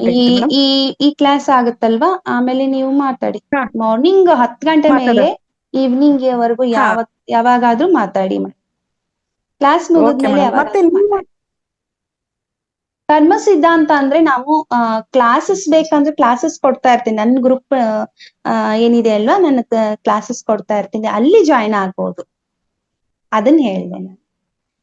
ನಾನು ಮತ್ತೆ ಹಂಗೇನಾದ್ರೂ ನನಗೆ ಕ್ಲಾಸ್ಗಳು ಬೇಕು ಅನ್ಸ್ದಾಗ ಈ ಒಂದು ಮಹಾವತಾರ್ ಫೌಂಡೇಶನ್ ಅಲ್ಲಿ ಕೂಡ ಆ ಕ್ಲಾಸ್ ಅನ್ನ ಮಾಡಬಹುದು ಕರ್ಮ ಸಿದ್ಧಾಂತದ ಬಗ್ಗೆ. ಬಟ್ ಎರಡೂ ರೀತಿಯಾಗಿ ಮಾಸ್ಟರ್ಸ್ ಹೇಗ್ ಕೊಡ್ತಾರೋ ಹಾಗೆ ಎಲ್ಲದಕ್ಕೂ ಮೇಲಿದ್ ಮಾಸ್ಟರ್ಸ್ ಇರತ್ತಾರಲ್ಲ ಅದು. ಲಿಂಕ್ ಕೊಡಿ ಮೇಡಮ್. ಖಂಡಿತ ಖಂಡಿತ. ಖಂಡಿತ madam. Thank you. Yes Shailaja ma'am, thank you so much. Bhagya ma'am ನಮಸ್ತೆ, ಮಾತಾಡಿ ಮಾ. ಒಂದ್ ಸ್ವಲ್ಪ ನೆಟ್ವರ್ಕ್ ಕಟ್ ಆಯ್ತು ಅನ್ಸುತ್ತೆ, ಅದಕ್ಕೆ ನಂಗೆ ಅದು ಕ್ಲಿಯರ್ ಆಗಿ ಇದಾಗ್ಲಿಲ್ಲ. ಲಾಸ್ಟ್ ಏನ್ ಹೇಳಿದ್ರು ಅಂತ ಕರ್ಮ ಸಿದ್ಧಾಂತದ ಬಗ್ಗೆ ಅವ್ರಿಗೆ ಮಾತಾಡ್ಬೇಕಾಗಿತ್ತು. ಹೇಳಿ. ಹಲೋ ಮ್ಯಾಮ್ ಅದು ಕ್ಲಿಯರಿಟಿ ಕೊಡ್ತೀವಿ ಮ್ಯಾಮ್. ಅದು ಹೆಂಗ್ ಕೇಳ್ತಿದಾರೆ ಅಂದ್ರೆ ಅವರು ವಾಯ್ಸ್ ಬ್ರೇಕ್ ಆಗ್ತಿದೆ ಅಂತೆ. ಫೌಂಡೇಶನ್ ಅಲ್ಲಿ ಸರಿ ಮ್ಯಾಮ್ ಸರಿ ಇದ್ದಾರೆ, ಇಲ್ಲಪ್ಪ ಅಂದ್ರೆ ಅವ್ರದೇ ಒಂದು ಸರಿ ವೇದಿಕೆ ಮೇಡಮ್. ಇದೆ, ಕೊಡ್ತಾ ಇರ್ತಾರೆ ಅಂತ ಮ್ಯಾಮ್ ಹೇಳಿದ್ರು. ಹಾ ಓಕೆ ಓಕೆ ಮೇಡಮ್. ಮತ್ತೆ ಅದು ಒಂದು ಪ್ರಶ್ನೆ ಇತ್ತು ಮೇಡಮ್ ಜೊತೆ. ಇಷ್ಟು ಕೇಳಿ. ಯಾವಾಗಿಂದ ಈ ತರ ಅಭ್ಯಾಸ ಸ್ಟಾರ್ಟ್ ಮಾಡಿದ್ರು? ತುಂಬಾ ಅಂದ್ರೆ ನೀವು ಡೀಪ್ ಆಗಿ ಇದ್ರ ಮೇಡಮ್ ನೀವೆಲ್ಲರೂ ಡೀಪ್ ಅಂತ ಇದೀರ, ನಾನ್ ಡೀಪ್ ಆಗಿ ಇಳಿದೀನಿ ಅಂತ ನನಗೆ ಗೊತ್ತಿಲ್ಲ ನಿಜವಾಗ್ಲೂ. ನಾನ್ ಸಾಮಾನ್ಯವಾಗಿ ಹೇಳ್ತಾ ಇದ್ದೀನಿ ಅಂತಾನೆ ಅನಿಸ್ತಾ ಇದೆ ನನಗೆ. ಗೊತ್ತಿಲ್ಲ ಯಾರ್ಯಾರಿಗೆ ಏನೇನ್ರಿ ಯಾವ ರೀತಿಯಾಗಿ ರೀಚ್ ಆಗ್ತಾ ಇದೆ ಅಂತ. ನೀವೇ ಹೇಳ್ತಾ ಇದ್ರೆ ನನಗೆ ಅನಿಸ್ತಾ ಇದೆ ಅಷ್ಟೇ, ಫೀಲ್ ಆಗ್ತಾ ಇದೆ ನೀವ್ ಹೇಳಿದ್ಮೇಲೆ. ನಿಮ್ಮೊಳಗೆ ಹೋಗಿ ರೀಚ್ ಆಗಿದೆಯಲ್ಲ, ಅದು ನನಗೆ ಖುಷಿ ಆಯ್ತು. ನಿಮ್ಮೊಳಗೆ ಹೋಗಿ ರೀಚ್ ಆಯ್ತು. ಇನ್ನೂ ಯಾರ್ಯಾರು ಏನಾದ್ರು ಗೊತ್ತಿರಲ್ಲ ಮ್ಯಾಮ್. ಹಂಗಾಗಿ ಅವರ ಎನರ್ಜಿಗೆ ತಕ್ಕಂಗೆ ಅವರು ರೀಚ್ ಆಗಿರುತ್ತೆ. ಎಸ್ ಶೈಲಜಾ ಮ್ಯಾಮ್ ಏನೋ ವಾಯ್ಸ್ ಬ್ರೇಕ್ ಆಗಿ ಇದ್ರ ಅನ್ಕಂತೀನಿ. ಭಾಗ್ಯ ಮ್ಯಾಮ್ ನಮಸ್ತೆ, ಮಾತಾಡಿ ಮಾ. ನಮಸ್ತೆ ಮ್ಯಾಮ್. ಎಸ್ ಹೇಳಿ ಮ್ಯಾಮ್ ma'am. ನಮಸ್ತೆ. ನಮಸ್ತೆ ಮ್ಯಾಮ್. ನನಗೆ ಈ ಕ್ಲಾಸಸ್ ಎಲ್ಲ ಕೇಳ್ತಾ ಇರ್ತೀನಿ ಮ್ಯಾಮ್, ಬಟ್ ನನಗೆ ಏನು ಅರ್ಥನೇ ಆಗಲ್ಲ. ಅದು ನಾನು ಒಳಗೆ ಹೋಗ್ತಿದೆ ಅಂತ ಕೂಡ ಅನ್ಸೋದೇ ಇಲ್ಲ. ಯಾಕೆ ಮ್ಯಾಮ್ ಹಂಗೆ ಆಗ್ತಾ ಇರುತ್ತೆ? ಹೌದಾ, ನೀವು ಧ್ಯಾನ ಹೆಚ್ಚು ಮಾಡಿ ಮೇಡಮ್, ಏಕಾಗ್ರತೆಯಲ್ಲಿ ಇರ್ರಿ, ಸ್ವಲ್ಪ ಮೌನ ಮಾಡಿ ಮೇಡಮ್. ಧ್ಯಾನಕ್ಕೆ ಹೆಚ್ಚು ಆದ್ಯತೆ ಕೊಟ್ಟಾಗ ಆತ್ಮಜ್ಞಾನ ಅವಾಗ ಶುರುವಾಗತ್ತೆ. ಇವಾಗ ಹೇಳಿದ್ವರಲ್ಲ, ಇದ್ರಲ್ಲಿ ಏನ್ ಹೇಳಿದ್ದಾರೆ ಅಂತಂದ್ರೆ, ನೀವು ಆಧ್ಯಾತ್ಮಿಕದಲ್ಲಿ ಒಲವು ತೋರ್ಸ್ಬೇಕು, ಅದು ತೋರ್ಸಕ್ಕೆ ಒಂದು ಸಮಯ ಇರತ್ತೆ. ಸೊ ನೀವು ಧ್ಯಾನ ಮಾಡಿ ಮೇಡಮ್, ಅವಾಗ ನಿಮ್ಮ ಆತ್ಮಕ್ಕೆ ಏನ್ ಬೇಕು ಎಲ್ಲ ನಿಮ್ಗೆ ಗೊತ್ತಾಗತ್ತೆ, ಅವಾಗ ಇಂಟ್ರೆಸ್ಟ್ ಬರುತ್ತೆ. ಧ್ಯಾನ ಮಾಡೋದ್ರಿಂದ ಎಲ್ಲವೂ ನಿಮಗೆ ಸಿಗತ್ತೆ, ಅಷ್ಟು ನೆನ್ಪಿಟ್ಕೊಳ್ಳಿ ಮೇಡಮ್. ನಿಮ್ಮ ಆರೋಗ್ಯ ಆಗಿರಬಹುದು, ಆರ್ಥಿಕ ಪರಿಸ್ಥಿತಿ ಆಗಿರಬಹುದು, ಪ್ರತಿಯೊಂದ್ರಲ್ಲೂ ನಿಮ್ಮ ಧ್ಯಾನ ಅನ್ನೋದು ಅಷ್ಟು ಅಂಕುರಗೊಳ್ಳುತ್ತೆ. ಅದಕ್ಕೆ ಇಂಪಾರ್ಟೆನ್ಸ್ ಕೊಡಿ ಮೇಡಮ್. ನೀವು ಎಷ್ಟು ಧ್ಯಾನ ಮಾಡ್ತೀರಾ? ನಾನು ಬೆಳಗ್ಗೆ 4:30 ಇಂದ 6:30 ವರೆಗೂ ಮಾಡ್ತೀನಿ ಮ್ಯಾಮ್ ಮಾರ್ನಿಂಗು. ಈಗ ಟೈಮ್ ಇದ್ರೆ 3 o'clock ಇಂದ ವರೆಗೂ ಒಂದು 1/2 hour ಮಾಡ್ತೀನಿ ಮ್ಯಾಮ್. ಮತ್ತೆ ಇಂಟ್ರೆಸ್ಟ್ ಯಾಕೆ ಬರ್ತಿಲ್ಲ ಅಂತಂದ್ರೆ, ನಿಮ್ಮ ಆತ್ಮಕ್ಕೆ ಕೇಳ್ಕೊಳ್ಳಿ, ನಾನು ಇಂಥದನ್ನೇ ನಾನು ತಿಳ್ಕೋಬೇಕಾಗಿದೆ, ಯಾಕೆ ನನ್ನೊಳಗೆ ಹೋಗ್ತಾ ಇಲ್ಲ ಅಂತ ಹೇಳಿ ಕ್ವಶನ್ ಹಾಕೊಂಡು ಕೂತ್ಕೊಳ್ರಿ. ಅಲ್ಲಿ ಮಾಸ್ಟರ್ಸ್ ನಿಮ್ಗೆ ಆನ್ಸರ್ ಮಾಡ್ತಾರೆ. ಯಾಕಂದ್ರೆ ಆತ್ಮಕ್ಕೆ ಏನೇನ್ ಬೇಕು ಆತ್ಮಕ್ಕೆ ಗೊತ್ತು, ನಿಮ್ಮ ಆತ್ಮಕ್ಕೆ ಗೊತ್ತು ಅಲ್ವಾ? ನಾನು ಬೆಳಗ್ಗೆ ಹೊತ್ತು ಕರ್ಮ ಧ್ಯಾನ ಮಾಡಿಸ್ತಾರೆ ಮ್ಯಾಮ್. ನಾನಿರೋ ಬೆಳಿಗ್ಗೆ ಜಾಯ್ನ್ ಗ್ರೂಪ್ ಅಲ್ಲಿ ಅವರು ಕ್ಷಮಾಪಣೆ ಹೇಳ್ತಾ ಇರ್ತಾರೆ. ಕರ್ಮ ಧ್ಯಾನದ ಇದ್ರಲ್ಲಿ ಕ್ಷಮಾಪಣೆ ಹೇಳ್ತಿರ್ತಾರೆ. ಅದು ಒಳಗಿಂದ ಅವಾಗ್ಲೇ ನಿಮ್ ಕರ್ಮಗಳೆಲ್ಲ ಕ್ಲಿಯರ್ ಆಗೋದು ಅಂತ ಕೂಡ ಹೇಳ್ತಾರೆ ಮ್ಯಾಮ್. ನನಗೆ ಅದ್ ಫೀಲ್ ಆಗಲ್ಲ ಮ್ಯಾಮ್. ಒಂಚೂರು ನನ್ ಒಳಗಡೆಯಿಂದ ಅದ್ ಬರ್ತಾ ಇದೆ, ನನ್ ಕ್ಷಮಾಪಣೆ ಕೇಳ್ತಿದ್ದೆ, ಏನೋ ಬಾಯಲ್ಲಿ ಕೇಳ್ಬೇಕು. ಎಸ್ ಮೇಡಮ್, ನಿಮ್ದು ಅರ್ಥ ಆಯ್ತು ನನಗೆ. ಜಸ್ಟ್ ನೀವೇನಂದ್ರೆ ಕ್ಷಮಾಪಣೆ ಕೇಳ್ಕೊಳ್ರಿ ಅಂದ ತಕ್ಷಣ ಏನ್ ಮಾಡ್ಬಿಡ್ತಾರೆ, ನನ್ನನ್ನು ಕ್ಷಮಿಸ್ಬಿಡಿ, ನಾನ್ ತಪ್ಪು ಮಾಡಿದೀನಿ ಇಷ್ಟೇ ಹೇಳ್ತೀವಿ. ಬಟ್ ಅಂತರಾಳದಿಂದ ಹೋಗ್ಬೇಕು. ಇವಾಗೆ ನಾನು ಒಬ್ನಿಗೆ ಹೊಡೆದ್ಬಿಟ್ಟಿನಿ, ಪಾಪ ಅವ್ನು ಅಯ್ಯೋ ಅಂತ ಇದ್ದಾನೆ, ಅಳ್ತಾ ಇದ್ದಾನೆ, ಎಷ್ಟು ನೋವು ಪಡ್ತಾ ಇದ್ದಾನಲ್ವಾ, ನನ್ನಿಂದ ಆಗಿದೆ ಅಲ್ವಾ, ನಾನ್ ಯಾವನ್ಗೆ ಹೋಗಿ ಚುಚ್ಚಿ ಬಿಟ್ಟಿದೀನಿ, ಅನ್ಯಾಯ ಅಲ್ವಾ, ನಾನ್ ಮಾಡಿರೋ ತಪ್ಪಲ್ವಾ, ಇಲ್ಲಾಂದ್ರೆ ನಾನು ಎಷ್ಟೋ ಶಿಕ್ಷೆ ಪಡ್ತೀನಿ ಅನ್ನೋ ಫೀಲ್ ನಮಗ್ ಬಂದಾಗ್ಲೇ ನಾವು ಕ್ಷಮೆ ಕೇಳ್ತೀವಿ. ಅಲ್ಲಿ ಕ್ಷಮೆ ಸಿಕ್ಕ್ರೆ ಮಾತ್ರ ನಮಗ ಮುಂದಿನ ಹಾದಿ ಸುಗಮವಾಗಿರುತ್ತೆ. ಅಲ್ಲಿವರೆಗೂ ಸಾಧ್ಯನೇ ಇಲ್ಲ. ಪನಿಷ್ಮೆಂಟ್ ಮತ್ತೆ ಬೀಳ್ತಾನೆ ಇರತ್ತೆ. ಪನಿಷ್ಮೆಂಟ್ ಅವ್ನಿಗೆ ಏನ್ ತಗೊಂಡಾನೋ ಬೇಡ ಅಲ್ವಾ, ಯಾರಿಗೋ ನೋವು ಮಾಡಿದೀವಲ್ವಾ, ನಮಗೆ ಆ ಕರುಣಾಮಯ ಭಾವನೆ ಇರಬೇಕು ಒಳಗಡೆ. ಎಲ್ಲೂ ಒಂದು ಹೆಜ್ಜೆ ತಪ್ಪಿಡಬಾರ್ದು ಅಂದವನಿಗೆ ಏನಾಗುತ್ತೆ ಅಂದ್ರೆ, ಈ ಕರುಣಾಮಯ ಸ್ಥಿತಿ ಅನ್ನೋದು ಉದ್ಭವ ಆಗುತ್ತೆ. ಅವಾಗ ನಮಗೆ ಕರುಣೆ ಅನ್ನೋದು ಬರ್ತದೆ. ಮಾಡ್ಬಾರ್ದು, ಇಲ್ಲ ಅನುಭವಿಸ್ತೀವಿ. ಇವಾಗ ನೋಡಿ, ನಿಮ್ಗೆ ಏನೂ ನೋವುಗಳೇ ಬಂದಿಲ್ಲ ಅಂದಾಗ, ನೋವು ಬಂದಾಗ ಗೊತ್ತಾಗತ್ತೆ, ಅಯ್ಯೋ ನಾನು ಇದನ್ನ ಅನುಭವಿಸ್ತಾ ಇದ್ದೀನಲ್ವಾ ಅಂತ ಹೇಳಿ. ಯಾವುದೇ ಒಂದು ದೈಹಿಕ ಪರಿಸ್ಥಿತಿಯಲ್ಲಿ ನೋವಾದಾಗ ಅಥವಾ ಆರ್ಥಿಕ ಪರಿಸ್ಥಿತಿಯಲ್ಲಿ ಮಾನಸಿಕವಾಗಿ ನಾವು ಅತಿಯಾಗಿ ನೋಯ್ದಾಗ ಅನಿಸುತ್ತೆ, ಅಯ್ಯೋ ಇದರಿಂದ ನಾನು ಹೇಗ್ ಹೊರಗ್ ಬರ್ಲಿ ಅಂತ. ಅವಾಗ ಹೇಳ್ತಾರೆ, ಹೋಗಿ ಧ್ಯಾನ ಮಾಡಿದ್ರೆ ಮಾತ್ರ ಬರ್ತೀಯಮ್ಮ ಅಂದಾಗ ನಮಗೆ ಹೇಗ್ ಕುತ್ಕೋಬೇಕು, ಹೇಗ್ ಮಾಡ್ಬೇಕು ಧ್ಯಾನ ಅಂತ ಕೇಳ್ತೀವಿ. ಪ್ರತಿಯೊಂದು ಹೆಜ್ಜೆ ಹೆಜ್ಜೆ ಕೇಳ್ಕೊಂಡು ಹೋಗ್ತೀವಿ ನಾವು. ಆವಾಗ ಅದು ನಮ್ಮೊಳಗೆ ಅಂಕುರಗೊಳ್ಳುತ್ತೆ, ಅತಿ ಆಳ ಅನ್ನೋದು ಗೊತ್ತಾಗತ್ತೆ. ನೀವು ಆಳ ಇಳಿತಾ ಇಲ್ಲ ಅಷ್ಟೇ ಮೇಡಮ್. ಅಂದ್ರೆ ಫಿಸಿಕಲಿ ಮ್ಯಾಮ್ ನಾನು ಈಗ ಇರೋದು ಫಿಸಿಕಲಿ ನಾನು ಯಾರಿಗೂ ಹರ್ಟ್ ಮಾಡಲ್ಲ, ಯಾರಿಗೂ ಏನು ಒಂದ್ ಮಾತನ್ನಲ್ಲ, ಹೊಡಿಯಲ್ಲ, ಬೈಯಲ್ಲ, ಆ ತರ ಇದೀನಿ. ಅವ್ರು ಮ್ಯಾಮ್ ಸಹ ನನಗೆ ಇದನ್ನೇ ಹೇಳ್ತಿದ್ರೆ, ಮ್ಯಾಮ್ ನೀನ್ ಇವಾಗಿನ ಜನ್ಮದಲ್ಲಿ ಈ ಸ್ಥಿತಿಲಿ ನೀನು ಅದನ್ನ ಒಪ್ಕೋತಾ ಇದೀಯಾ, ಬಟ್ ನೀನ್ ಆತ್ಮಸ್ಥಿತಿಲಿ ಅದು ಬರ್ತಾ ಇಲ್ಲ ನಿನಗೆ ಅಂತ ಹೇಳ್ತಿದ್ದಾರೆ. ಯಾಕೆ ಅಂದ್ರೆ ಮೇಡಮ್, ನೀವು ಈ ಜನ್ಮದಲ್ಲಿ ತುಂಬಾ ಒಳ್ಳೆಯವರು, ಯಾವ್ದೊಂದು ಕೆಟ್ಟದ್ದು ಮಾಡಿಲ್ಲ ಒಪ್ಕೊಂತೀವಿ. ಅದೇ ರೀತಿ ಯಾರಿಗೂ ನೋವು ಬಯಸಲ್ಲ, ಅಷ್ಟು ರೆಸ್ಪೆಕ್ಟ್ ಆಗಿ ಎಲ್ಲರಿಗೂ ನೀವು ಒಳ್ಳೇದ್ ಮಾಡ್ಕೊಂಡು ಹೋಗ್ತೀರಿ. ಬಟ್ ನಿಮ್ ಹಳೆ ಜನ್ಮದಲ್ಲಿ ಏನ್ ಮಾಡಿದಿರಿ ಅದು ಗೊತ್ತಾಗ್ಬೇಕಲ್ವಾ. ಆತ್ಮಧ್ಯಾನ ಮಾಡಿ ಯಾಕೆ ನನ್ಗೆ ನಾನು ಏನೆಲ್ಲ ಕರ್ಮ ಮಾಡಿದೀನಿ ನಾನು ತೋರ್ಸ್ಕೊಂತ ಹೋಗಿ ಅಂತ ಹೇಳಿ ಮಾಸ್ಟರ್ಸ್ಗೆ ಕೇಳಿದಾಗ ಅಲ್ಲಿ ಇದೆ, ಅದಕ್ಕೆಲ್ಲ ತುಂಬಾ ಇದೆ. ಡ್ರೀಮ್ಸ್ ಮೂಲಕ ನಮ್ಗೆ ಗುರ್ತಾಗತ್ತೆ ಮೇಡಮ್. ಆ ಡ್ರೀಮ್ಸ್ ನನಗೆ ತೋರಿಸಿ ಅಂದ್ರೆ ಡ್ರೀಮ್ಸ್ ಅಲ್ಲಿ ತೋರಿಸ್ತಾರೆ. ಅದು ಕರೆಕ್ಟ್ ಪ್ರೊಸೀಜರ್ ಇರ್ಬೇಕು. ಸುಮ್ನೆ ಯಾವ್ದೋ ಒಂದು ಕನ್ಸು ಬಂದ್ರೆ ಅದ್ರ ರಿಲೇಟೆಡ್ ಅಲ್ಲ. ಇವತ್ತೇನೋ ಮಾತಾಡಿ ಯಾವ್ದೋ ಒಂದ್ ವಿಷಯದ ಬಗ್ಗೆ ಕನಸು ಅದೇ ರೀತಿಯಾಗಿ ಬಂದ್ರೆ ನೋ, ನಮಗೆ ಗೊತ್ತಿಲ್ಲದೇನೆ ಯಾವ್ದೋ ಬರ್ತಾ ಇರತ್ತೆ. ನಾವು ನಾವ್ ಹೇಳ್ತೀವಿ, ನನ್ನ ಕರ್ಮದಲ್ಲಿ ಏನಿದೆ ಮಾಸ್ಟರ್ಸ್ ತೋರ್ಸ್ಬಿಡಿ, ನಾನು ಕರ್ಮ ಕಳ್ಕೊಂಡು ಹೋಗ್ಬೇಕು ಅಂತ ಹೇಳಿ ಮಲ್ಕೊಂಡು ಅವೆಲ್ಲ ಇದೆ. ಆ ಒಂದು ಸ್ಥಿತಿನಲ್ಲಿ ನಮಗೆ ಆ ಕನಸುಗಳು ಬಂದಾಗ ಡಿಕೋಡ್ ಮಾಡೋರಿದ್ದಾರೆ.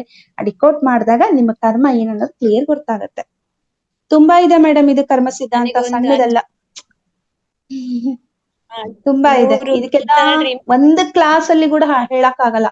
41 days ಯಾರು ಕ್ಲಾಸ್ ತಗೊಳ್ತಾರೋ ಅದ್ಭುತವಾಗಿ ಅರ್ಥ ಆಗತ್ತೆ.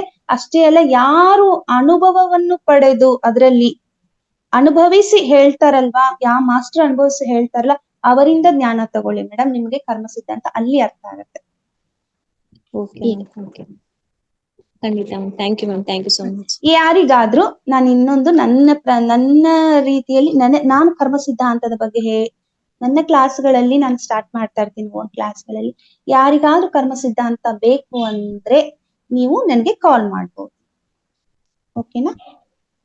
ಯಾಕಂದ್ರೆ 41 days ನಡೆಸ್ತಾರೆ. ಎಸ್ ಗ್ರೂಪ್ ಅಲ್ಲಿ ಮೇಡಮ್ ನಂಬರ್ ಸೇವ್ ನಾನು ಮಾಡ್ತೀನಿ, ಶೇರ್ ಮಾಡ್ತೀನಿ ಮಾಸ್ಟರ್ಸ್. ಏನಾದ್ರೂ ಅವಶ್ಯಕತೆ ಇದ್ರೆ ಮೇಡಮ್ಗೆ ಕಾಲ್ ಮಾಡಿ ಮಾತಾಡಿ. ಕರ್ಮ ಸಿದ್ಧಾಂತ ಅಂದ್ರೆ ಪ್ರತಿಯೊಬ್ಬರಿಗೂ ತಿಳ್ಕೊಂಡಿರ್ಲೇಬೇಕು ಮಾಸ್ಟರ್ಸ್ ಅದು. ಯಾಕೆಂದ್ರೆ ನಾವ್ ಈ ಧ್ಯಾನಕ್ ಬಂದಿದೀವಿ ಅಂತಂದ್ರೆ ಏನು ಅಂತಂದೇಳಿ ನಾವು ಅಲ್ಲಿ ತಿಳ್ಕೊಂಡಾಗೇನೆ ನಾವು ಮುಂದುವರಿಯಕ್ಕೆ ಸಾಧ್ಯ. ಮತ್ತೆ ಅದೇ ರೀತಿ ನಾವು ಧ್ಯಾನಕ್ ಬಂದ್ ಕೂತ್ಕೊಂಡಿದೀವಿ, 1 ತಾಸ್ ಮಾಡ್ತೀವಿ, 2 ತಾಸ್ ಮಾಡ್ತೀವಿ, ಓಕೆ. ಬಟ್ ಆ 1 ತಾಸಲ್ಲಿ 2 ತಾಸಲ್ಲಿ ಎಷ್ಟು ಉಸಿರಿನ ಕಡೆ ಗಮನ ಕೊಟ್ಟಿದೀವಿ ಅದನ್ನು ಇಂಪಾರ್ಟೆಂಟ್ ಅಲ್ವಾ ಮಾಸ್ಟರ್ಸ್? ಹಾಗಾಗಿ ಅತಿ ಹೆಚ್ಚು ಧ್ಯಾನ ಮಾಡೋಣ, ನಮ್ಮ ಆತ್ಮ ಉನ್ನತಿಯನ್ನು ಹೆಚ್ಚು ಮಾಡ್ಕೊಳ್ಳೋಣ masters. Thank you so much. Geetha Shivaputra ma'am ನಮಸ್ತೆ, ಮಾತಾಡಿ. ನಮಸ್ತೆ ಮೇಡಮ್. ತುಂಬಾ ಚೆನ್ನಾಗಿತ್ತು ಮೇಡಮ್ ಕವಿತಾ ಮೇಡಮ್ ನಿಮ್ ಕ್ಲಾಸ್. ಇವತ್ತು ನಿನ್ನೆನೂ ಕೇಳಿನಿ, ಇವತ್ತು ಕೇಳಿನಿ, ತುಂಬಾ ಚೆನ್ನಾಗಿತ್ತು. ಆದ್ರೆ ಹೋದ್ ತಿಂಗಳದ್ ಕೇಳಿಲ್ಲ ಮೇಡಮ್. ಗೀತಾ ಮೇಡಮ್ ಅಂತ ಹಾಕಿ ಗ್ರೂಪಿಗೆ. ಎಸ್ ಮ್ಯಾಮ್, ಶೋರ್, ಇವತ್ತು ಹಾಕ್ತೀನಿ ಮ್ಯಾಮ್ ನಾನು. ಮೇಡಮ್ ಅದು ನಾವು ಮೆಡಿಟೇಷನ್ ಮಾಡುವಾಗ ನೀವು ಕೇಳ್ಕೋಬೇಕು ಅಂತ ಹೇಳಿದ್ರಲ್ಲ, ನಾವು ಡೀಪ್ ಆಗಿ ಹೋಗ್ಬೇಕು ಅಂದ್ರೆ ಅದ್ ಯಾವ ತರ ಕೇಳ್ಕೋಬೇಕು ಮೇಡಮ್? ಅದು ಕ್ಲಾಸ್ ಅಲ್ಲಿ ಹೇಳ್ತೀನಿ ಮೇಡಮ್. ಈ ಒಂದು ಎಂಡಿಂಗ್ ಅಲ್ಲಿ ಇದೆ, ಅವರು ಸೆಷನ್ ಕ್ಲೋಸ್ ಮಾಡ್ತಿದ್ದಾರೆ. ನೀವು ಮೇಡಮ್ ನಂಬರ್ ಕೊಡ್ತಾರಲ್ವಾ, ಆ ನಂಬರ್ಗೆ ಕಾಲ್ ಮಾಡಿ, ಇಲ್ಲ ಗೀತಾ ಮೇಡಮ್ಗೆ ಕಾಲ್ ಮಾಡಿ ನನ್ನ ನಂಬರ್ ಕೊಡ್ತಾರೆ, ಮಾತಾಡಿ ಮೇಡಮ್. ನಾನ್ ಯಾವಾಗ ಸ್ಟಾರ್ಟ್ ಮಾಡ್ತೀನಿಲ್ಲ ಖಂಡಿತವಾಗಿ ನಾನು ಸೇವ್ ಮಾಡ್ಕೊಂಡಿರ್ತೀನಿ ನಂಬರು. ಅಲ್ಲಿ ಸ್ಟಾರ್ಟ್ ಮಾಡಿದಾಗ ನೀವು ಬಂದು ಜಾಯಿನ್ ಆಗ್ರಿ ಅಂತೆ ಕರ್ಮ ಸಿದ್ಧಾಂತ. Okay, thank you madam. ಯಾಕಂದ್ರೆ ಅದು 5 ನಿಮಿಷದಲ್ಲಿ 10 ನಿಮಿಷ ಹೇಳೋದ ಅಂತದಲ್ಲನೇ ಅಲ್ಲ ಮೇಡಮ್. ಕ್ಲಾಸ್ ಪ್ರತಿದಿನ 41 days ಯಾರು ಮಾಡ್ತಾರೋ ಅವರು ಆಳಕ್ಕೆ ಇಳಿದು ಮಾಡ್ತಾರೆ, ಕರ್ಮಗಳನ್ನು ಕಳೆದುಕೊಂಡು ಹೋಗ್ತಾರೆ. ಇಷ್ಟು ಹೇಳಕ್ ಸಾಧ್ಯ ಇವತ್ತಿನ ಪರಿಸ್ಥಿತಿನಲ್ಲಿ. ಕ್ಲಾಸ್ ಅಲ್ಲಿ ಇದ್ರೆ ನಿಮ್ಗೆ ಅರ್ಥ ಆಗುತ್ತೆ madam. Okay madam, okay, thank you madam. Yes Geeta ma'am ನಮಸ್ತೆ, thank you so much. Masters ಇವತ್ತಿನ ಕ್ಲಾಸ್ ಅಂತ ಅದ್ಭುತ ಅಂತಾನೆ ಹೇಳ್ಬೋದು. ಮೇಡಮ್ ನಂಬರ್ ನಾನು ಗ್ರೂಪ್ ಅಲ್ಲಿ ಶೇರ್ ಮಾಡ್ತೀನಿ ಮಾಸ್ಟರ್ಸ್. ಯಾರಿಗೆ ಅವಶ್ಯಕತೆ ಇದೆಯೋ ಮೇಡಮ್ಗೆ ಕಾಲ್ ಮಾಡಿ ಮಾಹಿತಿನ ತಿಳ್ಕೊಳ್ಳಿ. ಪ್ರತಿಯೊಬ್ಬರಿಗೂ ಕರ್ಮ ಸಿದ್ಧಾಂತ ಅನ್ನೋದು ತುಂಬಾನೇ ಇಂಪಾರ್ಟೆಂಟ್ ಮೇಡಮ್. ನಂದು ನಂಬರ್ ಸೇವ್ ಮಾಡ್ಕೊಳ್ಳಿ, ಯಾಕಂದ್ರೆ ಎಷ್ಟು ಕಲ್ತ್ರು ಕಡಿಮೆನೆ ಅಂತ ಹೇಳ್ಬಹುದು. ಎಸ್, ಥ್ಯಾಂಕ್ ಯು ಸೋ ಖಂಡಿತ much. Madam. Thank you so much. ನಾನು ಒಂದು ಹೇಳಕ್ ಇಷ್ಟಪಡ್ತೀನಿ, ಯಾರು ಧ್ಯಾನ ಕಲಿತಿರೋ, ಬರೀ ಧ್ಯಾನ ಕಲಿಯೋದಷ್ಟೇ ಇಲ್ಲ, ಧ್ಯಾನ ಪ್ರಚಾರ ಮಾಡಿ, ಧ್ಯಾನ ಹೇಳ್ಕೊಡಿ, ಆಮೇಲೆ ರ್ಯಾಲಿಗಳನ್ನ ಮಾಡ್ತಾರೆ, ಇಂಥ ಸೇವೆಗಳನ್ನು ಮಾಡ್ಬೇಕು. ಓಕೆನಾ? ಸಸ್ಯಾಹಾರ ಜಗತ್ತಿಗೆ ನಾವು ಎಲ್ಲರನ್ನು ತರಬೇಕು. ಇಲ್ಲಿ ಪರಿಶ್ರಮ ಪಟ್ರೆ ಕರ್ಮದಲ್ಲಿ ನಿಮ್ದು ಎಷ್ಟೋ ರಿಲೀಸ್ ಆಗ್ತಾ ಇರತ್ತೆ.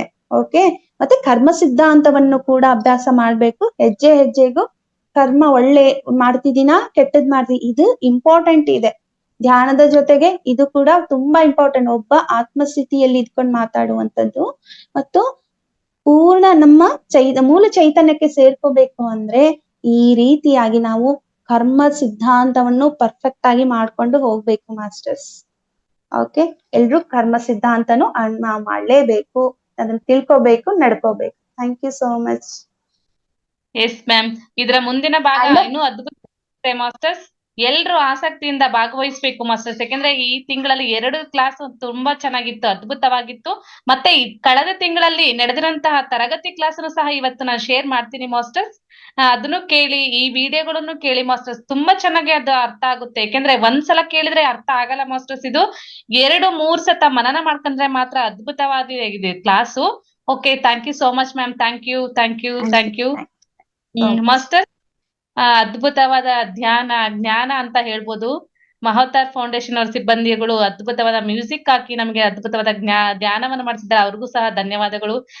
ನೀವೆಲ್ಲರೂ ಸೇರಿ ಜ್ಞಾನವನ್ನು ಪಡ್ಕೊಳ್ಳಕ್ಕೆ ಒಂದು ಅದ್ಭುತವಾದ ವೇದಿಕೆಯನ್ನು ಕಲ್ಪಿಸಿಕೊಟ್ಟಿದ್ದಾರೆ ರಂಗನಾಥ್ ಸರ್, ಅವ್ರಿಗೂ ಸಹ ಧನ್ಯವಾದಗಳು ಮಾಸ್ಟರ್ಸ್. ನೀವೆಲ್ಲರೂ ಸೇರಿದಕ್ಕೆ ಈ ಕ್ಲಾಸ್ ಇಲ್ಲಿ ಹೀಗೆ ನಡೀತಾ ಇದೆ ಅಂತ ಹೇಳ್ಕೊಳಕ್ಕೆ ತುಂಬಾ ಹೆಮ್ಮೆ ಆಗುತ್ತೆ. Thank you so much masters. ನಿಮ್ಗೆಲ್ಲರಿಗೂ ಥ್ಯಾಂಕ್ ಯು ಸೋ ಮಚ್.